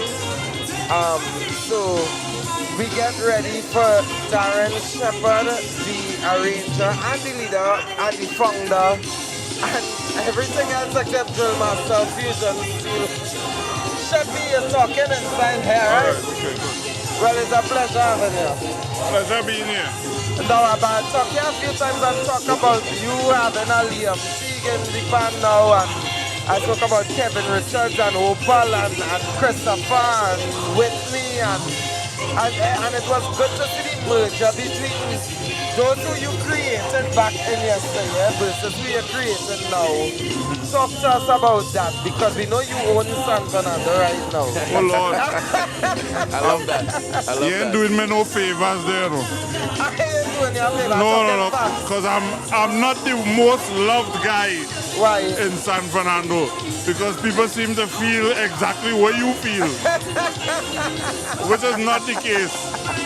In 2019, we embarked on a journey. Yes. And when it started, we had 7 schools. Right. And I taught every school twice a week. So when somebody said to me recently that they are not as fortunate as us, I'm not as fortunate as you, I said it's not about fortunate that we work hard. And you went out there and did what you needed to do. Right. Yes. And at this point, I'm happy to say, without any funding from anywhere, we have 34 groups practicing in our backyard. 33, 4? 34, including an autistic group. No, I wanna touch on that. Hold on a second. Yeah. Because we've seen how involved you are with the youth, with schools, with so many groups. How do you manage all these primary schools, all these secondary schools that come to Fusion, that come to Frontplay, that come to the bands that you are part of? Well, the amount of entities that would have asked me, what is the secret? And we still building on our model. And funded. Hold on, the Shabby model that I always talk about. We could coin that. I had to be very careful No, what I say. what I say. I say what I say. No, it's not about me, but it's about developing young people. Correct. And sometimes not all of them see what you see in them. So you would have noticed you would have not been seeing certain individuals in the band that would have been customary in the band. Yes. And everybody have a different vision, and when they reach a certain point, you had to make a decision. And I am one of those band leaders. You can't come by me with your grandmother name. Understood. You can't come by me with your sister name. Correct. I'm the founder of Fusion Steel and the arranger. But I'm also the managing director of Funclair. You either come with the same name or don't come, go somewhere else and play. I ain't doing that. Apart from that, you can't be in a next small band and want to come and play in my small band. There's a problem. And the more band leaders should take that stand, but everybody's struggling to survive because they ain't doing the developmental work that they need to do. I realize the answer in that question that I asked in preliminaries, and I thank you. But all the best. We have to head now to stage side for band number 20. The Nautilus Steel Orchestra, led by Natasha Peters, arranged by Arthur Peters, aka Bolo. They're going to be performing Out and Bad. So we take you stage side now for band number 20, Nautilus Steel Orchestra. Shepherd, all the best. Arthur Peters. Put your hands together once again, like I said, for Nautilus Steel Orchestra. Out and Bad.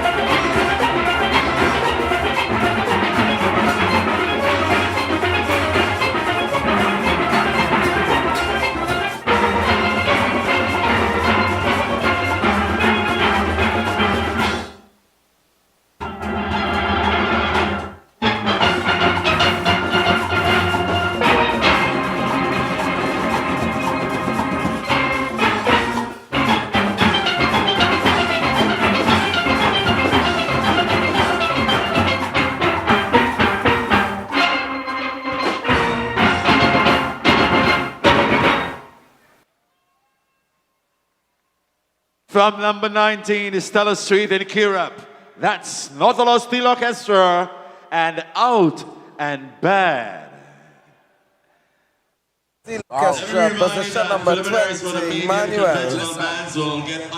It's always important to remember how resilient Pan has been. We remember in the early days, we were chastised, kicked out of places, and we had to show our resilience all the way through now where we are recognized as the national instrument of our country. And Nautilus Steel Orchestra is a band that is resilient. In the face of many challenges, they always make a great showing at the preliminary semi-final, and they always try their best to make their way to the final. And resilience is always it's not important. often that they do get to this round of the competition, and they have made it. But this, I don't know if you saw online. No, and I was getting to this too. Because I listen remember to me. this. Yes. I don't watch online comments. Right, correct. You see from the preliminary, from the time Panorama season starts, yes, I don't see no comments. You don't watch no comments. I don't even know what is going on in the comments right here, because for me, and no, I need to make it clear. No, we need to talk about Let me be real. We need to. The only reason I knew Brenton and Kadeem and those people are tuned in is because they messaged me. They messaged you, right, correct. And they didn't message me on social media. They messaged me directly. And we appreciate it for viewing. No, yeah? and I appreciate the support and the fact that they are there listening right now. Correct. But I don't look at the comments online going right through, whether good or bad. Yes. Because you know pan people do that. People on our own. Trinis and pan people, and if I put Trini pan people, including when the diaspora, they don't done. So I don't watch the comments. But I don't know what is being said from the prelims to now. Yes. But something came my way earlier this season, which was a situation where this band was concerned. And I want to say it's important that we understand the weight of social media. The weight of social media is very important. So, for those of us who might not be aware, a clip of the Nautilus's preliminary performance went viral. But I think it went viral because it got to me, and nothing gets to me. And I want to say there is a positive side to it. There is a positive side to why it went viral. Right. Because, yes, it may have been pushed out as some sort of commentary on the way the player was playing. But it's also important that we see the positive side in that we can appreciate where bands grow from. Yeah. We can appreciate where bands start and where bands get to. And Nautilus is a band that has shown its resilience, and it's getting to that point where we can say, all right, we went through this phase, but now we have reached the other side. And I want to tell Nautilus, continue going, continue pushing, continue investing in the community, because it's a community-supported band. And yes, we may face some challenges, but always strive on for better. That's what I want to tell Nautilus now, because they have been resilient for many years and continue being. I've seen bands that never made a semi-final. Exactly. And then literally jump from prelims straight to finals. Exactly. And at a high position. So you can't take away those things from the band. And I noticed some of the players are in university, are studying music, are celebrating themselves in their own fields. So I know the Peters family is a wide family, and I had the opportunity to work with one of the family members at their CAPE exams. Right. And I was able to see how determined that young man was. So one of the Peters family, I was able to work with them for CAPE, and I saw how determined he was. And it's a testament to the family. Right. The family is determined, so to the Nautilus, through the Nautilus family, the Peters family, keep going, keep fighting, keep pushing, be resilient every time, just like how Pan has been resilient and just for the to last say, how many years? This is a family rivalry because, of course, you know, Nautilus,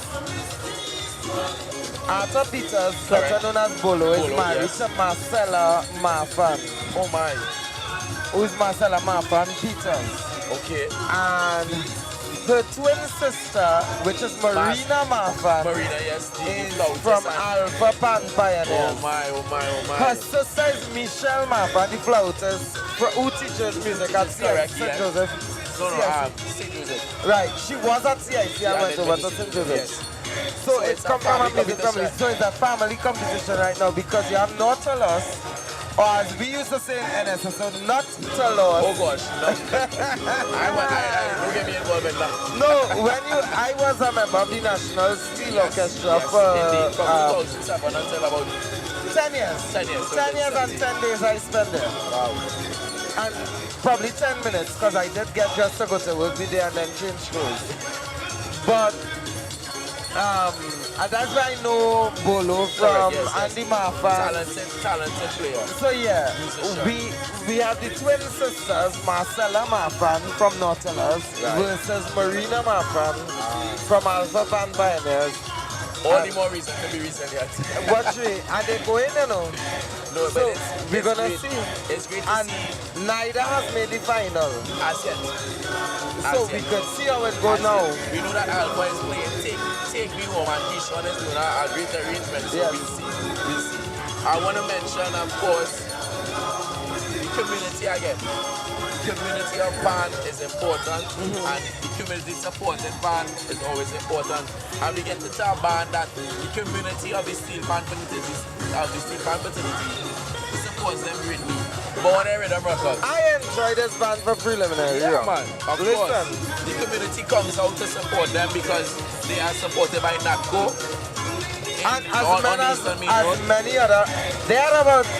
Them had more sponsors than Trinbago after tonight. I'm telling you, if you hear these sponsors, anybody listening to this live, go back and find Bonnie and Rhythm Rockers Steel Orchestra preliminary round and hear them announce sponsors. I'm telling you, because the community comes out to support them. And it's great. Highlight for me. Now you know Shania James. Well, John James as the leader, Shania James as the tuner. Yes. But she actually plays a more greater part as leader of the band. Of the band as well, because she's very hands-on. That's right. She's there as one of the main She leaders. is the daughter of John James. Yes. And Helen Canterbury James. Okay. Now if you know the name Helen Canterbury James on the live stream, she is the Chief Administrative Officer of Trinbago. And Helen has been working over 40 years in Trinbago. Love that lady too bad.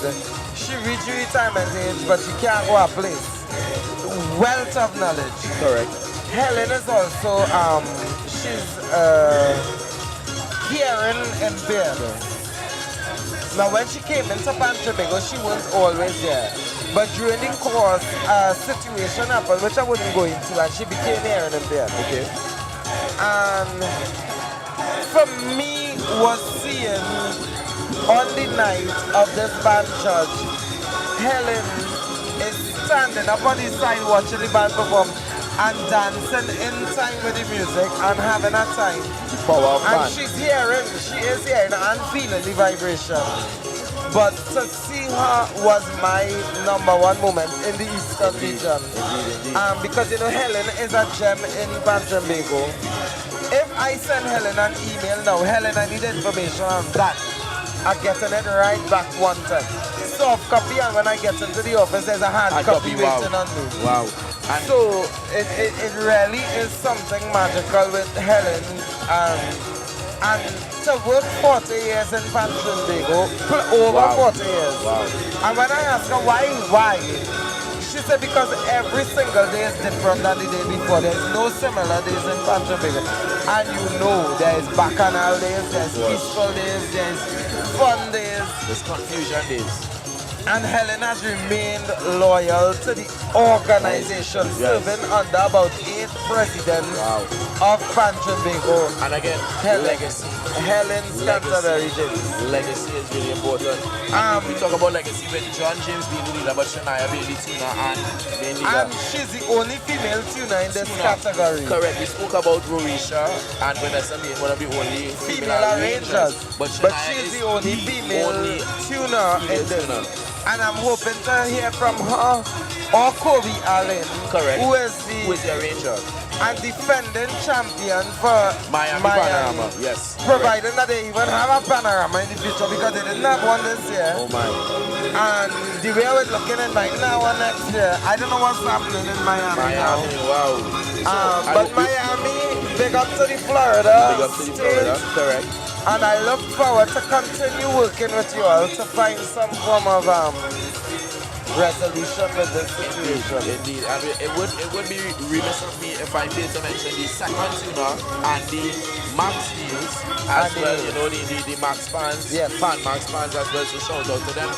So this band, Bonnie Rhythm Rockers, is going to be playing No Getaway song by the late, you know, rest in soul, late Green Dexter, Black Stewart, and of course the arranger is the Miami reigning Panorama winner, Kobe Allen, and I think the Jill Master is Charlo Alfonso as well, after Charlo as well. This is one of the best versions of them I've heard, just like Westside Orchestra from Digo. Yes. It is. So we get ready to head to stage side for band number 21, Bonnie Rhythm Rockers Steel Orchestra. We head to stage side. Tuned by Andy McNeils and Shania James. Tune of choice, No Getaway, composed and sung by Dexter Black Stewart, arranged by Kobe Allen, drill master Charlton Alfonso.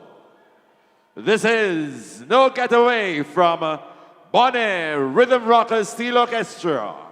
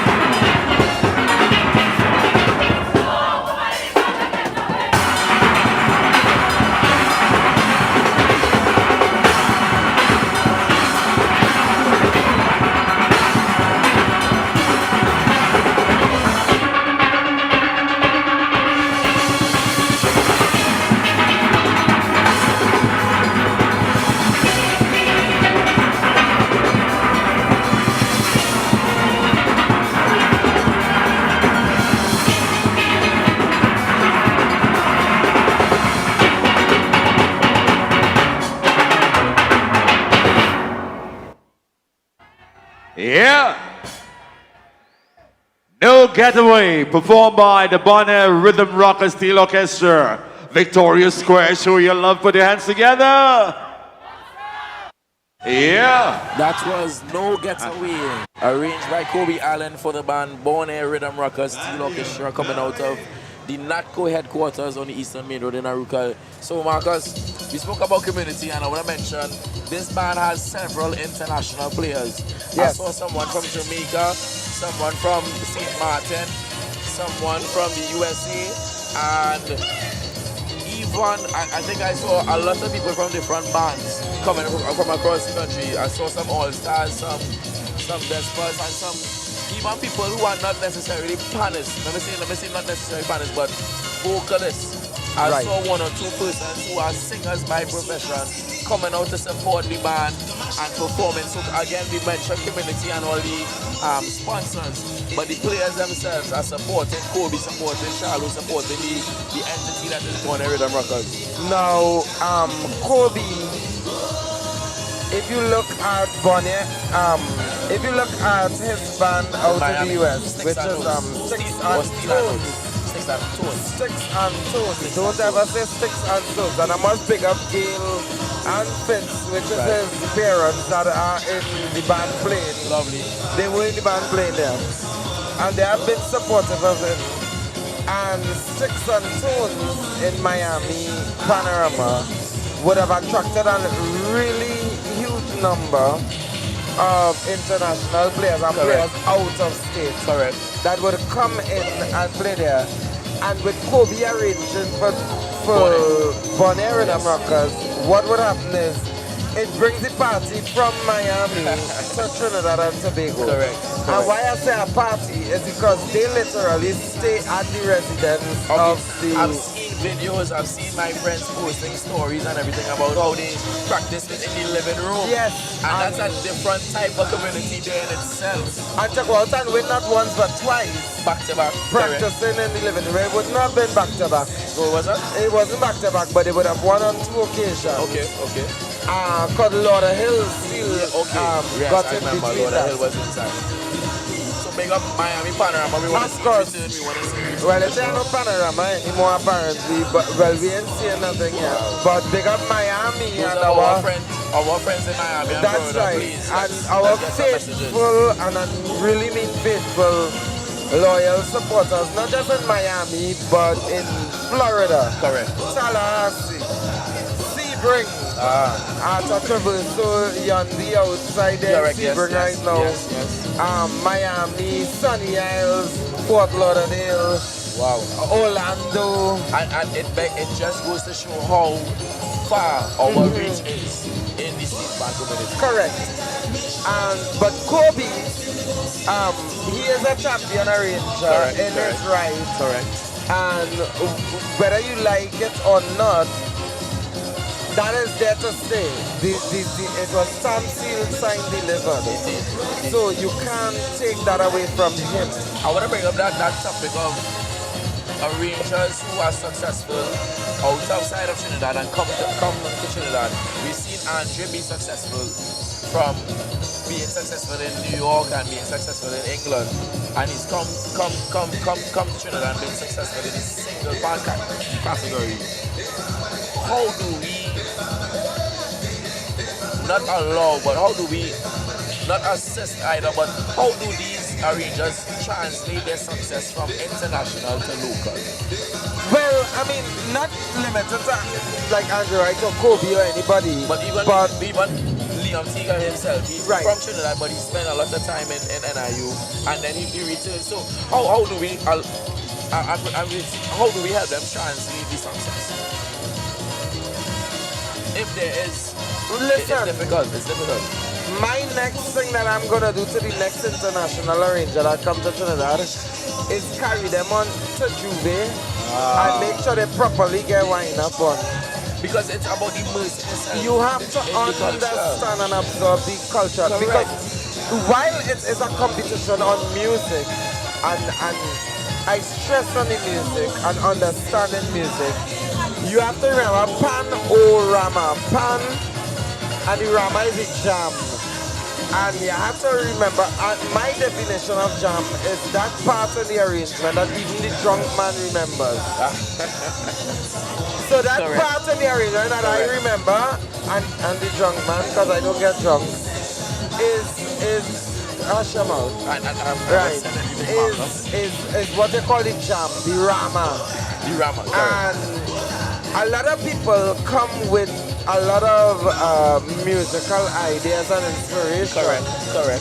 But not with the cultural significance to what they do. And this has something to do with Andre, because Andre clearly on his first attempt come in and win single band. Correct. But even Andre had a lot to learn from his experience with Desperados, yes, his experience with Skiffle, and his experience with Pamberry. Correct. That took him to Chord Masters, and now it's working in his favor in Typica, at least so far. And it's really relevant because Tuna Puna Typica is our next steel band hailing from Old it is, in El Dorado. And of course the band is led by the leader of Typica, Mr. Denzel Headley. We can get into Headley for sure. And because the bands are tuned by both Kyle Noel and Augustus Peters, and the song that they're performing this year is the party hot. And even though the night is cool, I'm sure they're gonna go warm up. I like this song choice. And Andre White has done justice to this piece. Indeed. So, like I said, it's always a learning. Trinidad and Tobago has the most universities in the world for music. There's the University of the West Indies, there's the University of Trinidad, there's the University of Southern Caribbean, USC, there's Costa, there's the University of All Stars, the University of Renegades, the University of Silver Stars, the University of Starlet, the University of... all Panhandles are universities. I would beg to move even University of Woodford Square, because the topics of discussion that happen in Woodford Square as well are surrounding music, surrounding steel band, surrounding the latest big soca tune. It is of course culminating to represent all these learning places. You could travel anywhere in the world to learn music and learn arranging. You have to learn to win right in Trinidad, correct. And we've seen that Andre is successful across many oceans, across many seas. New York Panorama with I don't want to get it wrong. Is it Metro in New York? Where Andre won? Adlib in Long Island. Long Island, but he's changed groups since. Yes, he's now in he's also in Peso Pan Evolution Steel Orchestra. Correct. Okay, I had it wrong. Talking about Peso, big up my family. My family managed that band and owned it. Wayne Bernard. Okay. It's my cousin and Nikki and Wilma. Our international community again. Community. A good thing you mentioned it. Right, and then even Andre has had success in England. Yes, going back and forth against 2-1 Stewart with Andre arranging for Mangrove and Dubon arranging for Ebony. So, and there's always been that clash. Yeah. I love it. And then we spoke about the judging. We spoke about the process. Yes. We know that in England there is some sort of back and forth going on. You know, we don't want to get involved with that too deeply, but we know that you finished it. But we know that Andre has seen success before, and we wish him the best with Tuna Puna Typical as they get ready to perform the party Hot, Hot, Hot. A 1991 composition by Leslie Paul and vocalized and sung by Neil Iowa George. And I'm seeing Andre White right here. He is here. He is here. He is Wow. here. He is present. We hope our He cameras is get ready. to pick him up. I see Pharaoh is giving the signal. Ready? Where's Yes. Siobhan? Siobhan is probably taking a break, but Much what needed. is going to be happening now is no break at all, no break in the music. That's it's right. going to be continuing with hot, hot, hot. The party has been hot. It's going to continue to be hot as Andre White and Denzel Henry lead their band. With band number 22, the Tuna Puna Typical Steel Orchestra. We had stage side at this point. And Augustus Peters. Tune of choice, the party Hot, Hot, Hot. Composed by Leston Paul and performed by Neil Iowa George. Arranger Andre White. Drill Masters Aviel Scanterbury and Mark Burrows. Let's welcome Tuna Puna Typical, the party Hot, Hot, Hot.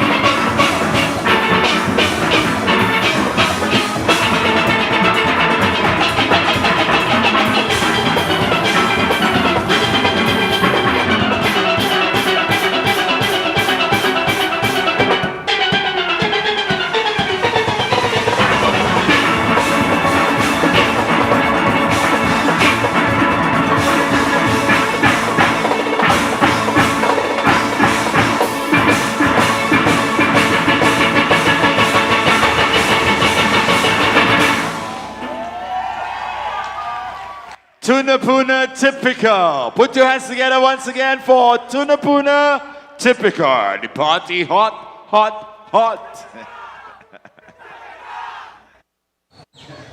Wow, boy. Hey, welcome back, Pacey. You're going for a while, boy. What? A while to gosh. Tune up with a typical in the house, man. Wow. Playing the party hot, hot, hot, composed by Leston Paul and some by Neil Ivan George. Arranged for the band by Andre White. And of course, the band leader, Denzel Headley, with the bands tuned by Kyle Noel and Augustus Peters. That was Tune Up with a typical, the party. Hot, hot, hot. Yeah, boy, and that part go good now. Yeah, man, and it was a really great arrangement. You saw how we use some of the different songs. He sampled a little quick Rose. Okay. Fire, fire, instrument, quick, go on, easy sample and go on, easy, a nice interpolation really quickly. And you felt the fire in the front line, the heaviness of the front line was really shown. The patterns, the 6 duplets, you know, it really showed how fire could be shown and represented. And then the rhythm section was sharp. And of course, you know, it's headed by Denzel Headley. I know that Denzel Headley works a lot with Anthony Small on the bongos, and it's a rhythm section that is tight, it's clean, and they are able to bring the energy forward, straight towards all the producers. So we are really here for the single most important time of the year, not just Christmas, but Panorama 2026. We are here for the small conventional bands semi-final. We just heard from Tunapuna Typica, and I want you all on the live stream, send your comments. Who is in the front so far? I can't tell. You know, I just like vibes. I can't tell. So, we want you. You need to go back and play Parang up in East. Go back and play some Parang up in East. No, Marcus, you don't see anything. But we want you to send our messages, continue supporting us.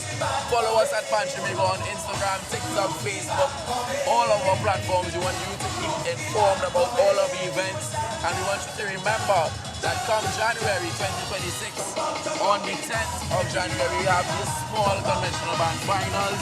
On the 18th of January, we have our junior panorama finals. On the 1st of February, ladies and gentlemen, we have the medium and large conventional band semi-final. Then on the 8th of February, we have the conventional medium band final. And of course, big one, the large conventional band final is on the 14th of February. And we culminated all with our winners on the 21st of February, Carnival Lanyap. And talking about all of our winners, we have a winning drummer coming to join us now, Mr. Denzel Headley, the band leader of Tunapuna Typica.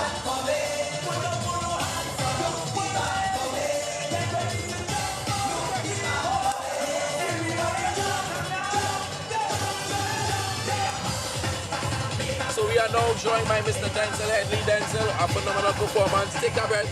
We know you just left it all out on stage. Tunapuna Typica has been making its way forward. You not hear me? Alright, so we're going to talk. Let's listen. Just a regular. So, you've been fighting hard with Tunapuna Typica, making your debut in the small band performance, if I remember correctly, at the end of 2019 into 2020. And it's been a great journey so far. Tell us about that journey from then to now, making the semi-final today. Well, at the end of 2019, I decided to carry the band to higher heights and take our chance in the medium category. Right. Where 2020, first year, unfortunately we didn't leave the Panhandle, but every year after that, we were able to make the semi-finals. Nice. Right?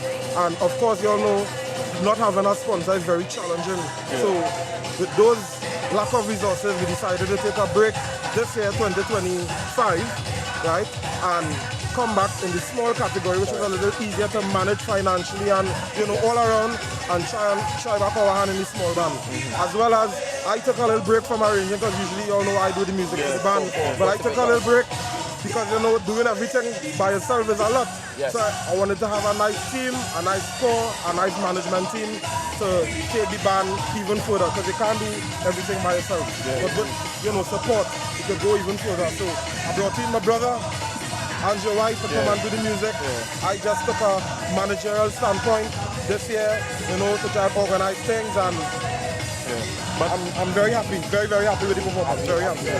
Talk more about your team that you built around you, because I know you have some young people in the mix. I know Mark, of course, in the mix. I believe Canterbury. Yes. Aviel and I actually we went to school together, so we have a relationship since secondary school up to now. We have a nice chemistry, as well as Mark. Mark came to one of our shows that we started doing during COVID, called Typical Laventille, where we were doing shows at the end of every month. And that's where we kind of built our stage side from. Plenty people came and saw what the band was doing and wanted to learn to play pan. A lot of the kids that play today never played for Panorama before. Oh, wow. About half of them. Panorama virgins, according to Reach. So half the band is that, and then half the band is, of course, the hitters and the experienced pan players and that sort of thing, you know? Yeah. And we saw that support coming from the community. You know what, you being, of course, in the Panorama fraternity, in the C-Steel band for some time. What do you want to see different going forward as a band leader now, as experienced arranger, as experienced drummer? How do we help elevate the art form, especially for bands who are unsponsored, bands that need that assistance? I think we have to come together, you know. Some bands don't know what other bands going through in terms of struggle, you know, but I think we should put it on the forefront, especially bands in each region, you know, they should come together and talk about, because one band may be struggling with, another band may be prospering, and they could probably render assistance or advice to help that band. So I think we could come together more as a pan family and help one another with the little struggles, because I might know something you don't know, you might know something I don't know, and so we come together and we make it work, you know, and I think that way we could carry pan further. Fostering community. Denzel, you had a great performance, a great single pioneer as well with Ford Masters. We want to say congratulations. What is on your heart right now as we get ready for results later on tonight? How is the energy in Tunapuna Typical? How you feeling? And of course, wishing you the best in the competition. To be honest, I almost cried on stage. Oh my.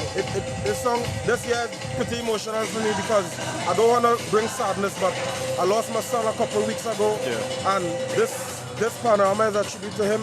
I want to bring it home for him, you know, and the players really support me throughout this time. I couldn't ask for a better bunch of players. I couldn't ask for better support. They really come and pushing me up, and my girlfriend Celine in this time. And honestly, I just want the best results that we could ask for. The band did well, and I'm just hoping for the best.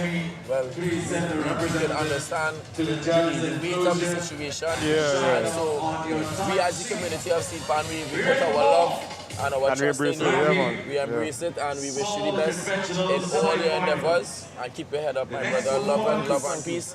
As we get ready for the next band, thank you so much. You want to pass the place and just take us to the next band?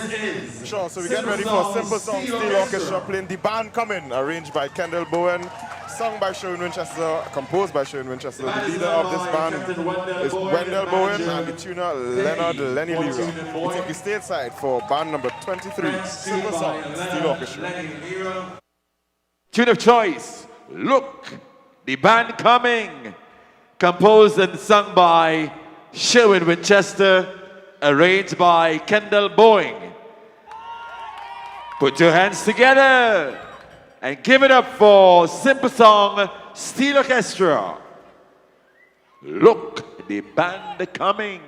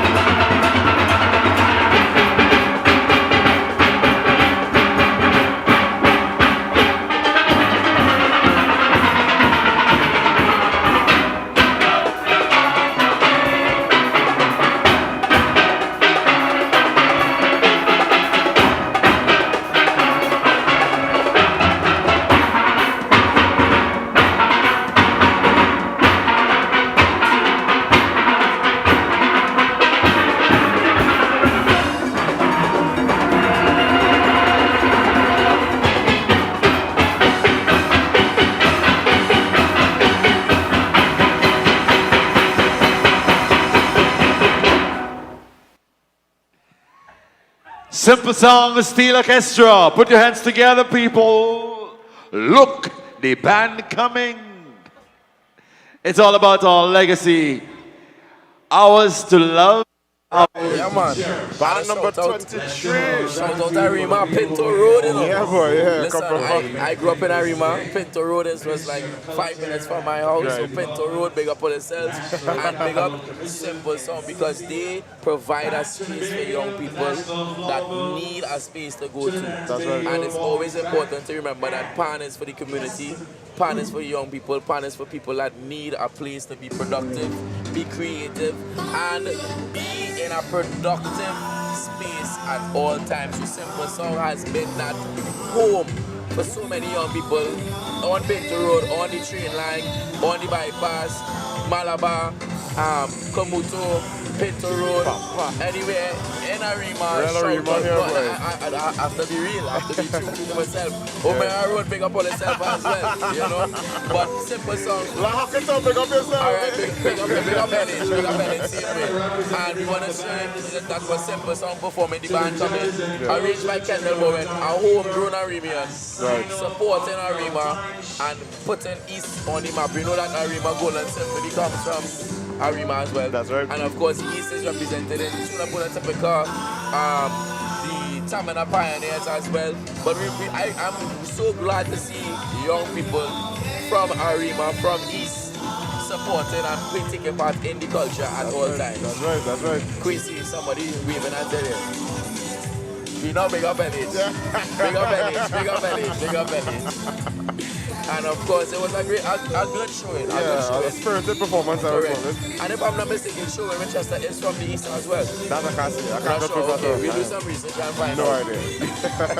So that was arranged by Kendall Bowen, the band coming 2004 show in Manchester, song and composed. Simple Song, Steel Orchestra from Pinto Road, Arima. Looking nice. I find the crowd has built up nice, man. Well, it's a good crowd, a decent crowd so far, but I mean, granted, it's also almost midnight. And it's also in the middle of the Christmas season.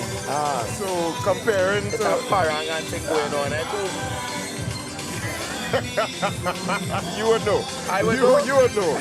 Yeah. If you man, you're not here commenting. Yeah, exactly. All right. But yes, it have a lot of stuff going on. A lot of stuff going on. But still, a very good turnout. And I know the drag will always be more than that. For sure. We just came from the drag. We do want to acknowledge the minister came a little while ago. And she had the president and who took a walk through along with the chairman of the National Carnival Commission and other officials to the drag, because that is also a significant part of the culture and a significant part of the dynamic that is Panorama. I remember the story about the savannah, about it calling it bull track, because they used to have livestock in the savannah, horse racing in the savannah, the bulls and everything. So legacy again comes back to the understanding why we call certain things the track, the drag, and it's really important that coming back to the culture is always understanding the legacy. Agreed. Wow. So we move swiftly along the Panorama. I'm not sure if we're getting anybody to interview. I see Drill Master there going to sign a sheet, but I'm not sure if he's coming to do an interview with us. But we do get ready for band number 24, right? Yeah. Second Street All Stars. As you can probably hear in the background, remove yourself. Hey, I like this song, you know. And then again, we go back to songs that we would not typically consider Panorama type of region. So this was composed by DJ Genie, Problem Child, and Blacks, and sung by Blacks. And it's a great song, stepping on all the way from 2019. But we don't consider it as one of those pan songs. So I'm very interested to see how the preliminary offering would have evolved to now for the semi-final. And we do have our interviewee. So get ready to welcome Drill Master for the band. Yes. You can take the headphones. Now put your headlights on top here. Put your headlights on top here. Well, I like that. I love it. That's killing me, I want it in front of the mic so that everybody can see. like taking over. So, ladies and gentlemen, we are joined by the drill master for Simple Songstein Official, of course, the arrangers Kendall Bowen, but we are joined by Mr. Adelaide Batiste. How are you doing? I'm good. I'm really, really good. I'm really, really, really good. Nice. And tell us about this headline. We know it was the band coming. Tell us about the All right, so the whole performance concept part. Yeah.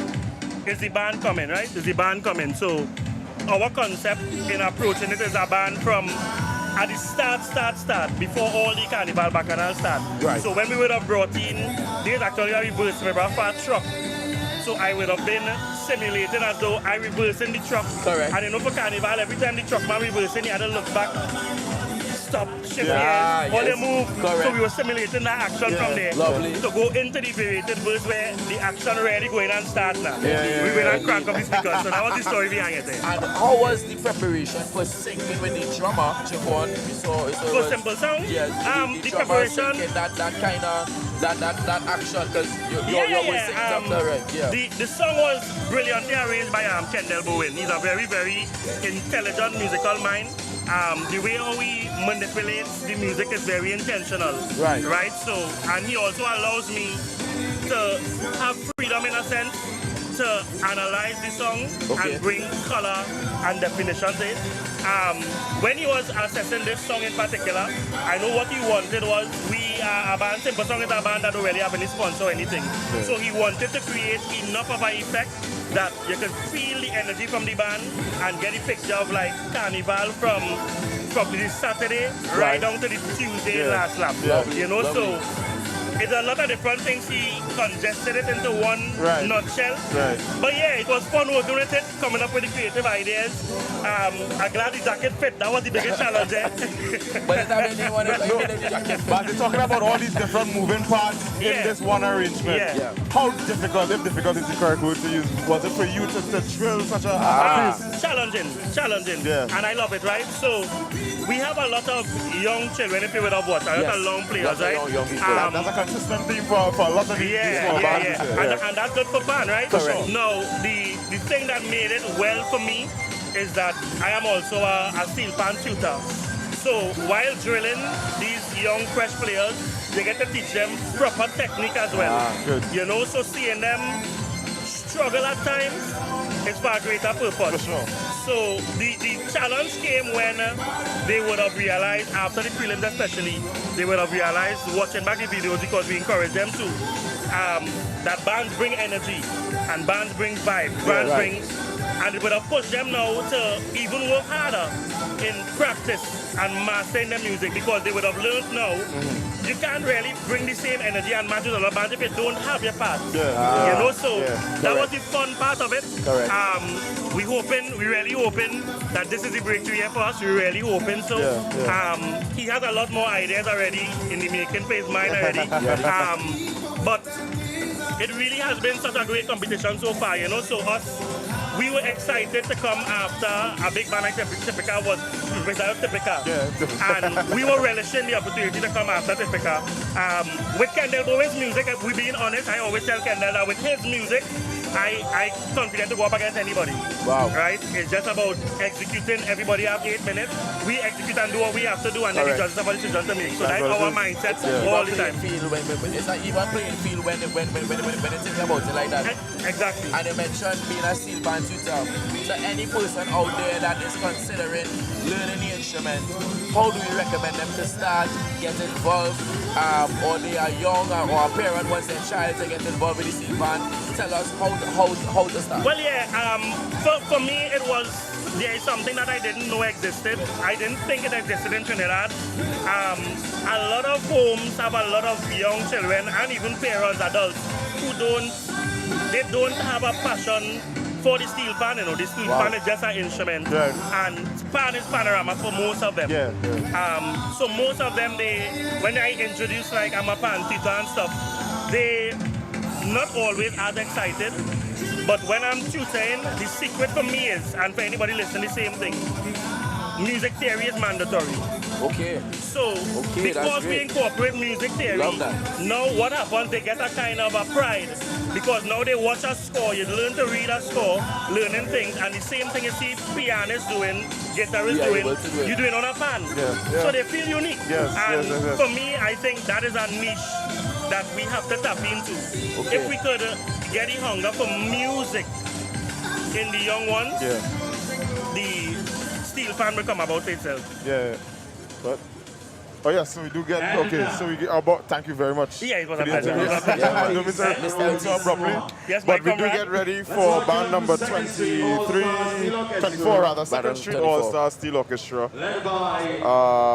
playing "Remove Yourself," a 2019 composition by DJ Genie, Problem Child, and Black, sung by Dexter Black Stewart. The arranger for this band, Akim Batiste, the leader, Gregoria Hiles, and the tuner, Marvin O'Connor. We take it stateside for band number 24, Second Street All-Star Steel Orchestra.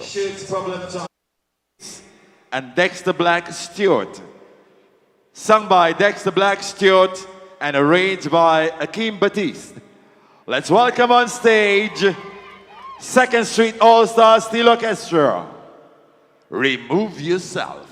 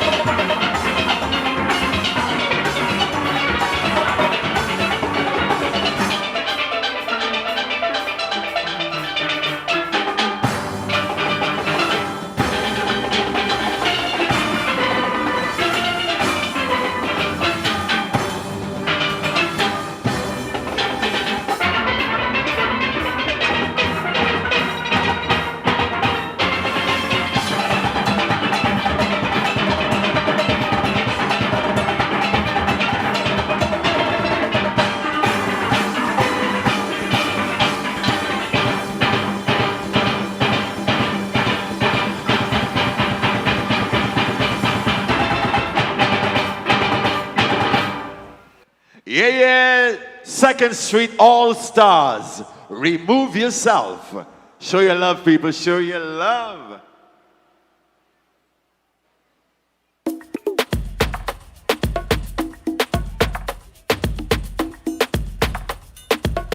Yeah. Right? Sawa.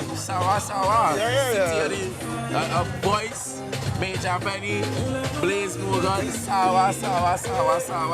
Now, I claim Arima already, but I did live in Panhandle a little bit. Boy, give me some more, please. I want to sound on my personal information, but big up Sawa, the Queasy, big up Saddle Road, Aranguez, Marantaria, 5th Avenue, 6th Avenue. You do something to your country tours, But I would say 2nd Street All Stars, Steel Orchestra, Remove Yourself. Come on. Arranged by Akeem Baptiste. My one major takeaway was that this was much improved from the preliminary round of the competition. I wasn't as fortunate enough to see the prelims performance. And I really want to see the improvement of Akeem because I know Akeem as a player. Yeah. And if I'm not mistaken, this is his first time as an arranger. Yeah, stepping into the arranger field. So Akeem, keep doing it. I mean, everybody has that beginning. This is his beginning. Yeah. And to make the semi-finals on the first go round.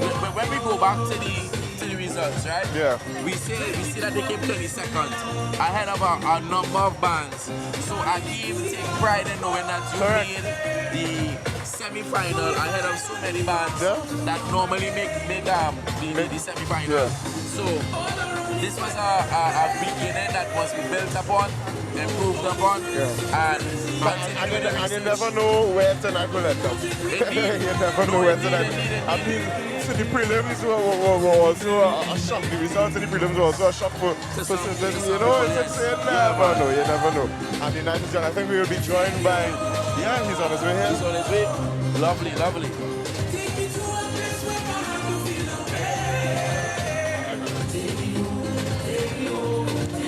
Behind it.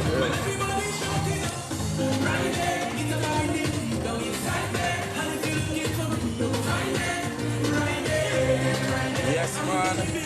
Ladies and gentlemen, on the live stream, we are here at the small conventional band semi-final, and we just heard from the band 2nd Street All Stars Steel Orchestra with our song "Remove Yourself," arranged by our very next guest, Mr. Akeem Baptiste. Congratulations on the performance. Thank you, man. Lovely. We wanted to find out. We know you as a player. Is this your first effort entrance into the arranging arena? No, but for Panorama, yes. For Panorama? For Panorama, yes. Yes, for Panorama, yes. So this is your first entrance in the Panorama. Panorama arranging facility. But what has your experience been outside of Panorama arranging, and how have you brought that experience to this arrangement? So I came from a very, very serious musical background. My dad, he used to play for Roy Cape. Wow. Okay. Right. My mom was a dancer and a singer. My grandfather was a singer. Right. From there, I transitioned into pan and to music, playing different instruments. So I could play a little bit of keyboard, a little bit of guitar, and pan, of course. Right. So that is quick brief one for my history in pan. But in terms of arranging, I have been arranging for different stage sites. My home band is Fascinators Pan Symphony that is going to play in a little while from now. Yeah, so I've been playing pan since I was about 9 years old. So, all right. Yeah, man. So you're commenting? 19 now, I will take that. So you're commenting on the choice of song. Yes. You know, Remove Yourself is not one that a band would typically look at for the Panorama side. But assuming you decided what song you're doing for the band. Yes, I did. And take us behind your decision, why you chose that song and the creative process behind the arrangement. Yes. Wait, what, the truth or the lie? Only the truth. All right. Well, the truth is, this year and last year was a very difficult year for me. I passed through a lot of heartbreaks, a lot of failed relationships in terms of not really romantic, but you know, with persons that you really thought was your friend. Yeah. Wow. And you know, sometimes all these things is expressed in your creative arts. Yeah. Correct. So Correct. I decided to pick this song just to, tell the haters that at the end of the day, I'm not stopping. Regardless, it's all love. I still love you. You understand? Even though you might hate me or ridicule me, and the music speaks for itself. You know what I'm saying? And the music did speak for itself. And if any of those people who do the arrangement, they will be like, wow, wow, they are regretting whatever they did. And it's important that we, oh gosh, it's important that we as creatives allow our experiences to influence, maybe not necessarily dictate, but allow our emotions to be a part of our creative process, because that's what it is for us. When we perform, when we play, it's our relief, our release. And so, how was arranging this song giving you that release, giving you that relief that you needed, and what was the emotions like when arranging this? It was a roller coaster, to be honest. So I selected this song a little while now, let me say like over half a year ago. Okay. Right, so with that time, and I was still going through that little, that little transition of going through these failed relationships and ups and downs, and shout out to my support system, boy, because they really hold me down while I was going through this. And I want to big up a couple of people, Fuluka King, Tyrese Frederick, Akim Romani. These are people that really hold me down during this season here and, help me overcome the little hurdles to even reach the Panorama. You know what I'm saying? So it was a very emotional time for me, a roller coaster, doing this arrangement, but thank God we're here now. We make the semi-finals. It's the band first time coming into Panorama. It's my first time arranging, so yeah, man. And you mentioned earlier that it's not only pan you play guitar, you play keyboard and things. So how do you arrange? You utilize those arrangements as well, or you purely use the pan? What I normally do is, well, this kind of strange, but creatives will know. Sometimes I hear the whole arrangement in my head. And a lot of things going down. So sometimes I might jump on a little guitar, sometimes I might jump on the pan. But this arrangement mostly was the steel pan. Okay. I take out a tenor pan and I do a little thing. Then I might go on the keyboard and say, well, all right, in order to extend the chords a little bit. Right. You go on the keyboard, it's a lot more easier to locate the chords on the keyboard. So when I want to spread a chord and, exercise a different emotion, I will go on the keyboard and spread the chords. You know what I'm saying? So that was basically the creative process behind it, man. Ladies and gentlemen, Mr. Akeem Bethesda, arranger of Second Street All Stars, Steel Orchestra. We want to wish you the best in the rest of the competition. And of course, all forward to you for persevering, being resilient, and continue your way forward arranging in this level of competition. We know it's a tough level of competition, but bravery and resilience has been shown, and we appreciate the performance. Congrats to you and Second Street All Stars for making their debut performance in the Panorama competition. And we're getting ready for the song that is playing in your airways right now. It's Take Me Home, the 2024 Soca, composed by Muhammad Muakim, Lou Lyons, Bevan Sudin, and Kitwana Israel. Of course, sung by the group Freedom Collective. This band that is coming up next, the bands were tuned by Mario Joseph, and the band leader is Matthias Marfan. That band hails from Tobago, Bacolet Street, Scarborough, Tobago. Alpha Pan Pioneers, and the band is being conducted by their arranger, Mr. Keyshawn Julian. Very soon we'll hear from them, ladies and gentlemen. We want to say thanks again to Akeem Baptiste. All the blessings to you, my brother. Thank you. Yeah. So we're moving swiftly along. It's 23 minutes past 12. We are officially into Sunday, December 21st.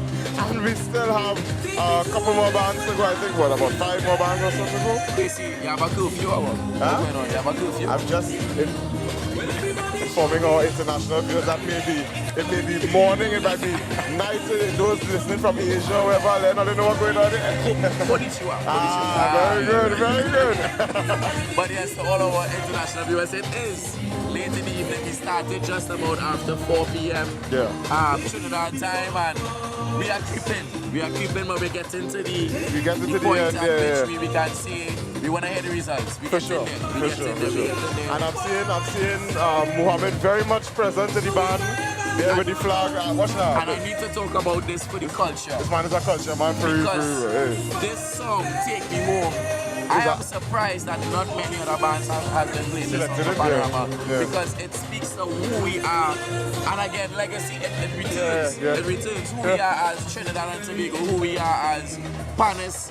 We are resilient from 1963 first Panorama to now 2026 Panorama. We are home here. We're at Victoria Square. We are home within the Panorama. And we're getting ready. Yeah, we take you stateside for band number 25. Alpha Pan Pioneers playing Take Me Home, arranged by Keyshawn Julia.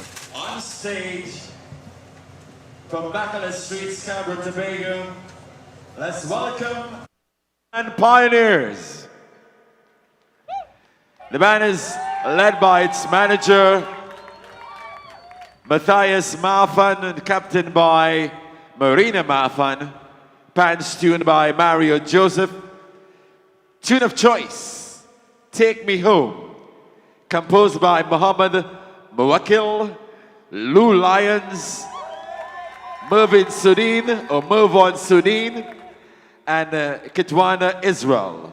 Sung by Freetown Collective, arranged by Kishon Julian.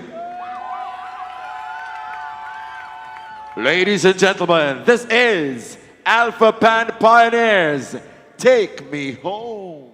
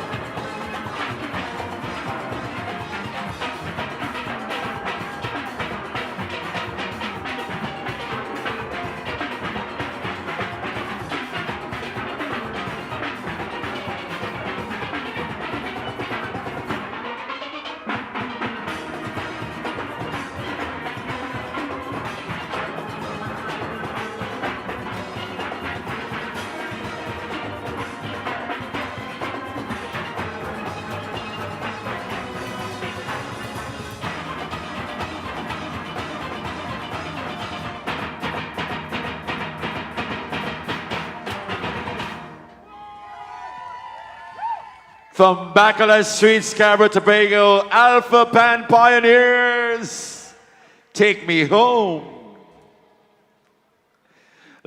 Alpha Pan Pioneers playing in position number 25. Take Me Home, arranged by Keyshawn Julian. And boy, listen, these patriotic songs hit home. Yeah, let's do something. If it's one thing, I'm watching and I'm feeling on the ground, people bouncing. The energy. People bouncing to the song, even at this hour of the morning. And this is why I said I was surprised so many bands did not choose this song because it's such a great melody, the chord progression, as simple as it is, it has lots of space for reharmonization and movement. And this is what we saw here from Alpha Pan Pioneers. Keyshawn Julian, of course, one of the most known steel pan influencers right now, alongside Joshua Bello, and he's been doing his work. He's been doing his work. Keyshawn Julian has been doing his work. And you know, it's really important that we remember that he has that wealth of knowledge coming from UWI. He's a graduate of University of USME's Department of Creative and Festival Arts. And he's been able to work with Alpha Pan Pioneers for some time, and they have grown continuously. And most definitely. I know they are fighting for that final position. Yeah, for sure. And I know they are fighting for that after final today, position. I mean, they're well on their way to probably securing it. But one comment I thought about why a lot of bands didn't choose it. I can speak to my own experience in the junior band category. I figured a lot of people might actually choose this song. Exactly, so you might shy away from it. Exactly, you know? exactly. But I'm surprised that we haven't seen so much of it. But I like all the different references, the interpolations. Of course, we had everything Trinidad and Tobago inside there. The anthem.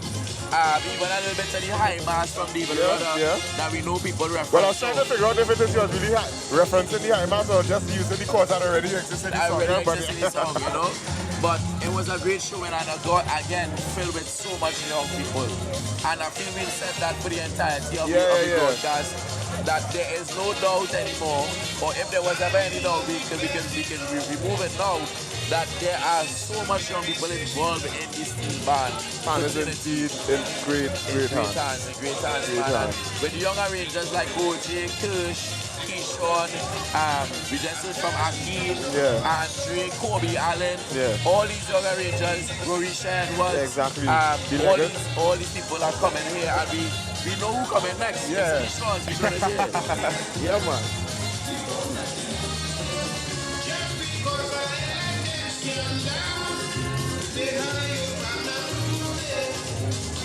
Alright.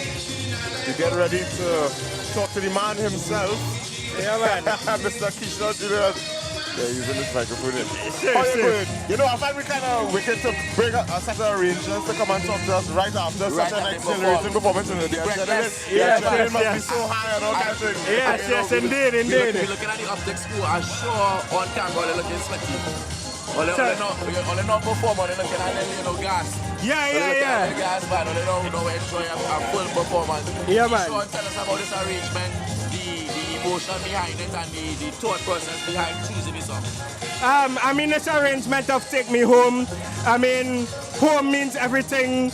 It means different things to different persons. But for this arrangement with Alpha Pan Pioneers, I just wanted to bring a sort of the different cultural elements that we have here in Trinidad and Tobago, the Indo-cultural influences, the Afro-cultural influences, and I just wanted to sort of bring that together and make an arrangement that, everybody can relate to, that it could be easily related to, and that everybody could enjoy and, just feel the vibes. Take Me Home, it's one of my favorite songs from last Carnival season, and, I just thought that it was one of my personal best arrangements that I did for the band. Yeah, your heart was in it. Your heart was in it. Yeah, we felt it. We definitely felt it. As a matter of fact, they had people bouncing up here.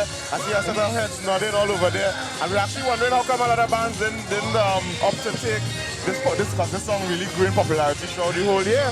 And there's so much room to do things in it. So why you chose it?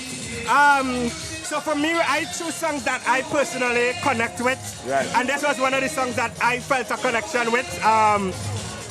For me, it was something that you could connect to the culture of Trinidad and Tobago easily. So I chose to go with it because it was just a vibe, it was just an energy. And the entire team behind this song, Mohammed, Lou from Tobago, I just felt as though it was fitting for Alpha Pan Pioneers to do for this year. And we saw him on stage with you all performing. What was that communication like? Because, we look at some of these songs. The song that plays next is from Mikey Sparrow. A lot of the songs we play at Panorama, we don't get to communicate with the actual singer and composer of the song. So how was it being able to have that communication with the actual singer? So in terms of communication with the actual singer of the song, Lou and Mohammed, the whole Freetown Collective crew, they have been very supportive from the time that I chose the song. I reached out to them, I worked with them for Carrie Festa and stuff like that. And I reached out to them and I was like, Alpha Pan Pioneers is doing this song, check it out.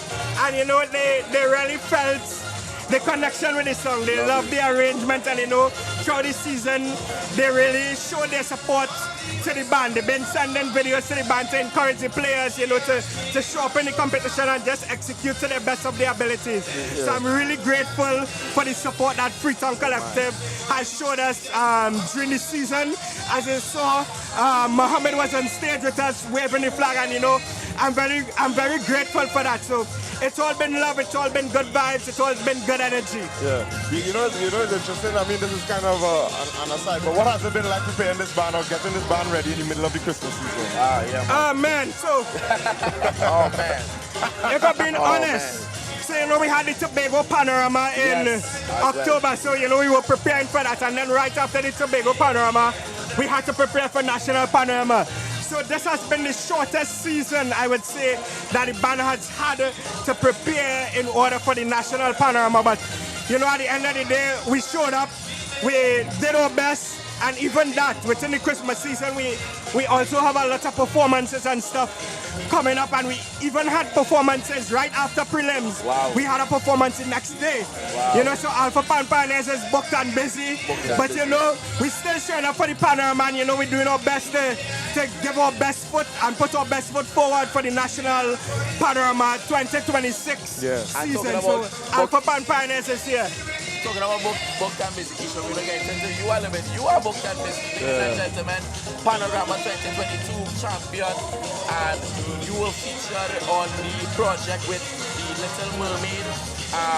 You've been creating and doing all your creative posts as an influencer in the steel band community. Where do you find the time, Keisha, to arrange, to do your performances, your private gigs, your content? How do you manage your full book schedule? Yeah, so if I'm being honest, it has been very, very difficult. Yeah. It's all about time management and ensuring that whatever is at hand, that you give that priority, and as the other tasks come at hand, you just deal with it as it comes. And at the end of the day, it just comes down to time management, ensuring that you manage your time well and ensuring that you give your best foot forward in every avenue that you pursue. Yeah, and as you on that and on your personal endeavors, you are a soloist, a steel band soloist. How do you differentiate being a soloist from being an arranger? In the sense that you're probably able to do a whole lot of runs on the tenor and whatever, but you might not find that your band will be able to keep up with some of the things that you want to do as a soloist. How do you compartmentalize those two aspects of your life, or does one feed into the other? Talk about that experience. Lovely. I mean, at the end of the day, it's all about balance. I've been working with Alpha Pan Pioneers for the past, I think, four years, somewhere around there. And over the time, I've been able to learn the players, and I've been able to learn the mindsets and the abilities of the band. So it's just a matter of working into your strengths, focusing on your strengths, and trying to develop and grow as you go through the entire process. Okay. Good. Kishore, I wanna take a different direction really quickly. In terms of any young person out there that is considering soloing, that is considering arranging, that is considering music as a profession, because we know that we do it as a full-time, as we do as well. What route do you advise people to take if they want to go to university, if they want to stay in the Panhandle and learn from the Panhandle? What has your experiences taught you, and what would you like to pass on to the person that is watching us live now and tell them to pursue, or how to pursue their goal in pursuing music? Right, so first of all, I would say that there isn't a direct route to take. I mean, at the University of the West Indies and the University of Trinidad and Tobago, they're a great steel pan program with great professors who teach the fundamentals of steel pan and teach arranging and stuff like that. But that isn't the only route. What I would say is to follow your heart, follow your passion, and if it takes you to one of those institutions, go full 100 with it. I mean, you would be in great hands. But if it takes you elsewhere, if it takes you into being self-taught, or if you're in the Panhandle, the University of the Panhandle is also a great place of learning, where a lot of knowledge pass through to players and also arrangers who are up and coming. So whatever that route is, all I would say is follow your heart, follow your passion, and follow what feels right, follow what feels good, and at the end of the day, just keep a positive mindset, and it will lead to success. Once you put in the hard work and you put in the sacrifice. Wow. And as you speak about the university that is the Panhandle itself, I imagine Alpha Pan Pioneers is a very active band throughout the year as well. You continue to work with the band at the same side throughout the year as well? Yes, definitely. So talk about some of the activities that you all are engaged in throughout it, because it is community work at the end of the day. Yeah, so Alpha Pan Pioneers, as you know, it came out of the Catholic community in Tobago, the St. Joseph RSC Church.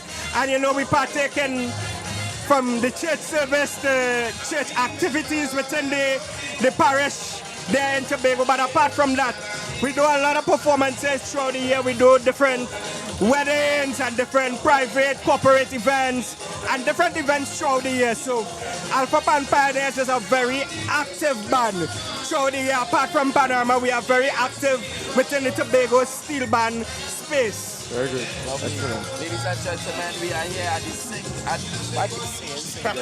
every the time. Small band We are the small band semi-final. We just in from Alpha Pan Pioneers. The man himself, Kishore Julian arranging Take Me Home. We're getting ready for the next band, ladies and gentlemen. This is hailing from El Dorado, number 1 Lamb Street. Fascinators Band Symphony with the manager, the leader being Michaela Lord the 4, and of course the tuners, Juma Simmons, Juma, big up yourself, and Mr. Kai Noel. They are performing Mighty Sparrows, 1992 hit, both of them. And of course, the arranger, Mr. Stephon West, a formidable force in the small band category for sure. So, ladies and gentlemen, we say thank you again to Sean Julian for joining us. We're going to wish you all the success, my brother. Yeah. Keep it up. Blessings, man. Much thanks. Appreciate it. Take it easy, man. Yeah, man. Blessings. We're going to go stay inside as we get ready to hear from Alpha Band Pioneer, from Fascinators Band Symphony, as they perform, both of them arranged by Stephon West. The band is led by Makeda Doda 4. Band is tuned by Juma Simmons and Cale Noel. Their tune of choice, both of them, composed and sung by Slinger Francisco, the Mighty Sparrow, and arranged by Stephon West. Drill Master, Alia Suco de la Rosa. Ladies and gentlemen, let's put our hands together and welcome on stage Fascinators Pan Symphony, both of them.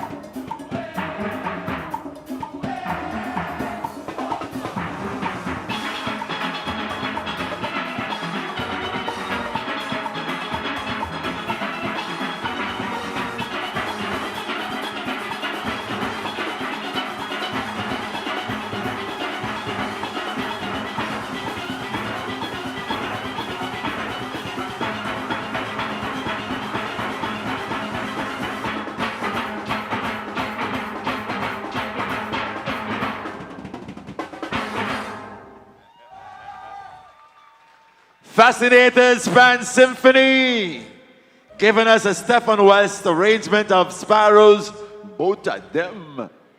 Victoria Square, you can do better than that, you know. Let's hear it.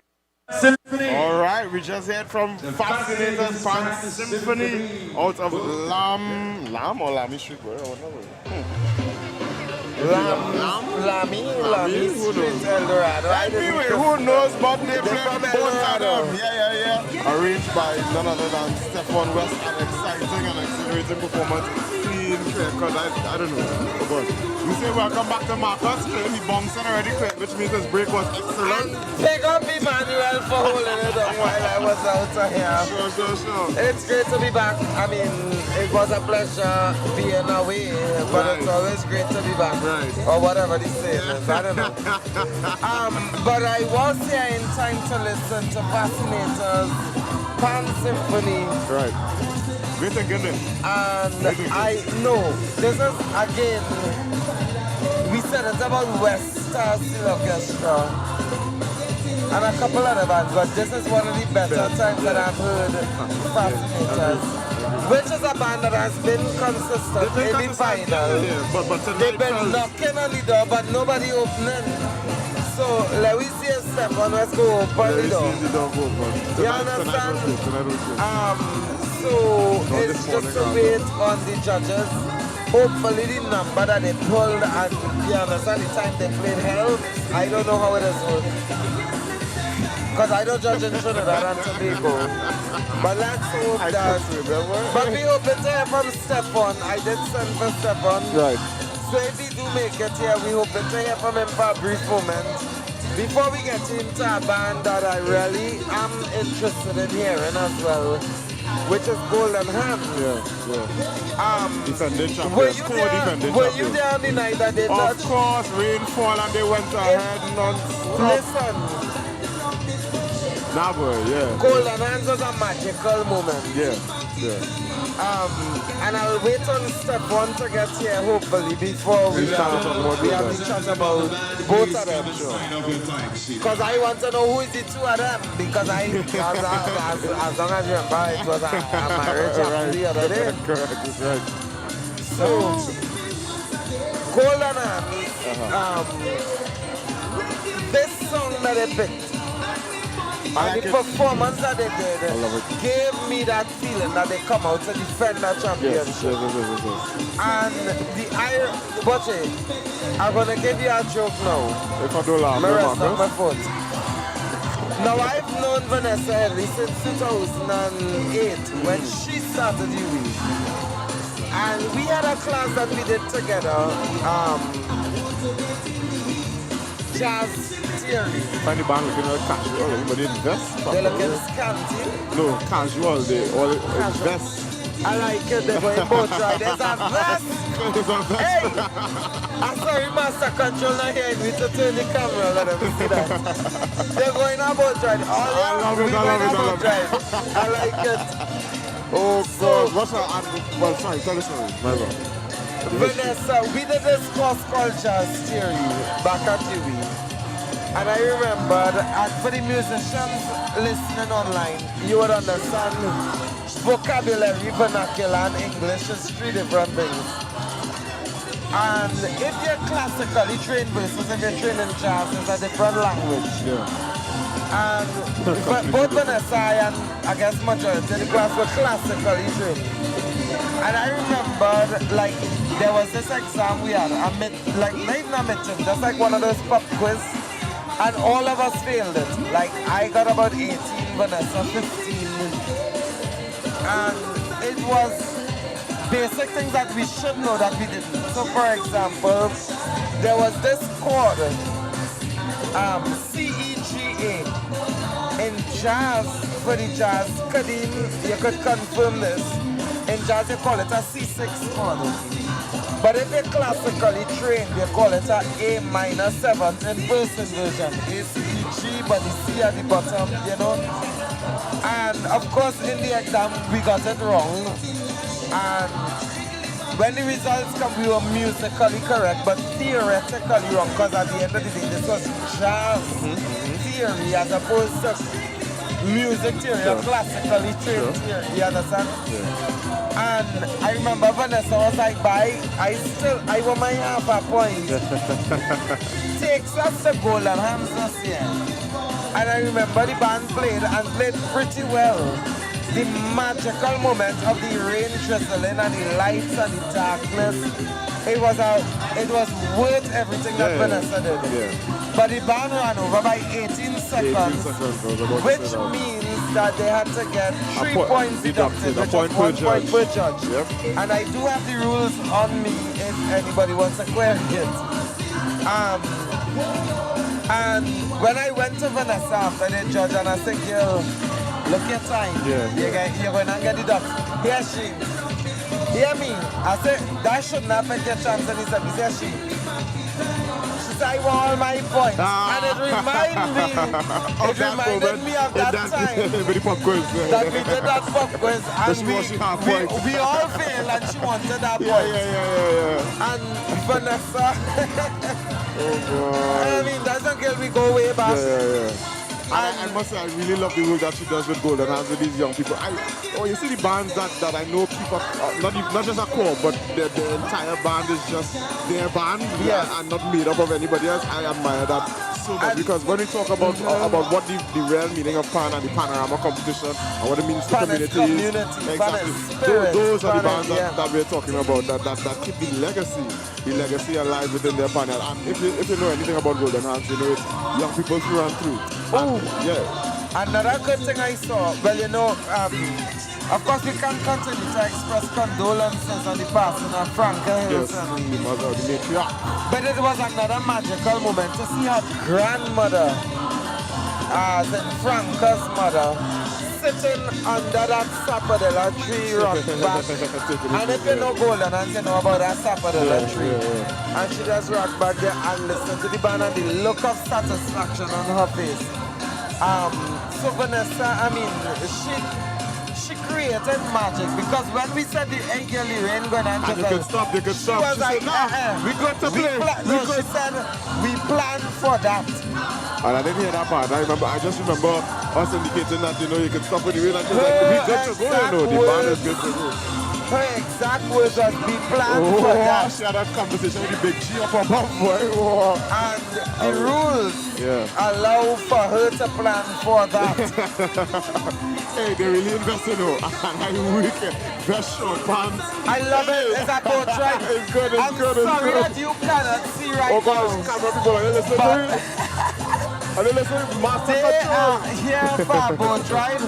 And listen to me. When I am done here, I am going to that boat ride. I'm coming back after drinking some chaser. All right, but Marcus. the rules I'm going on the boat ride. I don't care what you say. But I want to hear from Vanessa after this. For sure. To see, right, and rule number 9.1.4. Yes. Yes. If during the performance of a competing steel orchestra, rain begins to fall and or continues to fall, the discretion resides with the official of the steel band to determine whether to bring the band's performance to a temporary stop or not. And Vanessa chose or not. And Vanessa came and she did what she had to do and she came out and she lost the points, you know, but had she not lost it, she would have been placed in 3rd position now. But she's very poised and ready. So we are in fact joined by the arranger for Fascinators. Well, we're in real quick. We'll have a very quick word with the arranger of Fascinators. And we are joined by none other than the arrangers of Fascinators, Steel Orchestra, Mr. Stephon West. We only have a matter of seconds because I'm seeing the band around. How do you feel about the performance? Great. Performance was on point. Performance was on point. Everything we set out to do with the players, we was able to execute it tonight. So, yeah, I'm confident about the performance, definitely. Now, We're gonna head stage side very quickly, but 134 Independence all right, let's head Avenues to and stage side, and we'll come back and start with you for the next. Golden Hands. So we So take we it to go Fascinate. to No, Golden Hands. Don't make that mistake. Yeah, playing All Aboard, arranged by Vanessa Headley Tune Brewster. by Bertrand Kelman and the tune of choice, All Aboard, composed by Edwin Yearwood for Atlantic, sung by Tony Prescott, lead vocalist of the then Atlantic, arranged by Vanessa Headley Brewster. Ladies and gentlemen, Golden Hands and All Aboard.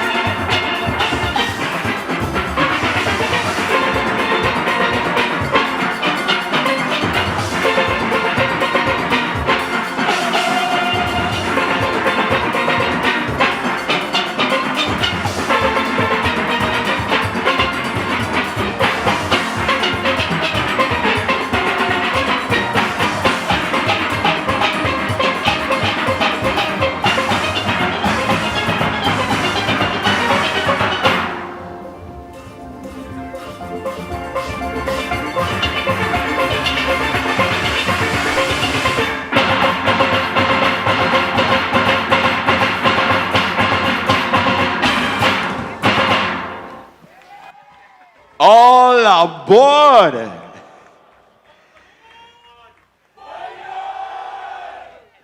From down south San Fernando, Golden Hands put together for that Bethesda. The Golden Hands Steel Orchestra, hailing out of 134 Independence Avenue, San Fernando. And of course, we're going to get to that because I need to have a word with Vanessa. But before I get that word with Vanessa, let me get a word with one of our good friends and colleagues and what, students? I don't know, students.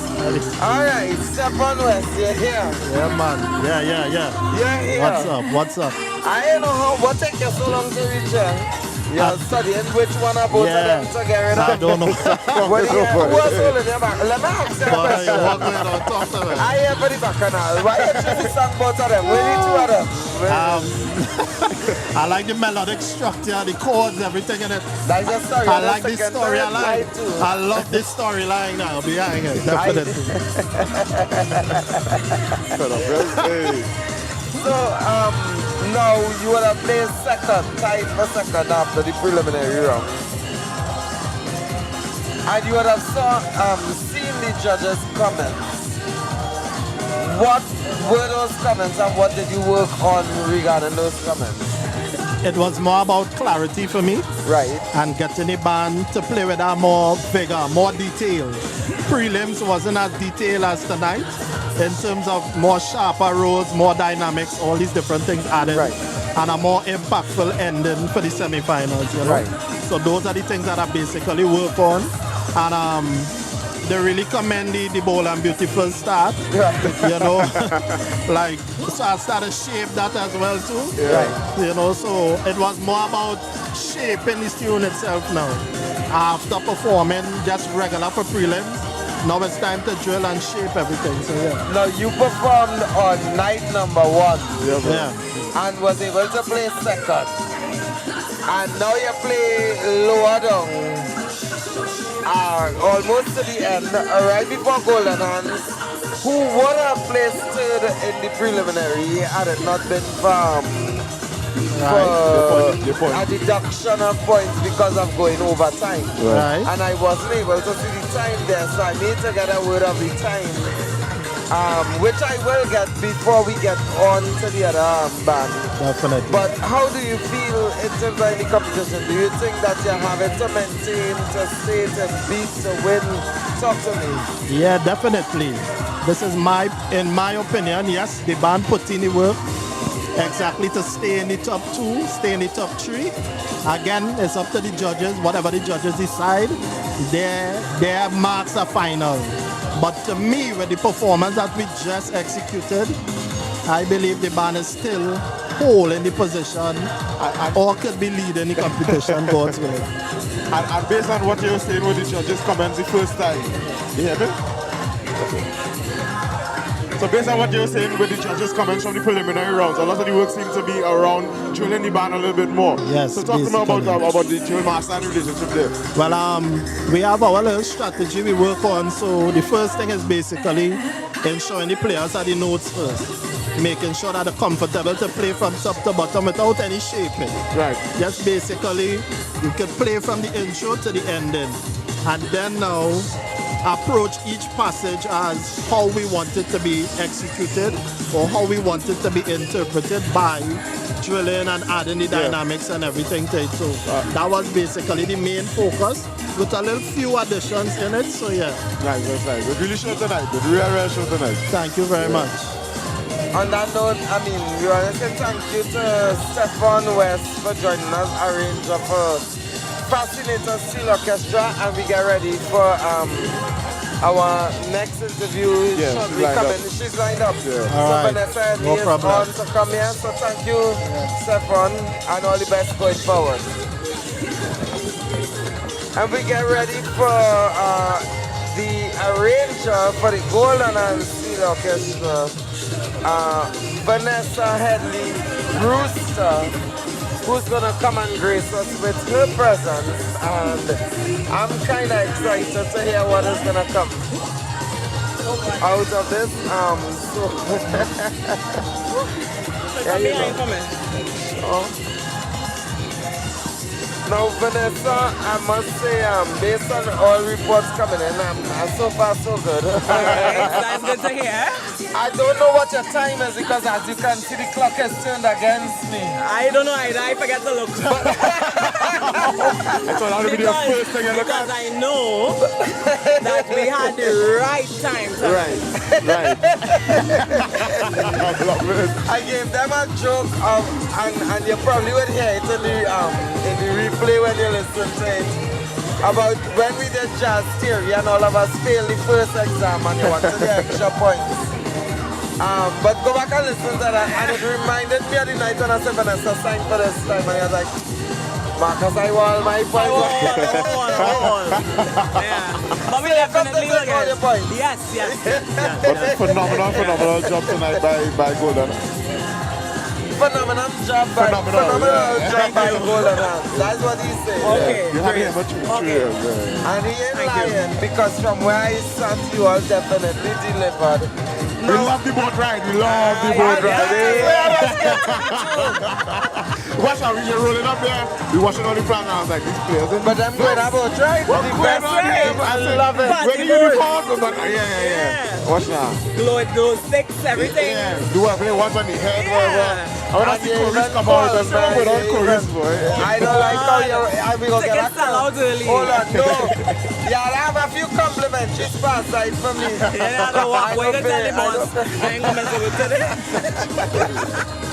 But Vanessa, I want to go back, as you mentioned, Corey's Graham, who would have been the drill master, and I saw at the beginning, you came in with the band and then you handed it over and passed out, and Corey's would have been your drill master. Talk very quickly because we had to head to the next band. Absolutely. I'm just really happy to have Corey on board. He is an exceptional driller, knows how to relate to people, and he did a fantastic job. I tell him take semi, so they can see me for final. And you all went through UWE together. Yeah. So it goes a long way. Long relationship, and he's very good fit for Golden Hands. I enjoyed that though. Yeah. But we're gonna head to stage right for band number 28. All aboard. C&B Cordons Steel Orchestra, led by Aaron Trim, with arrangement by Kishan Fret, who's a friend of Corey's Graham. So the competition. A lot of friends in this competition. As a matter of fact, Corey is arranged for C&B Cordons, if I'm not mistaken. Yes, he did. So we go from South to Tobago to see that friendly rivalry.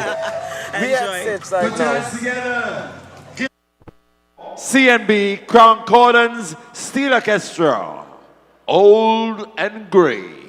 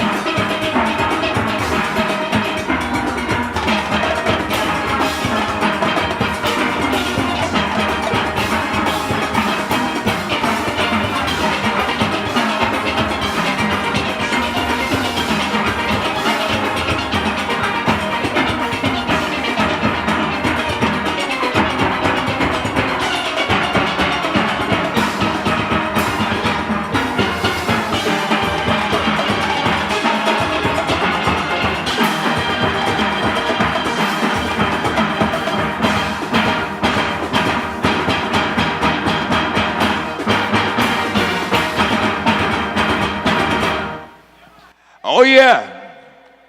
From 219 in Milford Road, Canaan and Tobago, that was the sound of C&B Cordons Steel Orchestra doing for us Old and Gray. Remember to send a representative to sign off on your timesheets.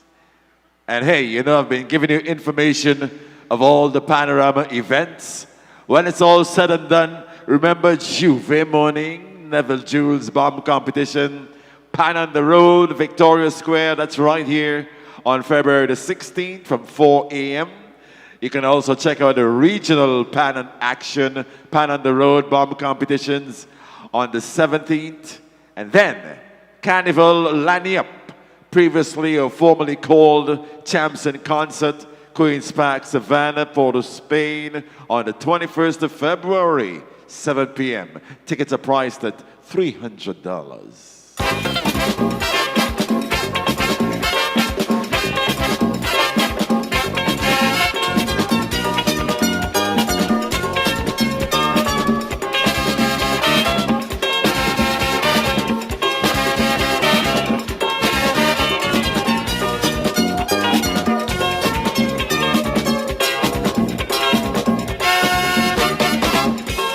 Jumping up in a van, I end up in confusion. Oh, the band was at Green Corner. Hey, I jumping with Rebecca. Hey, I ain't sure if this funny thing really happened. Oh, because my head was so bad. But Rebecca was away all the shirt button hold on, and she started to whine like she mad. Falling, hey, hey, falling down. On the ground, jumping up, stop. But she was dancing around in a circle, go long. Rebecca drink meeting, Rebecca smoke meeting, Rebecca slip meeting, Rebecca high man. She was dancing around in a circle, go long. She was high, high, high.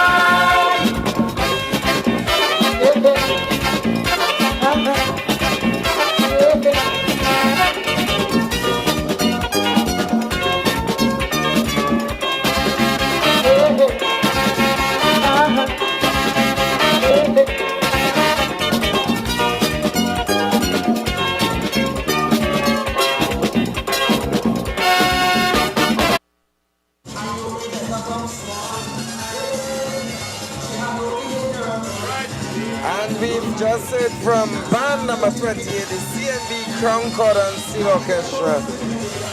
And it's the fastest we've had an arranger. We've had now the arranger for the band, Keishon Frit.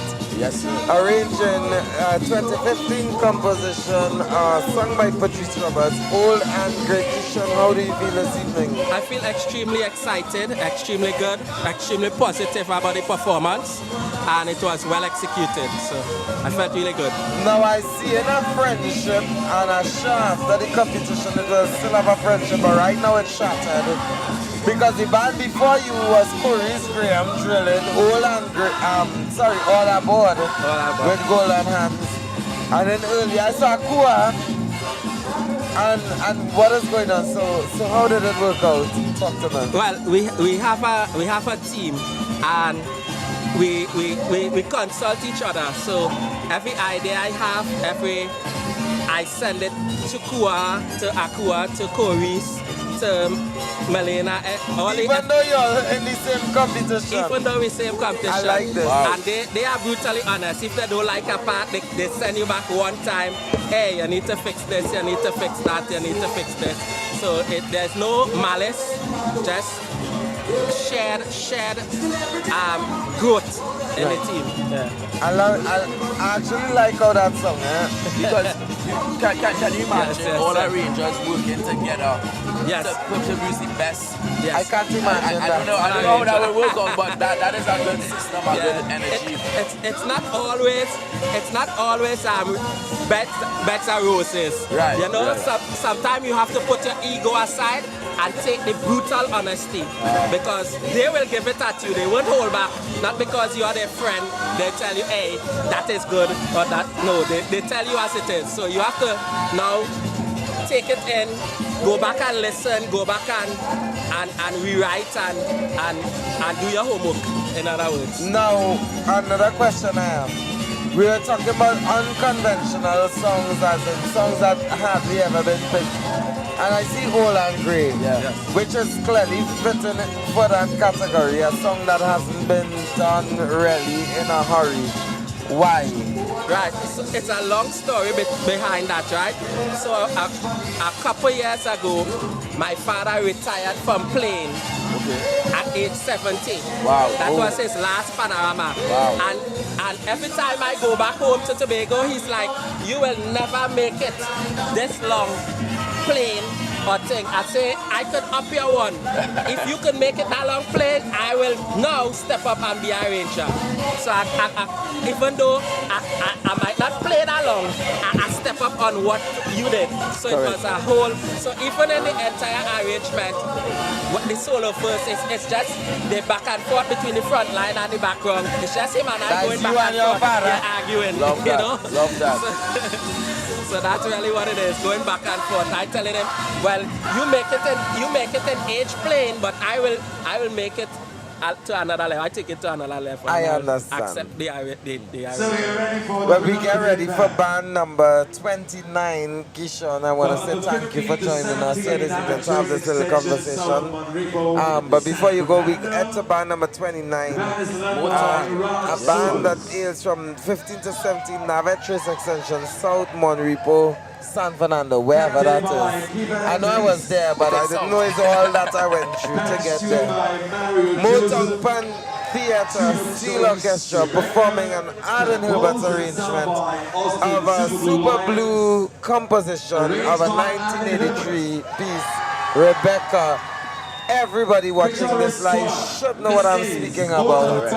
So we head stage side for band number 29, the Motown Pan Theatre Steel Orchestra.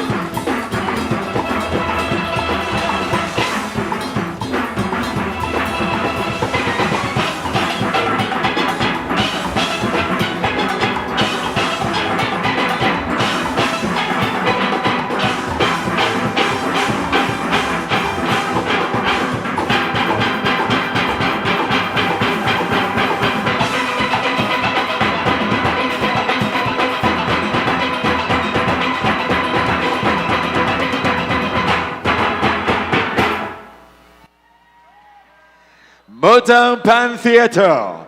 From number 15 to 17, Navachoice Extension, South Monrepo, San Fernando, Rebecca.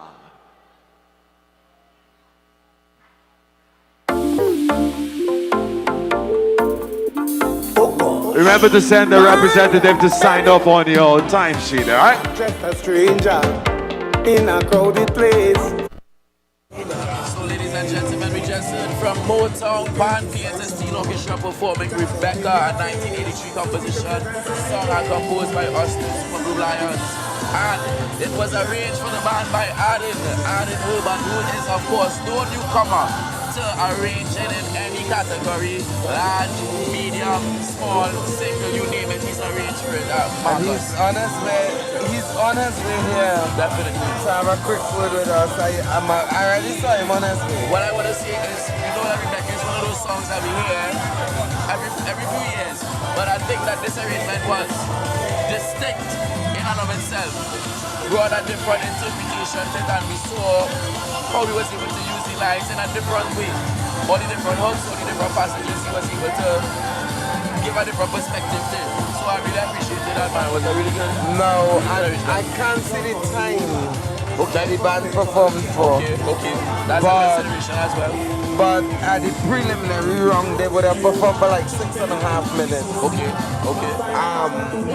Which is risky. So because the rules state that the song must be 8 minutes, and there will be a time penalty if there is a minute less.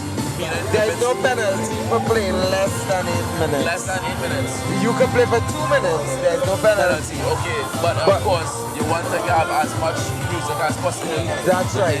Because once you go over the time limit, then there becomes a penalty. Understood. Which was displayed by Vanessa Henry. Okay. And the Golden Hands. So we get ready and seeing the arranger is he got the wrong seat there, but he's coming in. So we get ready for the arranger for the Motown Pan Theatre Steel Orchestra, none other than Mr. Adin, but when you smoke, he's a good spirit. What you give me? He just had a great performance. What you give me? He just had a great performance on stage. Of course. Congratulations and speaking into this. All in the business. Come back to me. You're talking here. All right. So hold on. I want to get my mic here and you want to talk like this. Yeah, you do that. All right. Right. Nice. Now at the preliminary round, you would have performed for like 6 minutes or something. And I can tell you because I came and told you the time. I don't remember you telling me nothing, but it's all right. Now what did you add on? No. Listen, listen. What I can tell you is the band work extremely hard. I want to thank the management, the players. We have a lot of young players, and the parents who stayed back real hard. So I want to first thank them. I want to thank the Lord for blessing me. Okay, all right. Definitely have to. We thank the Lord and the parents and the management of the band. And the players, right? Because without them, in terms of the execution, no, I could do whatever I want. But if they don't come and execute and interpret the piece as it was created, that making sense. So let me thank them first. Clearly for the prelims, we didn't open out all. Well, we didn't open out all. We didn't know this because we understand that this is a marathon. Yes. This is not a sprint. So it's an audition. No. I am not gonna subscribe to that because we can go different places with an audition because in some auditions you do not qualify based on the panel. So it's not an audition, it's a competition that you have to ensure that you qualify. Now, if in fact you know, like if you're the track, you would know there's some runners, no way, I don't need to go full 100. I could go 60, 70, 75 and still qualify. But in the finals, they go full 100. It's about charting your way forward. Correct. Not maxing out or peaking too early. Correct. So basically, that is what we did. But again, we have some young, dedicated players and committed.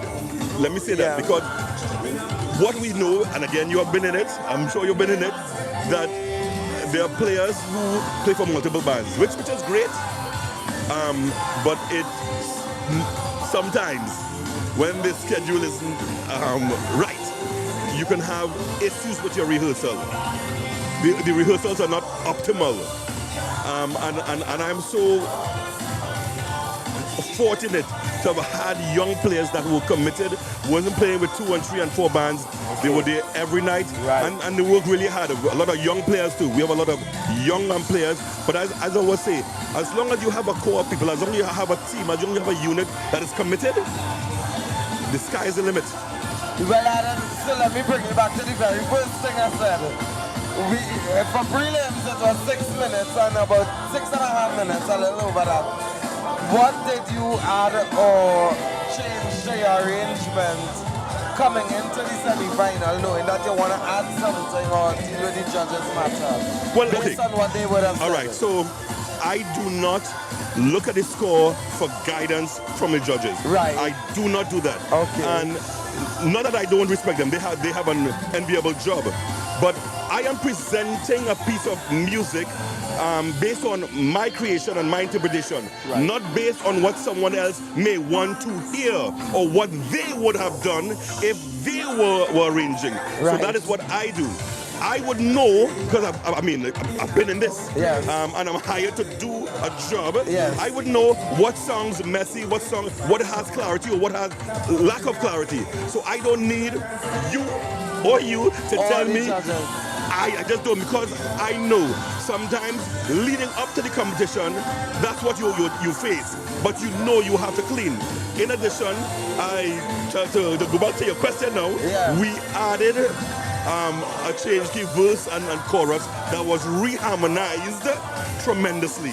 I don't know if you heard that. I hope you did.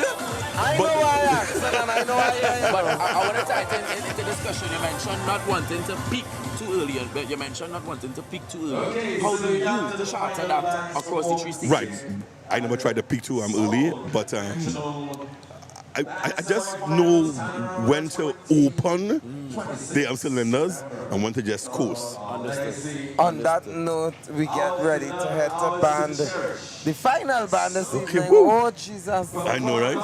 The new Pioneers Steel Orchestra. New stars. What's it? Healing from Bypass New Road. Pioneers. I still single Bypass Road, Arima. With You Pioneers, you changed the band name? single, I don't know why you Changing didn't. the the band name. band Michael Cassiano playing the song Mashup song by Dexter Blackstone, rest in peace. And of course, arranged for the band by Mr. Chio K2. Let's turn stateside as we get ready for New Stars. Thanks for saving me. Thanks for saving me, Manny. I don't. Victoria Square, this is New Stars Steel Orchestra Mashup.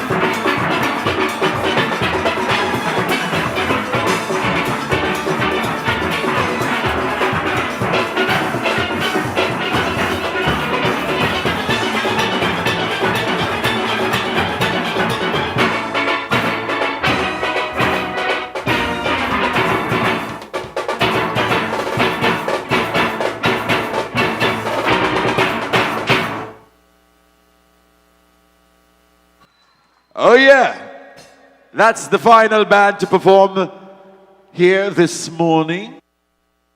Band number 30, the final band. Wow. This evening out of... Not to sound cliche, but what a way to end. What a way to end. New Stars, Steel Orchestra hailing from bypass the Orlando Road in Arima. You got hold pass. So this is your first time broadcasting. You could say that. What a way to end. Good What a way to end. Yes, it was mashup. Of course, arranged for the band by Chio Kato, and I must shout out Arima again. You know, I went to Holy Cross College from Form 1 to Form 5, so this is just at the back of the hill in Calvary in Arima. So, love to New Stars. You know, for sure, really good arrangement. I love the interpretation of it. Mashup was one of those songs we heard a lot coming out of COVID. Coming out of COVID-19. We heard a lot of bands using it in 2023 and 2024. And so this was a good twist. This was a good reiteration of it. And of course, a lot of young people in the band. I saw a lot of young players in the guitar section, in the double seconds and everything. So good energy from New Stars. Now Chio is an old school. Do you know Chio is a champion arranger? St. Augustine Secondary, of course. St. Augustine Secondary, where he beat Renegades. Yes, and when second place 3 times in a row. 21, yeah. I know my history. Come on, Marcus. And moving out of that, so he beat your band. Of where you captained once upon a lifetime. Yes. I mean, to move on from that point. But what I like is after that. Yes. Now Chio went to St. Augustine, and the music teacher of St. Augustine was Andre Moses. Okay. Andre Moses hold managerial positions at Panbury. Right. And he would have brought Chio into Panbury and really groom them and work with them. Lovely. And you see where Chio and the band became really something worth it. Chio arranged over the years. Yes, indeed. And I looked at the band for preliminary round. Right. And I didn't even realize until I was done checking the band to verify the numbers. And I looked up and I saw Andre Moses standing there, and I was like, oh my God, a proud teacher. But then when I looked to the right, I saw Brian Villafana. Okay. And then I saw a couple of the older heads at Panbury. Okay. And then I realized Isaiah Villafana, who was playing double seconds on stage right, was playing, which is Brian's son. And you had the whole Panbury squad come out supporting on that night. And it looked so good to watch. We saw the theme of legacy. Yeah. From Andre Moses to Chio to the supporters from Panbury. The legacy was embodied in New Stars, and we have the legacy to come because of all the young persons there. That's correct. Hailing from Arima. Wow. And I saw some members of Kush joining. I think the drummer. The drummer is Junior Flores, who arranged for Kush. Yeah.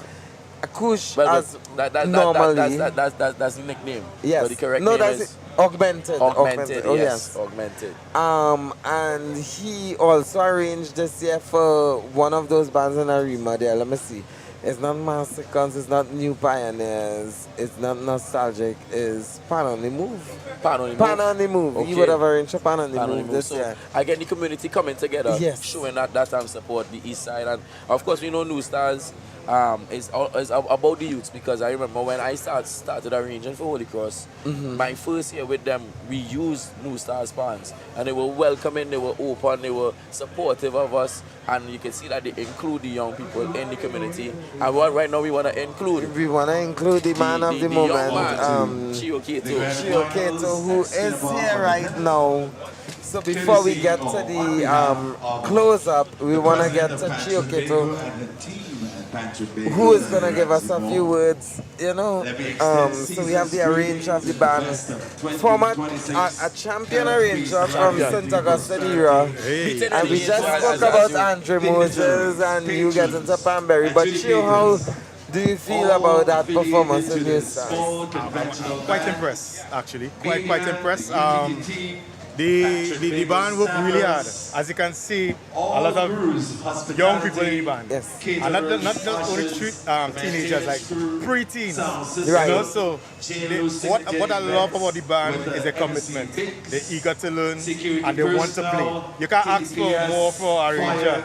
You know, especially who deal with a young band, a young impressionable band. So it's very much duty to work with them, show them the right things, you know, listen to the music, how they feel about the music. So we have conversations about what to take place with the music, how it's supposed to be performed, and in balance with the enjoyment of the music. You know, I can't be more proud of them. You know. And how many years now are you working with New Stars? This will be my third Panorama. Okay, with them, I was you know? correct in my head. And you've made semis both years with them? All three occasions. Right. Yeah. Lovely. So now is that time where you're looking to make that final, and you played in a perfect position to do so.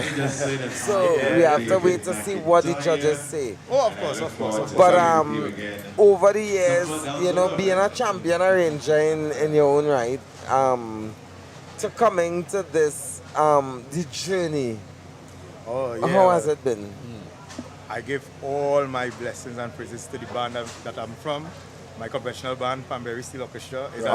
Hold on, all you hear what he just said, I just stop about that. In the band that I came from, you know, the camp that under Andre Moses, deceased Nestor Sullivan. Okay, that's right. You know, we are all about music, all about being original, being resilient, you know, championing the cause of being ambassadors of Pan to the world, not only nationally, you know. So all my experiences, all my knowledge really stem from being around fantastic musicians from the band, you know, and leadership from the band. And also involved with the school through Mr. Moses with St. Augustine, my alma mater. Yes. You know, and also enrolled when I was in UE and learning stuff from IPI's team, you know, practitioners in their own right as well, and educators.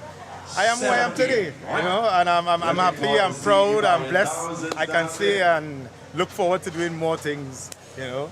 Lovely. As time move on. Chio, I have one question for you. I worked with New Stars before with Holy Cross College back in 2020, and I want to know, how is the band trying to make movements towards improving the song quality of the instruments? Oh well, and, you know, I must say, making those, because I've heard a difference. Yeah, I've heard a difference, so I've seen the improvement. How much more are we trying to improve? Well, the band is really given.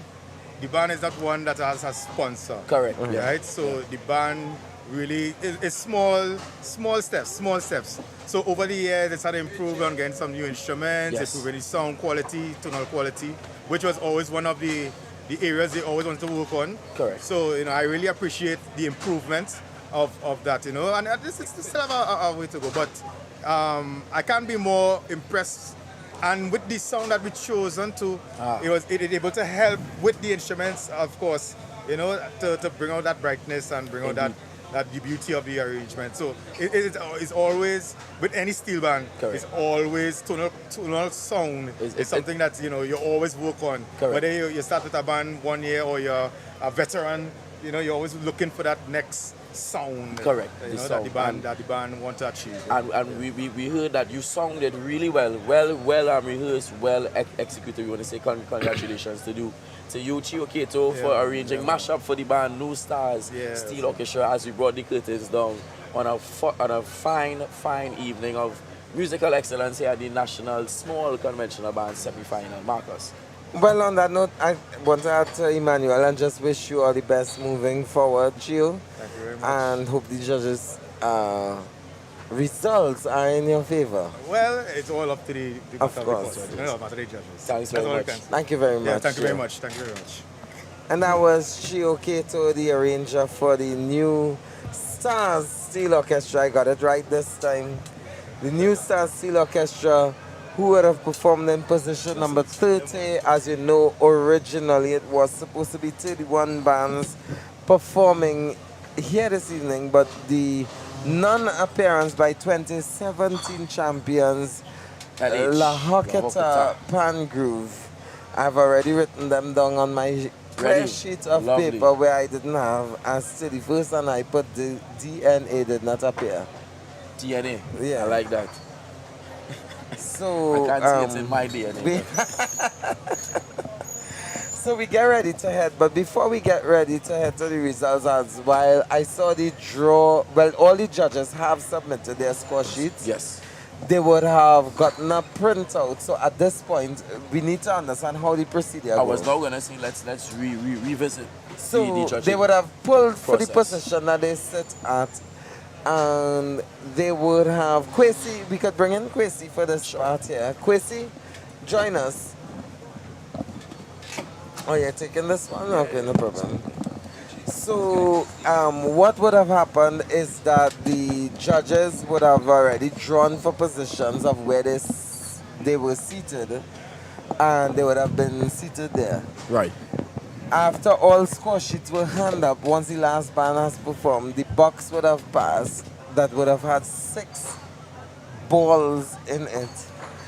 5 of which would have had adjudicator, 1 would have had alternate in Yes. it. They would have had that draw for alternate happened already.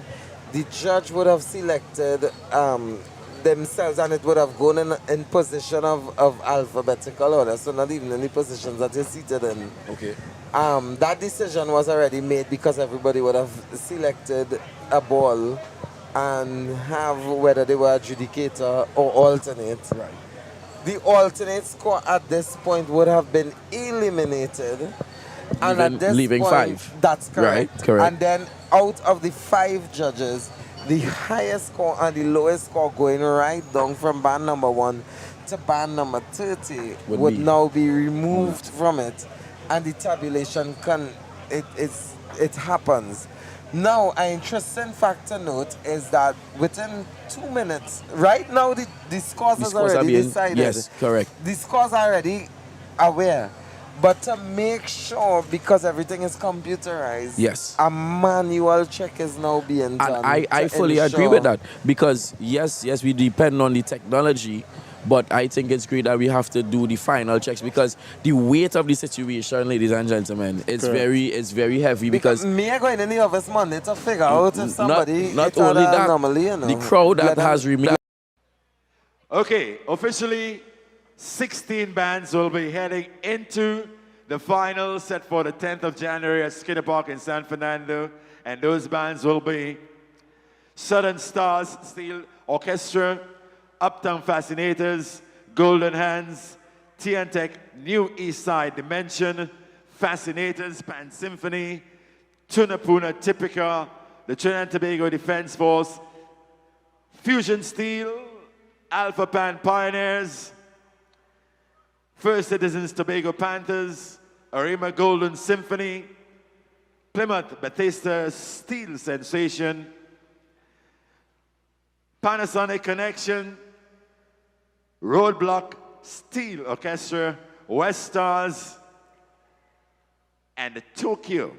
All right, those are the bands that will be heading to San Fernando, 16 of them, for the grand finals, Skinner Park in San Fernando, January the 10th, showtime 7 p.m., $150 is the entrance fee. Come, let's enjoy the battle for supremacy. Small conventional bands finals, Skinner Park on the 10th. Remember the date, remember the place. Looking forward to seeing your face in the place. Thank you so much. I'm David McIntyre and my helper, Michaela.